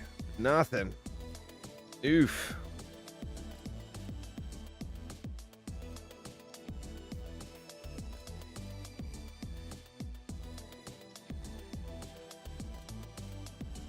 All right, what do we got? Nothing funny there. We got nothing funny anywhere. Pretty easy peasy setup this time, it looks like. I guess we'll just do... What, we'll do a stack.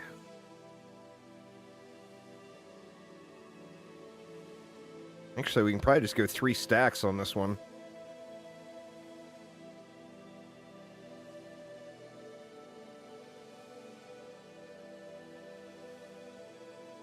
Get one stack there for that side of the map.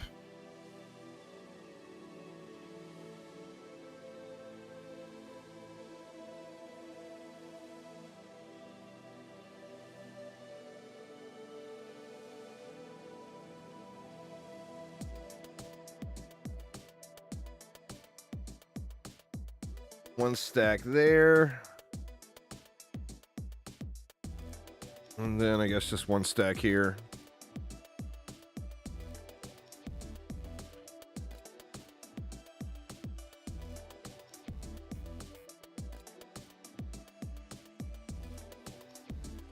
Your phone died? Oof. Yep, Demortalizer won. Alright, we do have cyborgs coming out of here. Throw a little cyborg trap in up here. Just to keep those guys occupied for a minute.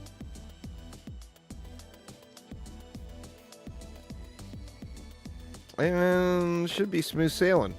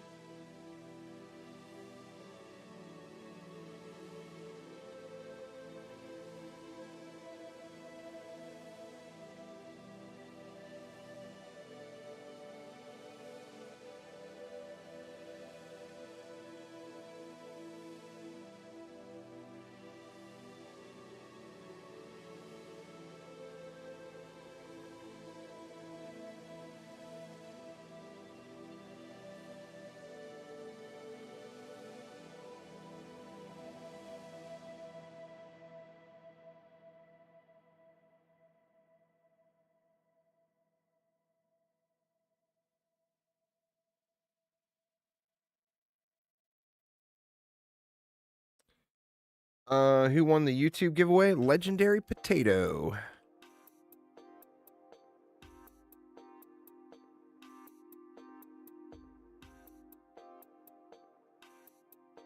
You were so close, Red Moon. So close. Instead of choosing bread, the bot chose potatoes, though.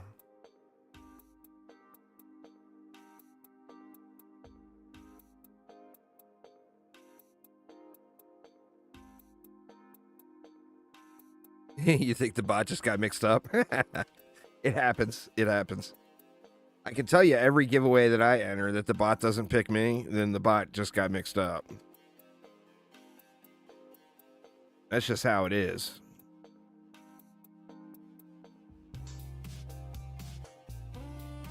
Actually, I have terrible luck with these things. 10 years. Probably... I don't know, it's got to be at least 400 or 500 Dungeon Defenders live streams. And I have won 3 times. I got pizza wings. Or no, I won 4 times. I won twice, 2 weeks in a row, back to back. And everybody was screaming rigged. And that was the first 2 times I ever won. And it just happened to be in back-to-back weeks on... back with Trendy, they used to do a stream every Friday. They called it Trendy Friday Fun.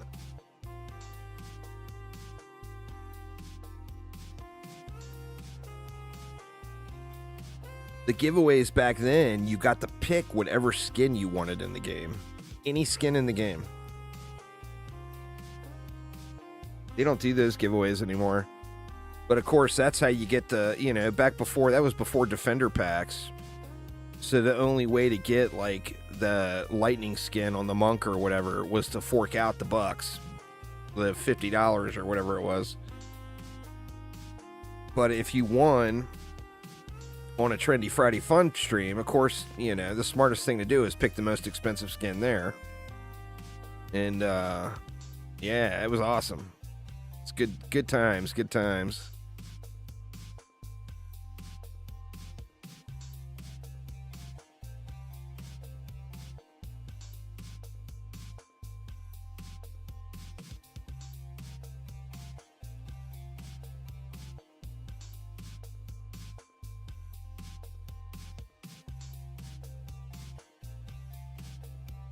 Phil revitalized that for a pretty long time.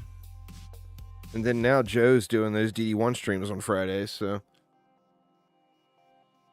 they actually have more streams going right now than they ever have. With the Wednesday, Thursday, and Friday thing.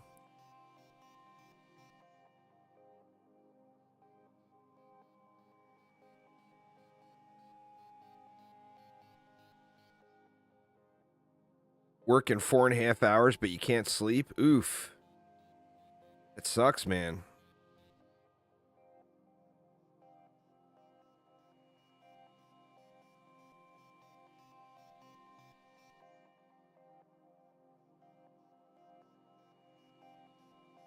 I know that feeling well too long, way too well.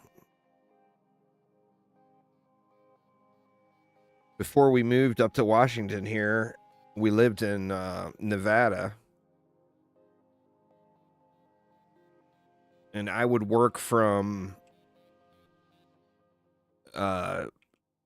usually like 9 to 5 or 10 to 6 p.m. So I'd go in at night and work all night in the casino. And during the winter months, one of the reasons we lived in Tahoe anyway is the wife and I both like to ski and snowboard. And in the winter months, I would get off work at 8 or 9 in the morning or whatever, go have breakfast, and then we'd go skiing or snowboarding for the day. We'd get home. The wife worked graveyard as well. She worked overnight. We'd get home. It'd be, 4 o'clock or 5 o'clock or whatever. Wouldn't be able to go to sleep and then have to go back into work for another overnighter at 9 p.m. That was rough.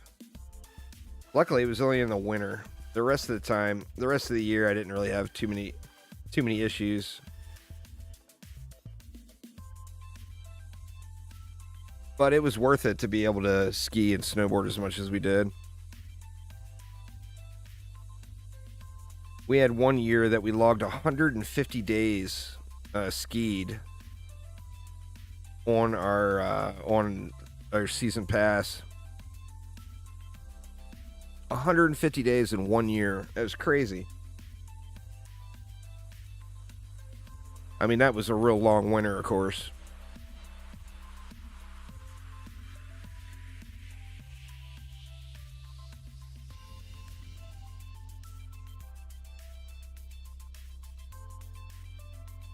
All right, we got time for a couple more maps.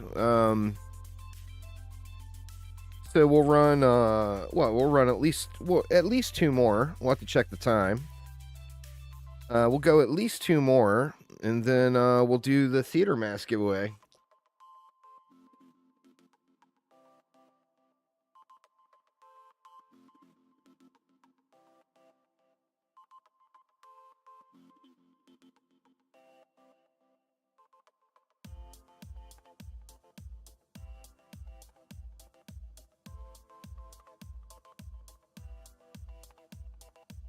We got the Drakenfrost Keep. So glad they changed this in Onslaught to take the boss fight out. Somebody, I don't remember who it was. Somebody mentioned earlier they wish they would do that with the Betsy map. I think that would be awesome. If the Betsy map was playable in Onslaught or in Expeditions or whatever without having the boss fight.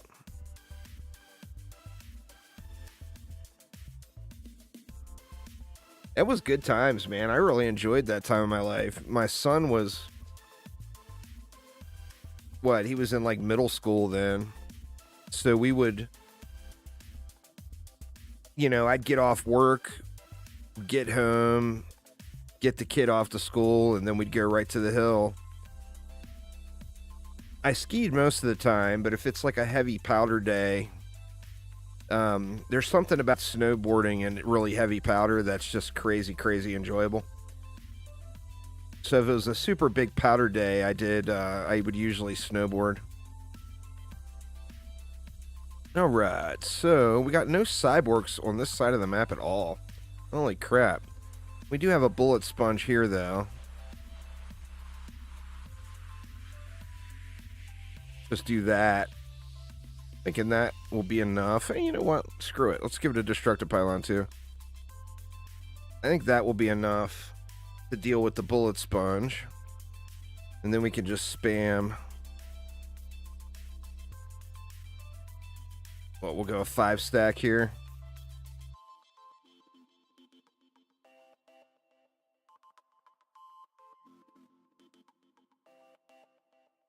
All right, and then we got, well, we got controlled burn right there. Thanks for following there, Cyber Penguin. Appreciate you. So what, we'll do another 5 stack like right here.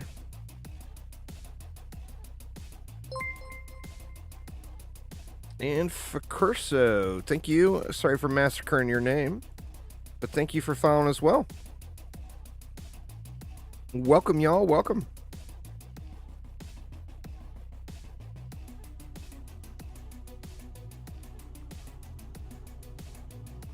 See, we had nothing funny over here. Yeah, looks like we got nothing funny over here. So we'll go with a 5 stack here too, and that should leave me plenty of leftovers to deal with controlled burn down below.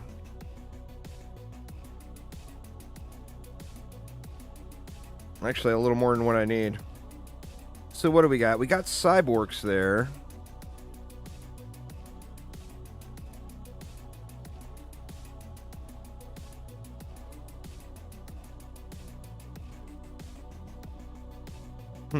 Is that what we want to do?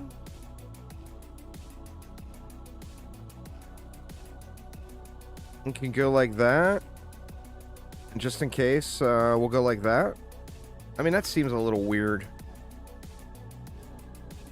Let's just watch it and see how it goes. Definitely seems a little weird there. I personally like doing the Wild West map.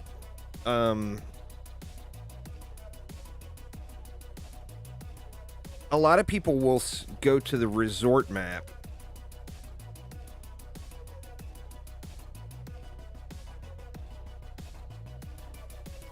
And then you get them in Onslaught for doing every map.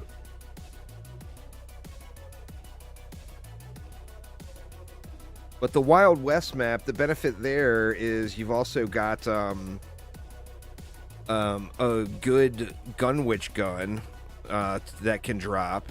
And then additionally, there's the snakeskin armor, which is pretty much best in slot on every active hero. And it only drops from that map. So there's other... The thing with DD2 is always grind whatever you get the most things out of. And if you do the Wild West map, you get reroll tokens, you get moats, you also get that a chance at that Gunwitch gun, and then you get a chance at snakeskin armor. This is the snakeskin armor I was talking about. So, I mean, you want one with a high hero damage or high ability power or hero health or whatever role you're going for. And you see, like this one, max is 23,210, so we're only 9 points shy of a max roll on that snakeskin. So that was a good score. And then, of course, I re-rolled the mods to make them 10 out of 10.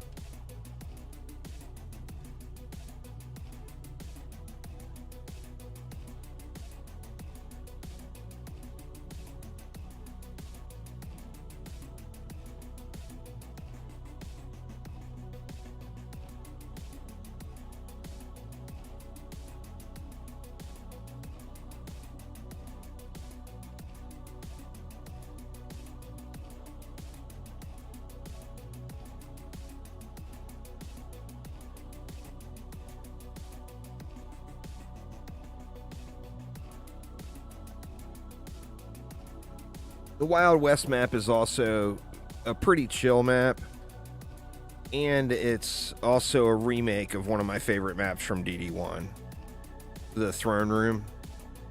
So it's just got all the things, you know? It's got lots of loot.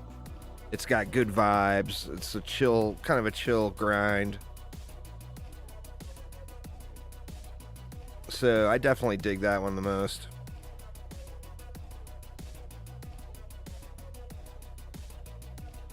Yeah, snakeskin's just hot item. I mean, damage resistance and increased health. You just can't ask for much more than that. You know, that's just a really, really good piece.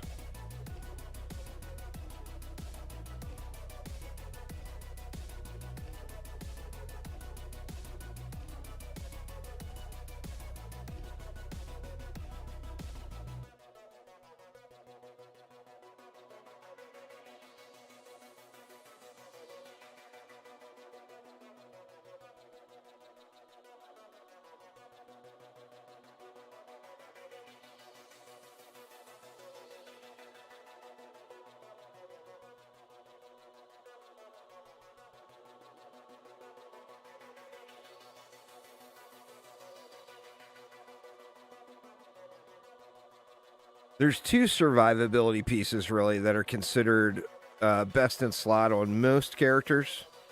One of them is kind of optional. The snakeskin armor, I don't feel like it is really optional.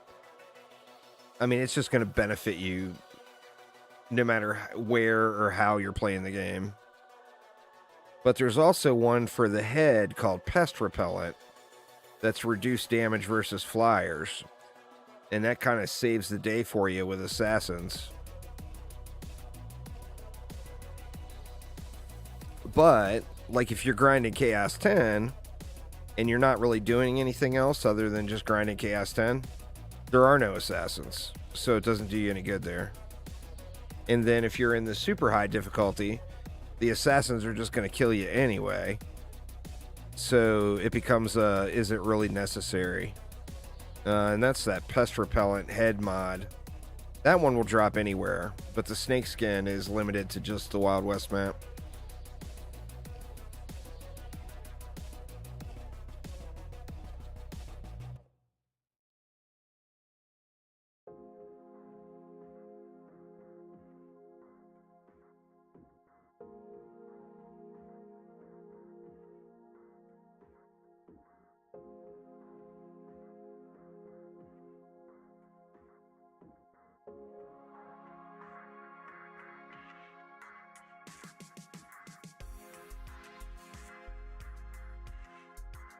And like snakeskin it's not a guaranteed drop, it's a rare drop, but it's not super, super rare. So, I mean, you will see it. You know, if you run the map 10 times, you're very likely to get 2 or 3 snakeskins to drop, you know. It's only from the victory chest. Hey, where's this cannon ogre at? That could ruin my day. He's got a long way to go.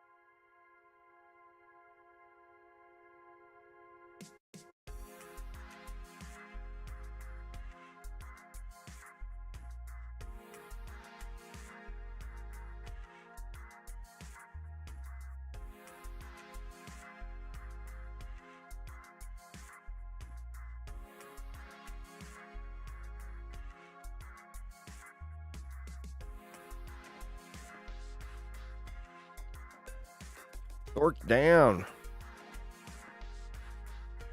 Got another cannon ogre. He's right here, though.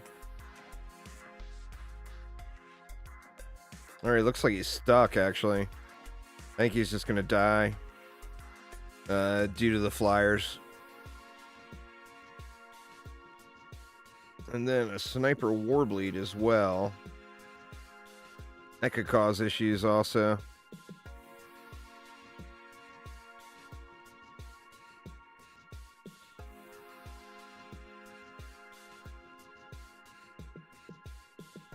This map actually runs super, super fast and smooth when you don't have to deal with the boss and the freeze. The little freeze element.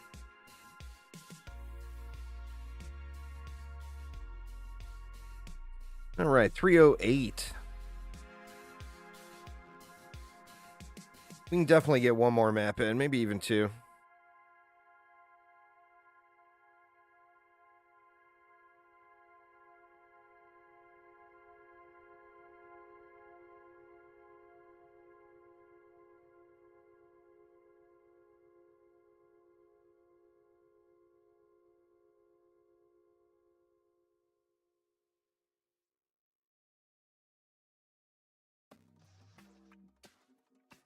Got the Bastille. Ooh, I got a 10 out of 10 on the alt. Frost Explosion. Well, I was complaining about not getting 10 out of 10s. I got a Frost Explosion mob for a bow. Oof. Really, game? That's the 10 out of 10 you're going to give me finally? Frost Explosion. Oh, man. What do we got here? Anything?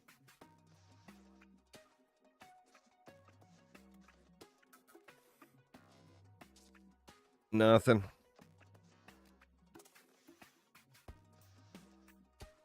Right. Let's start over here. We got Stabby Dargans there. Let's just throw a couple of birds down. We got a Bullet Sponge over here with no cyborgs, though.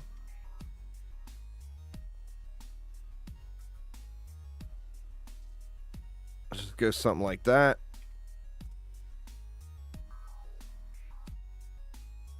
And we'll get a little 4-stack in down here.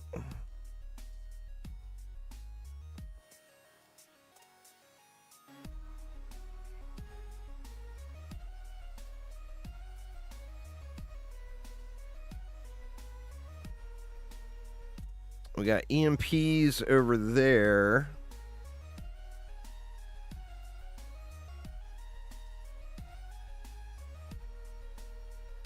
I think we can just do the same thing. Let's just drop a couple of birds there.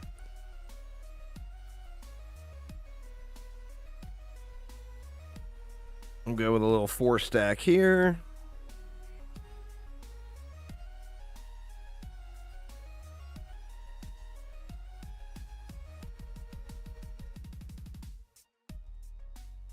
Side lava whompers.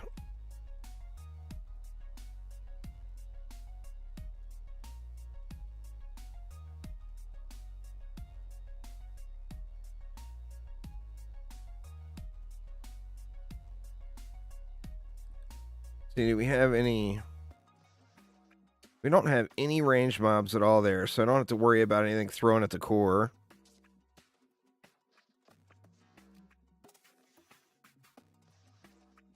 You want to farm clusters and shards, but you don't want to upgrade more hypers or relics, transferred mobs. I mean, there's a few things that are just... Have I ever tried to do C10 on Lost Dungeons with reset setups?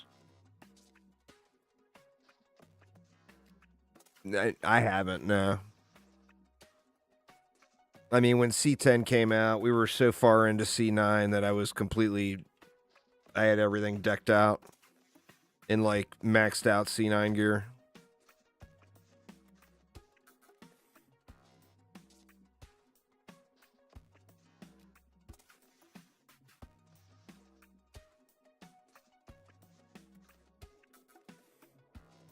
I mean, like Breadman said, it's all about the wall, you know?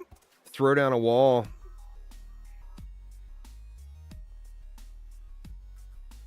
What was that? That was controlled burn.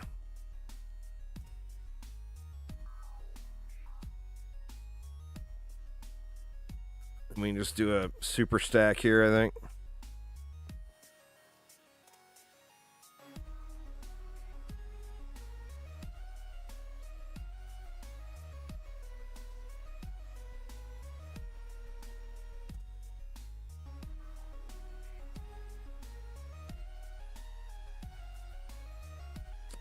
Still got some left. I guess we'll put one more. Because why not? Alright, it should hold everything. Let's see though.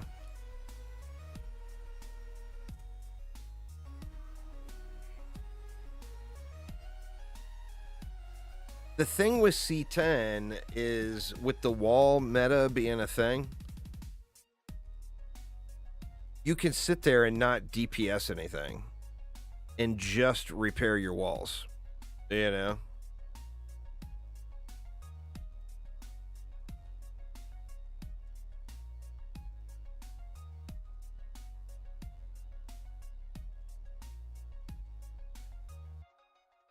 I would try using walls at the core and turtle build it at the core with a bunch of Nimbus. And then all you've got to do is stay in the middle and repair your walls. Stack the Nimbus up top on that top ledge. That way they're out of the way.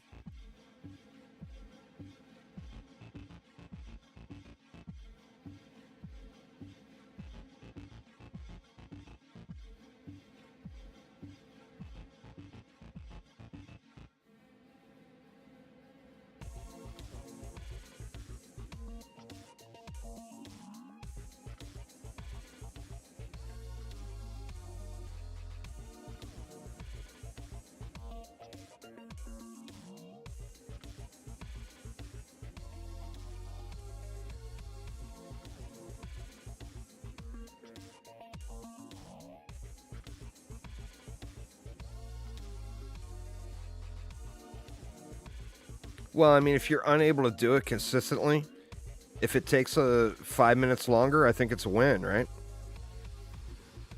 I mean, do you want guaranteed wins every time?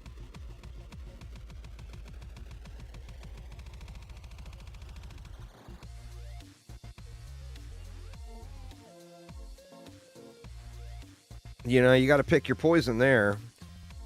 You know, you can live on the edge on a lot of maps and get the map done a lot faster, but you're always giving yourself a risk. Or not always, but a lot of times you're giving yourself a risk if you do that. Even decked out. You know, having like full everything dialed in. If you do a high risk build, it's a high risk build, you know? I mean, shit, I'm doing Chaos 9 and Chaos 10 gear right now. Basically. Which should make it a super easy clap. But I could still lose.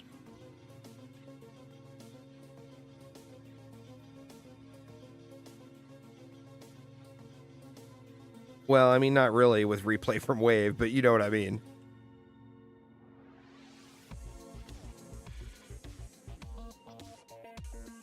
The Ramparts remake is a good one if you shut that one area down so that it's only 3 lanes. So if you look at it as if you got the lower lane down below. I mean, I think the thing that might be getting you is the dragon. I mean, the dragon's super beast situationally. But I'm not sure that's the route to take to break into new content. But if you turn that into 3 lanes, so you got the lower lane way down bottom, and then you got the short lane, and then you got you know, the other big lane with everything converging together. If you shut it down to that and look at it that way, you got 300 DU per lane. Which, I mean, 300 DU per lane is pretty damn good, you know?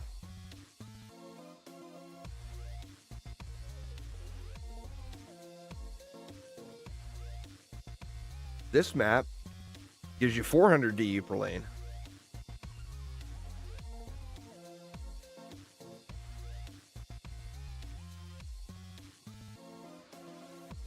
I mean, if you just straight up spawn camp all of these spawns, it's 400 DU.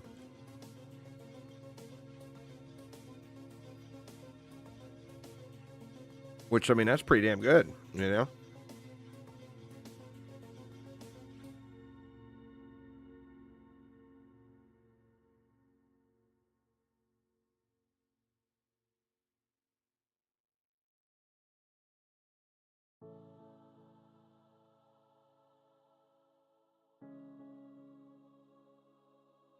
But I mean, you just got to remember that speedrunning comes with, it's something you got to earn, you know? Speedrunning maps comes with time and gear. If you're just breaking in, you can't, you know, don't be trying to speedrun the stuff. Just focus on getting wins, you know?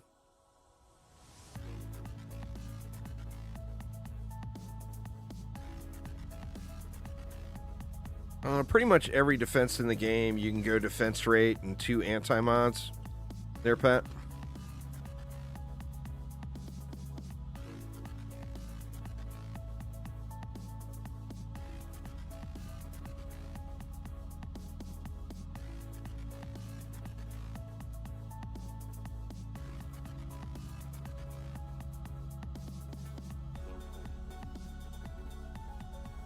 The nightmare to solo on C9 and C10. I mean, that's fair, but that's just all stuff that you got to get over. I mean, you know, it's just how it is.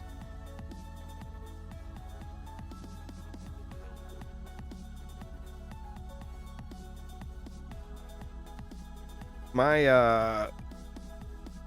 PTSD from mastery mode is trying to get a partner that's not going to repair something or upgrade something. And I was guilty of doing it too. It wasn't all them. Of course, I'm going to blame them. But that was just the worst.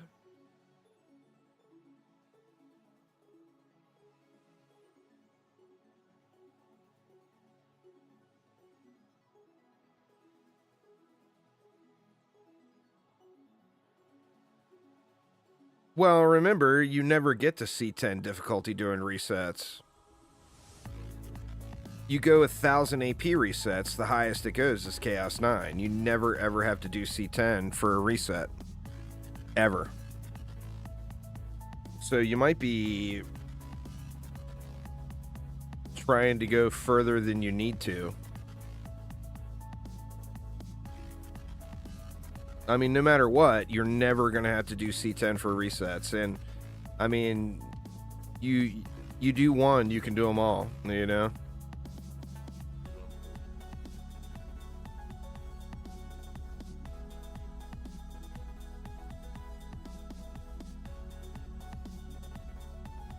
Alright, let's get in and do one more map, but let's get some giveaways going. This one will be for the theater mask. Let's see, we went on YouTube first last time. So let's go on Twitch first this time. And what do we want the hashtag to be? Let's just go hashtag mask. This one's on Twitch, y'all. So hashtag mask in chat on Twitch. And this is for the theater mask, which there's not a ton of those out. I don't know how many of those have been given away, but I'd imagine it's probably less than 10.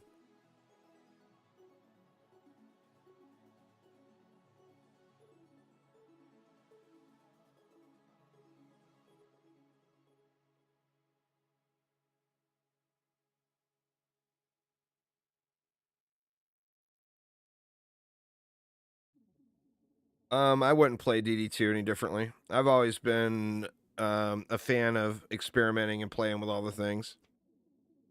So, I mean, if I had to do it all over again, knowing what I know now, I'd still play it exactly the same way. The fun for me is playing with all the toys.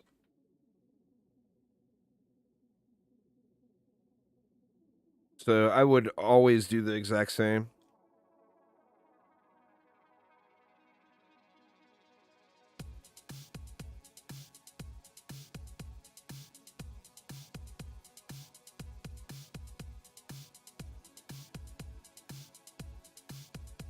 But, I mean, there's been 47 eras of the game, for God's sakes. You can't ask a question like that and not expect it to be a 3-hour dissertation. The game has had a lot of time. I mean, the game started as a MOBA. You know? I mean, it has had a lot of different versions.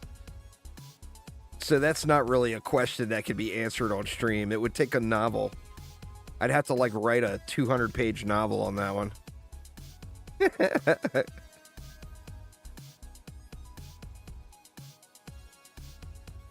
But yeah, I mean, the first time I played the game, I played it as a MOBA, and I was using a little character called the Prisoner, and running around, and he had a chain with a big, like, prisoner ball on the end of it, and I was slapping people with it.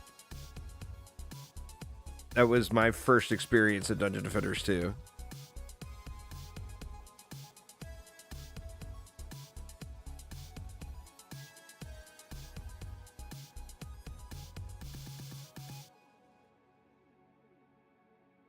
It was very limited. There wasn't a whole lot of time to play it, but yeah, I played it. There's quite a few of the OG people in the community that have played it.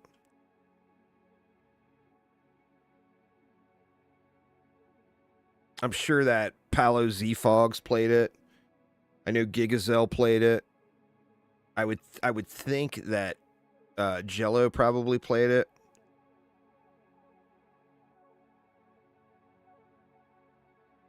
I'm not sure who else. The Prisoner was awesome, man. That's one character that I really wish that would have came to the game, and it's in the game. I mean, I played it in DD2. It's another one of those unreleased MOBA characters. And it's not as easy as just plugging those in, because they've made so many changes to the engine. Like, there's additional rigging for the heroes and everything.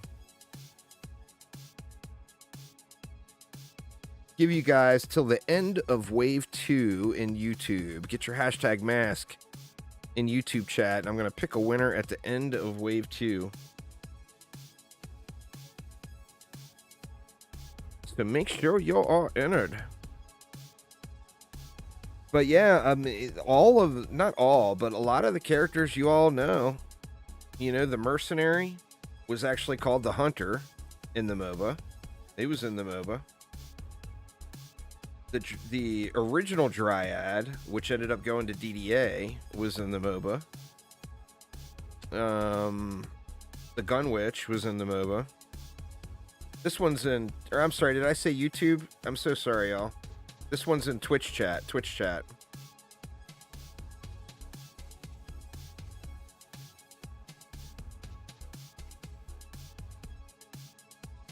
My bad. I don't mean to tease. We'll do YouTube right after. But... I did say Twitch, right? Let me look. Yeah, this one's for Twitch. So, we did YouTube first last time. So, we're doing Twitch first this time. And then we'll do the YouTube giveaway. The character model itself. In the MOBA. I said Twitch, then YouTube. My bad. Sorry, y'all. Just not purposely trying to confuse. It's just working out that way. So, nah, it was completely... I mean, it was completely reworked for DDA. But just the art style, or like the actual character model itself, was from the MOBA. And it was called the Dryad, you know? And... who else was there? I mean, there's a shitload of characters.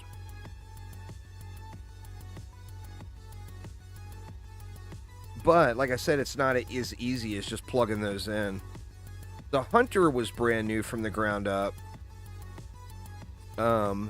This next one is going to be brand new from the ground up. It's not going to be a MOBA, like a MOBA asset copy. I'm not positive. I think the last one...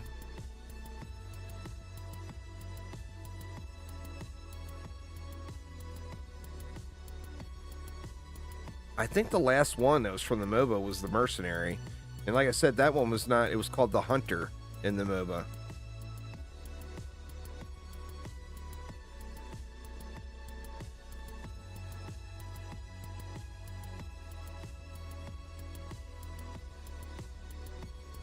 I mean, by all means, take advantage of what you got, you know? I mean...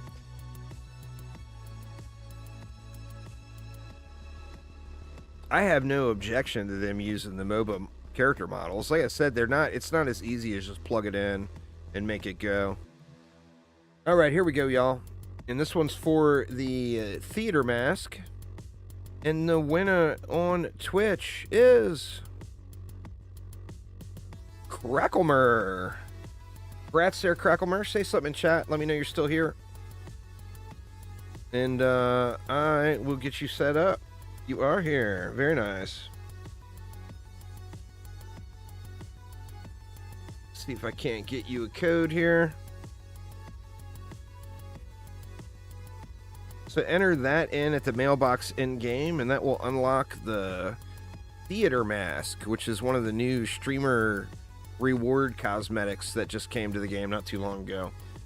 So very few people have it. You are one of, I think, probably less than 10 that actually have it. So now we will head on over to the YouTubes. And now it's hashtag mask time for YouTube. Sorry about that earlier. But get your hashtag masks in now. And we will pick a winner for that one at the end of the run here.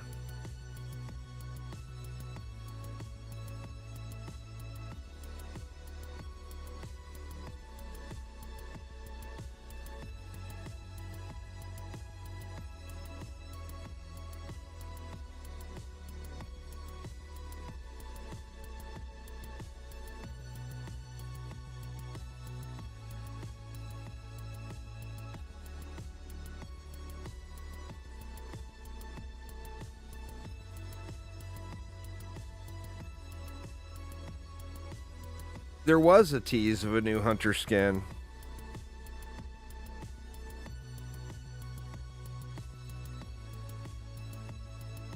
I don't have the image here handy.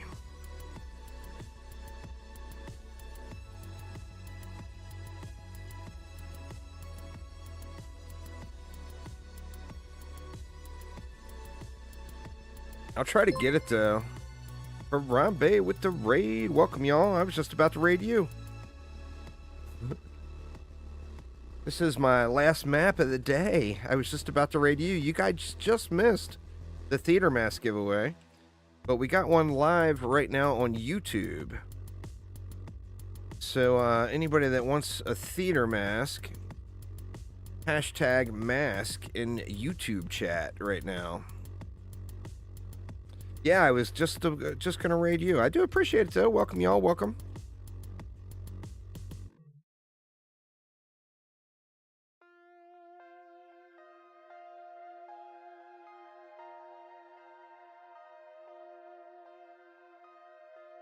I was trying to go see Dune 2 tonight, Harambe, and the wife said no.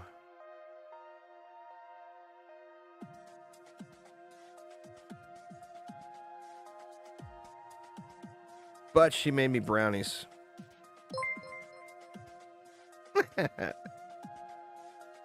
Red Moon with the gift sub. Thank you so much, Red Moon. Dune 2 was super good. Oh, man. I'm looking forward to it. I'm a big fan of the franchise. I do appreciate it there, Red Moon.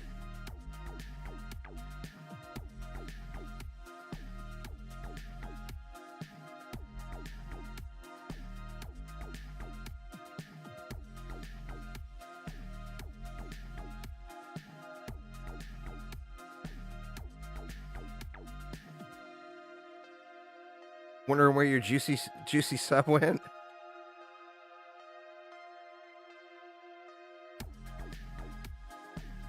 Well, I do appreciate it, y'all. Yeah, man, I'm so looking forward to seeing Dune 2.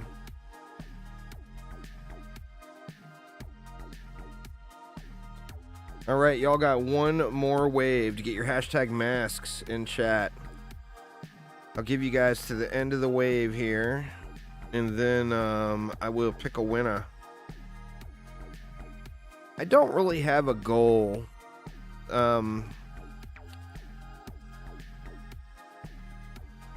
it stands right now, I probably want to get to 72, so I have the same icon as my main.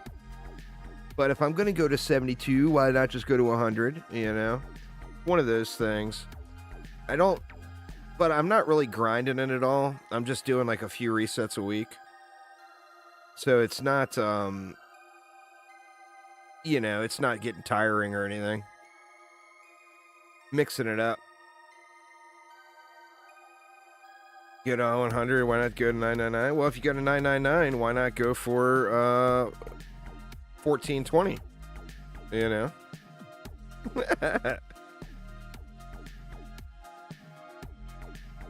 You were going to 150? It's just, the problem is it's just it's a really, really grindy grind. It's a grindy grind. So you kind of have to just pick your own number. And I mean, the route that I'm taking, doing it on an alt, I've got no time requirements, you know, like I don't have to worry about getting my main squared away for the next update or whatever. Thanks for subscribing there, John. So here we go. Now the deal on YouTube, you got to send me a message on Twitch, Twitter, or Discord, because YouTube does not have instant messaging for some ungodly reason. But anyway, here we go. The winner of the super, super exclusive theater mask is Della. Congrats there. Della. I'm not sure how bad I massacred it, but congrats to you. So send me a message on YouTube or on Twitch, Twitter, or Discord, and I will get you fixed up with your theater mask. And then sent on Discord. Very nice.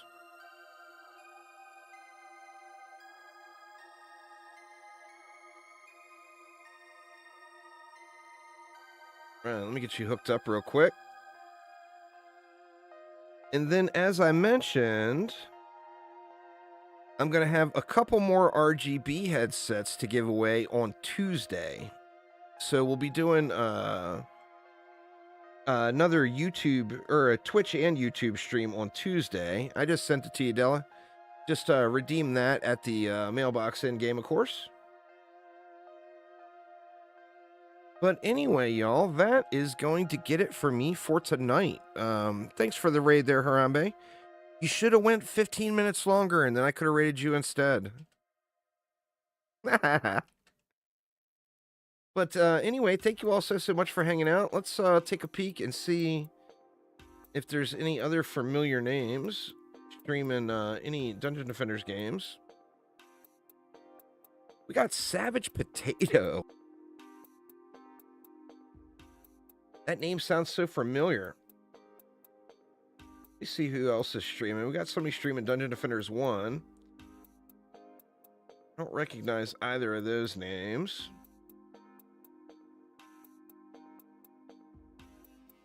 We got Cloud Gaming Support, which I keep saying I'm going to send him a raid, and I never do.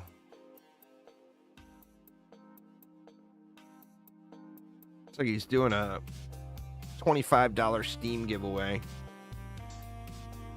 Let's go ahead and send old Cloud Gaming Support some love here. But anyway, thank you all so much for hanging out. Tuesday, we're giving away more RGB headsets. But that will get it for today. So thanks an absolute ton. Have a wonderful rest of your day. And I will see you all soon. Take it easy, y'all.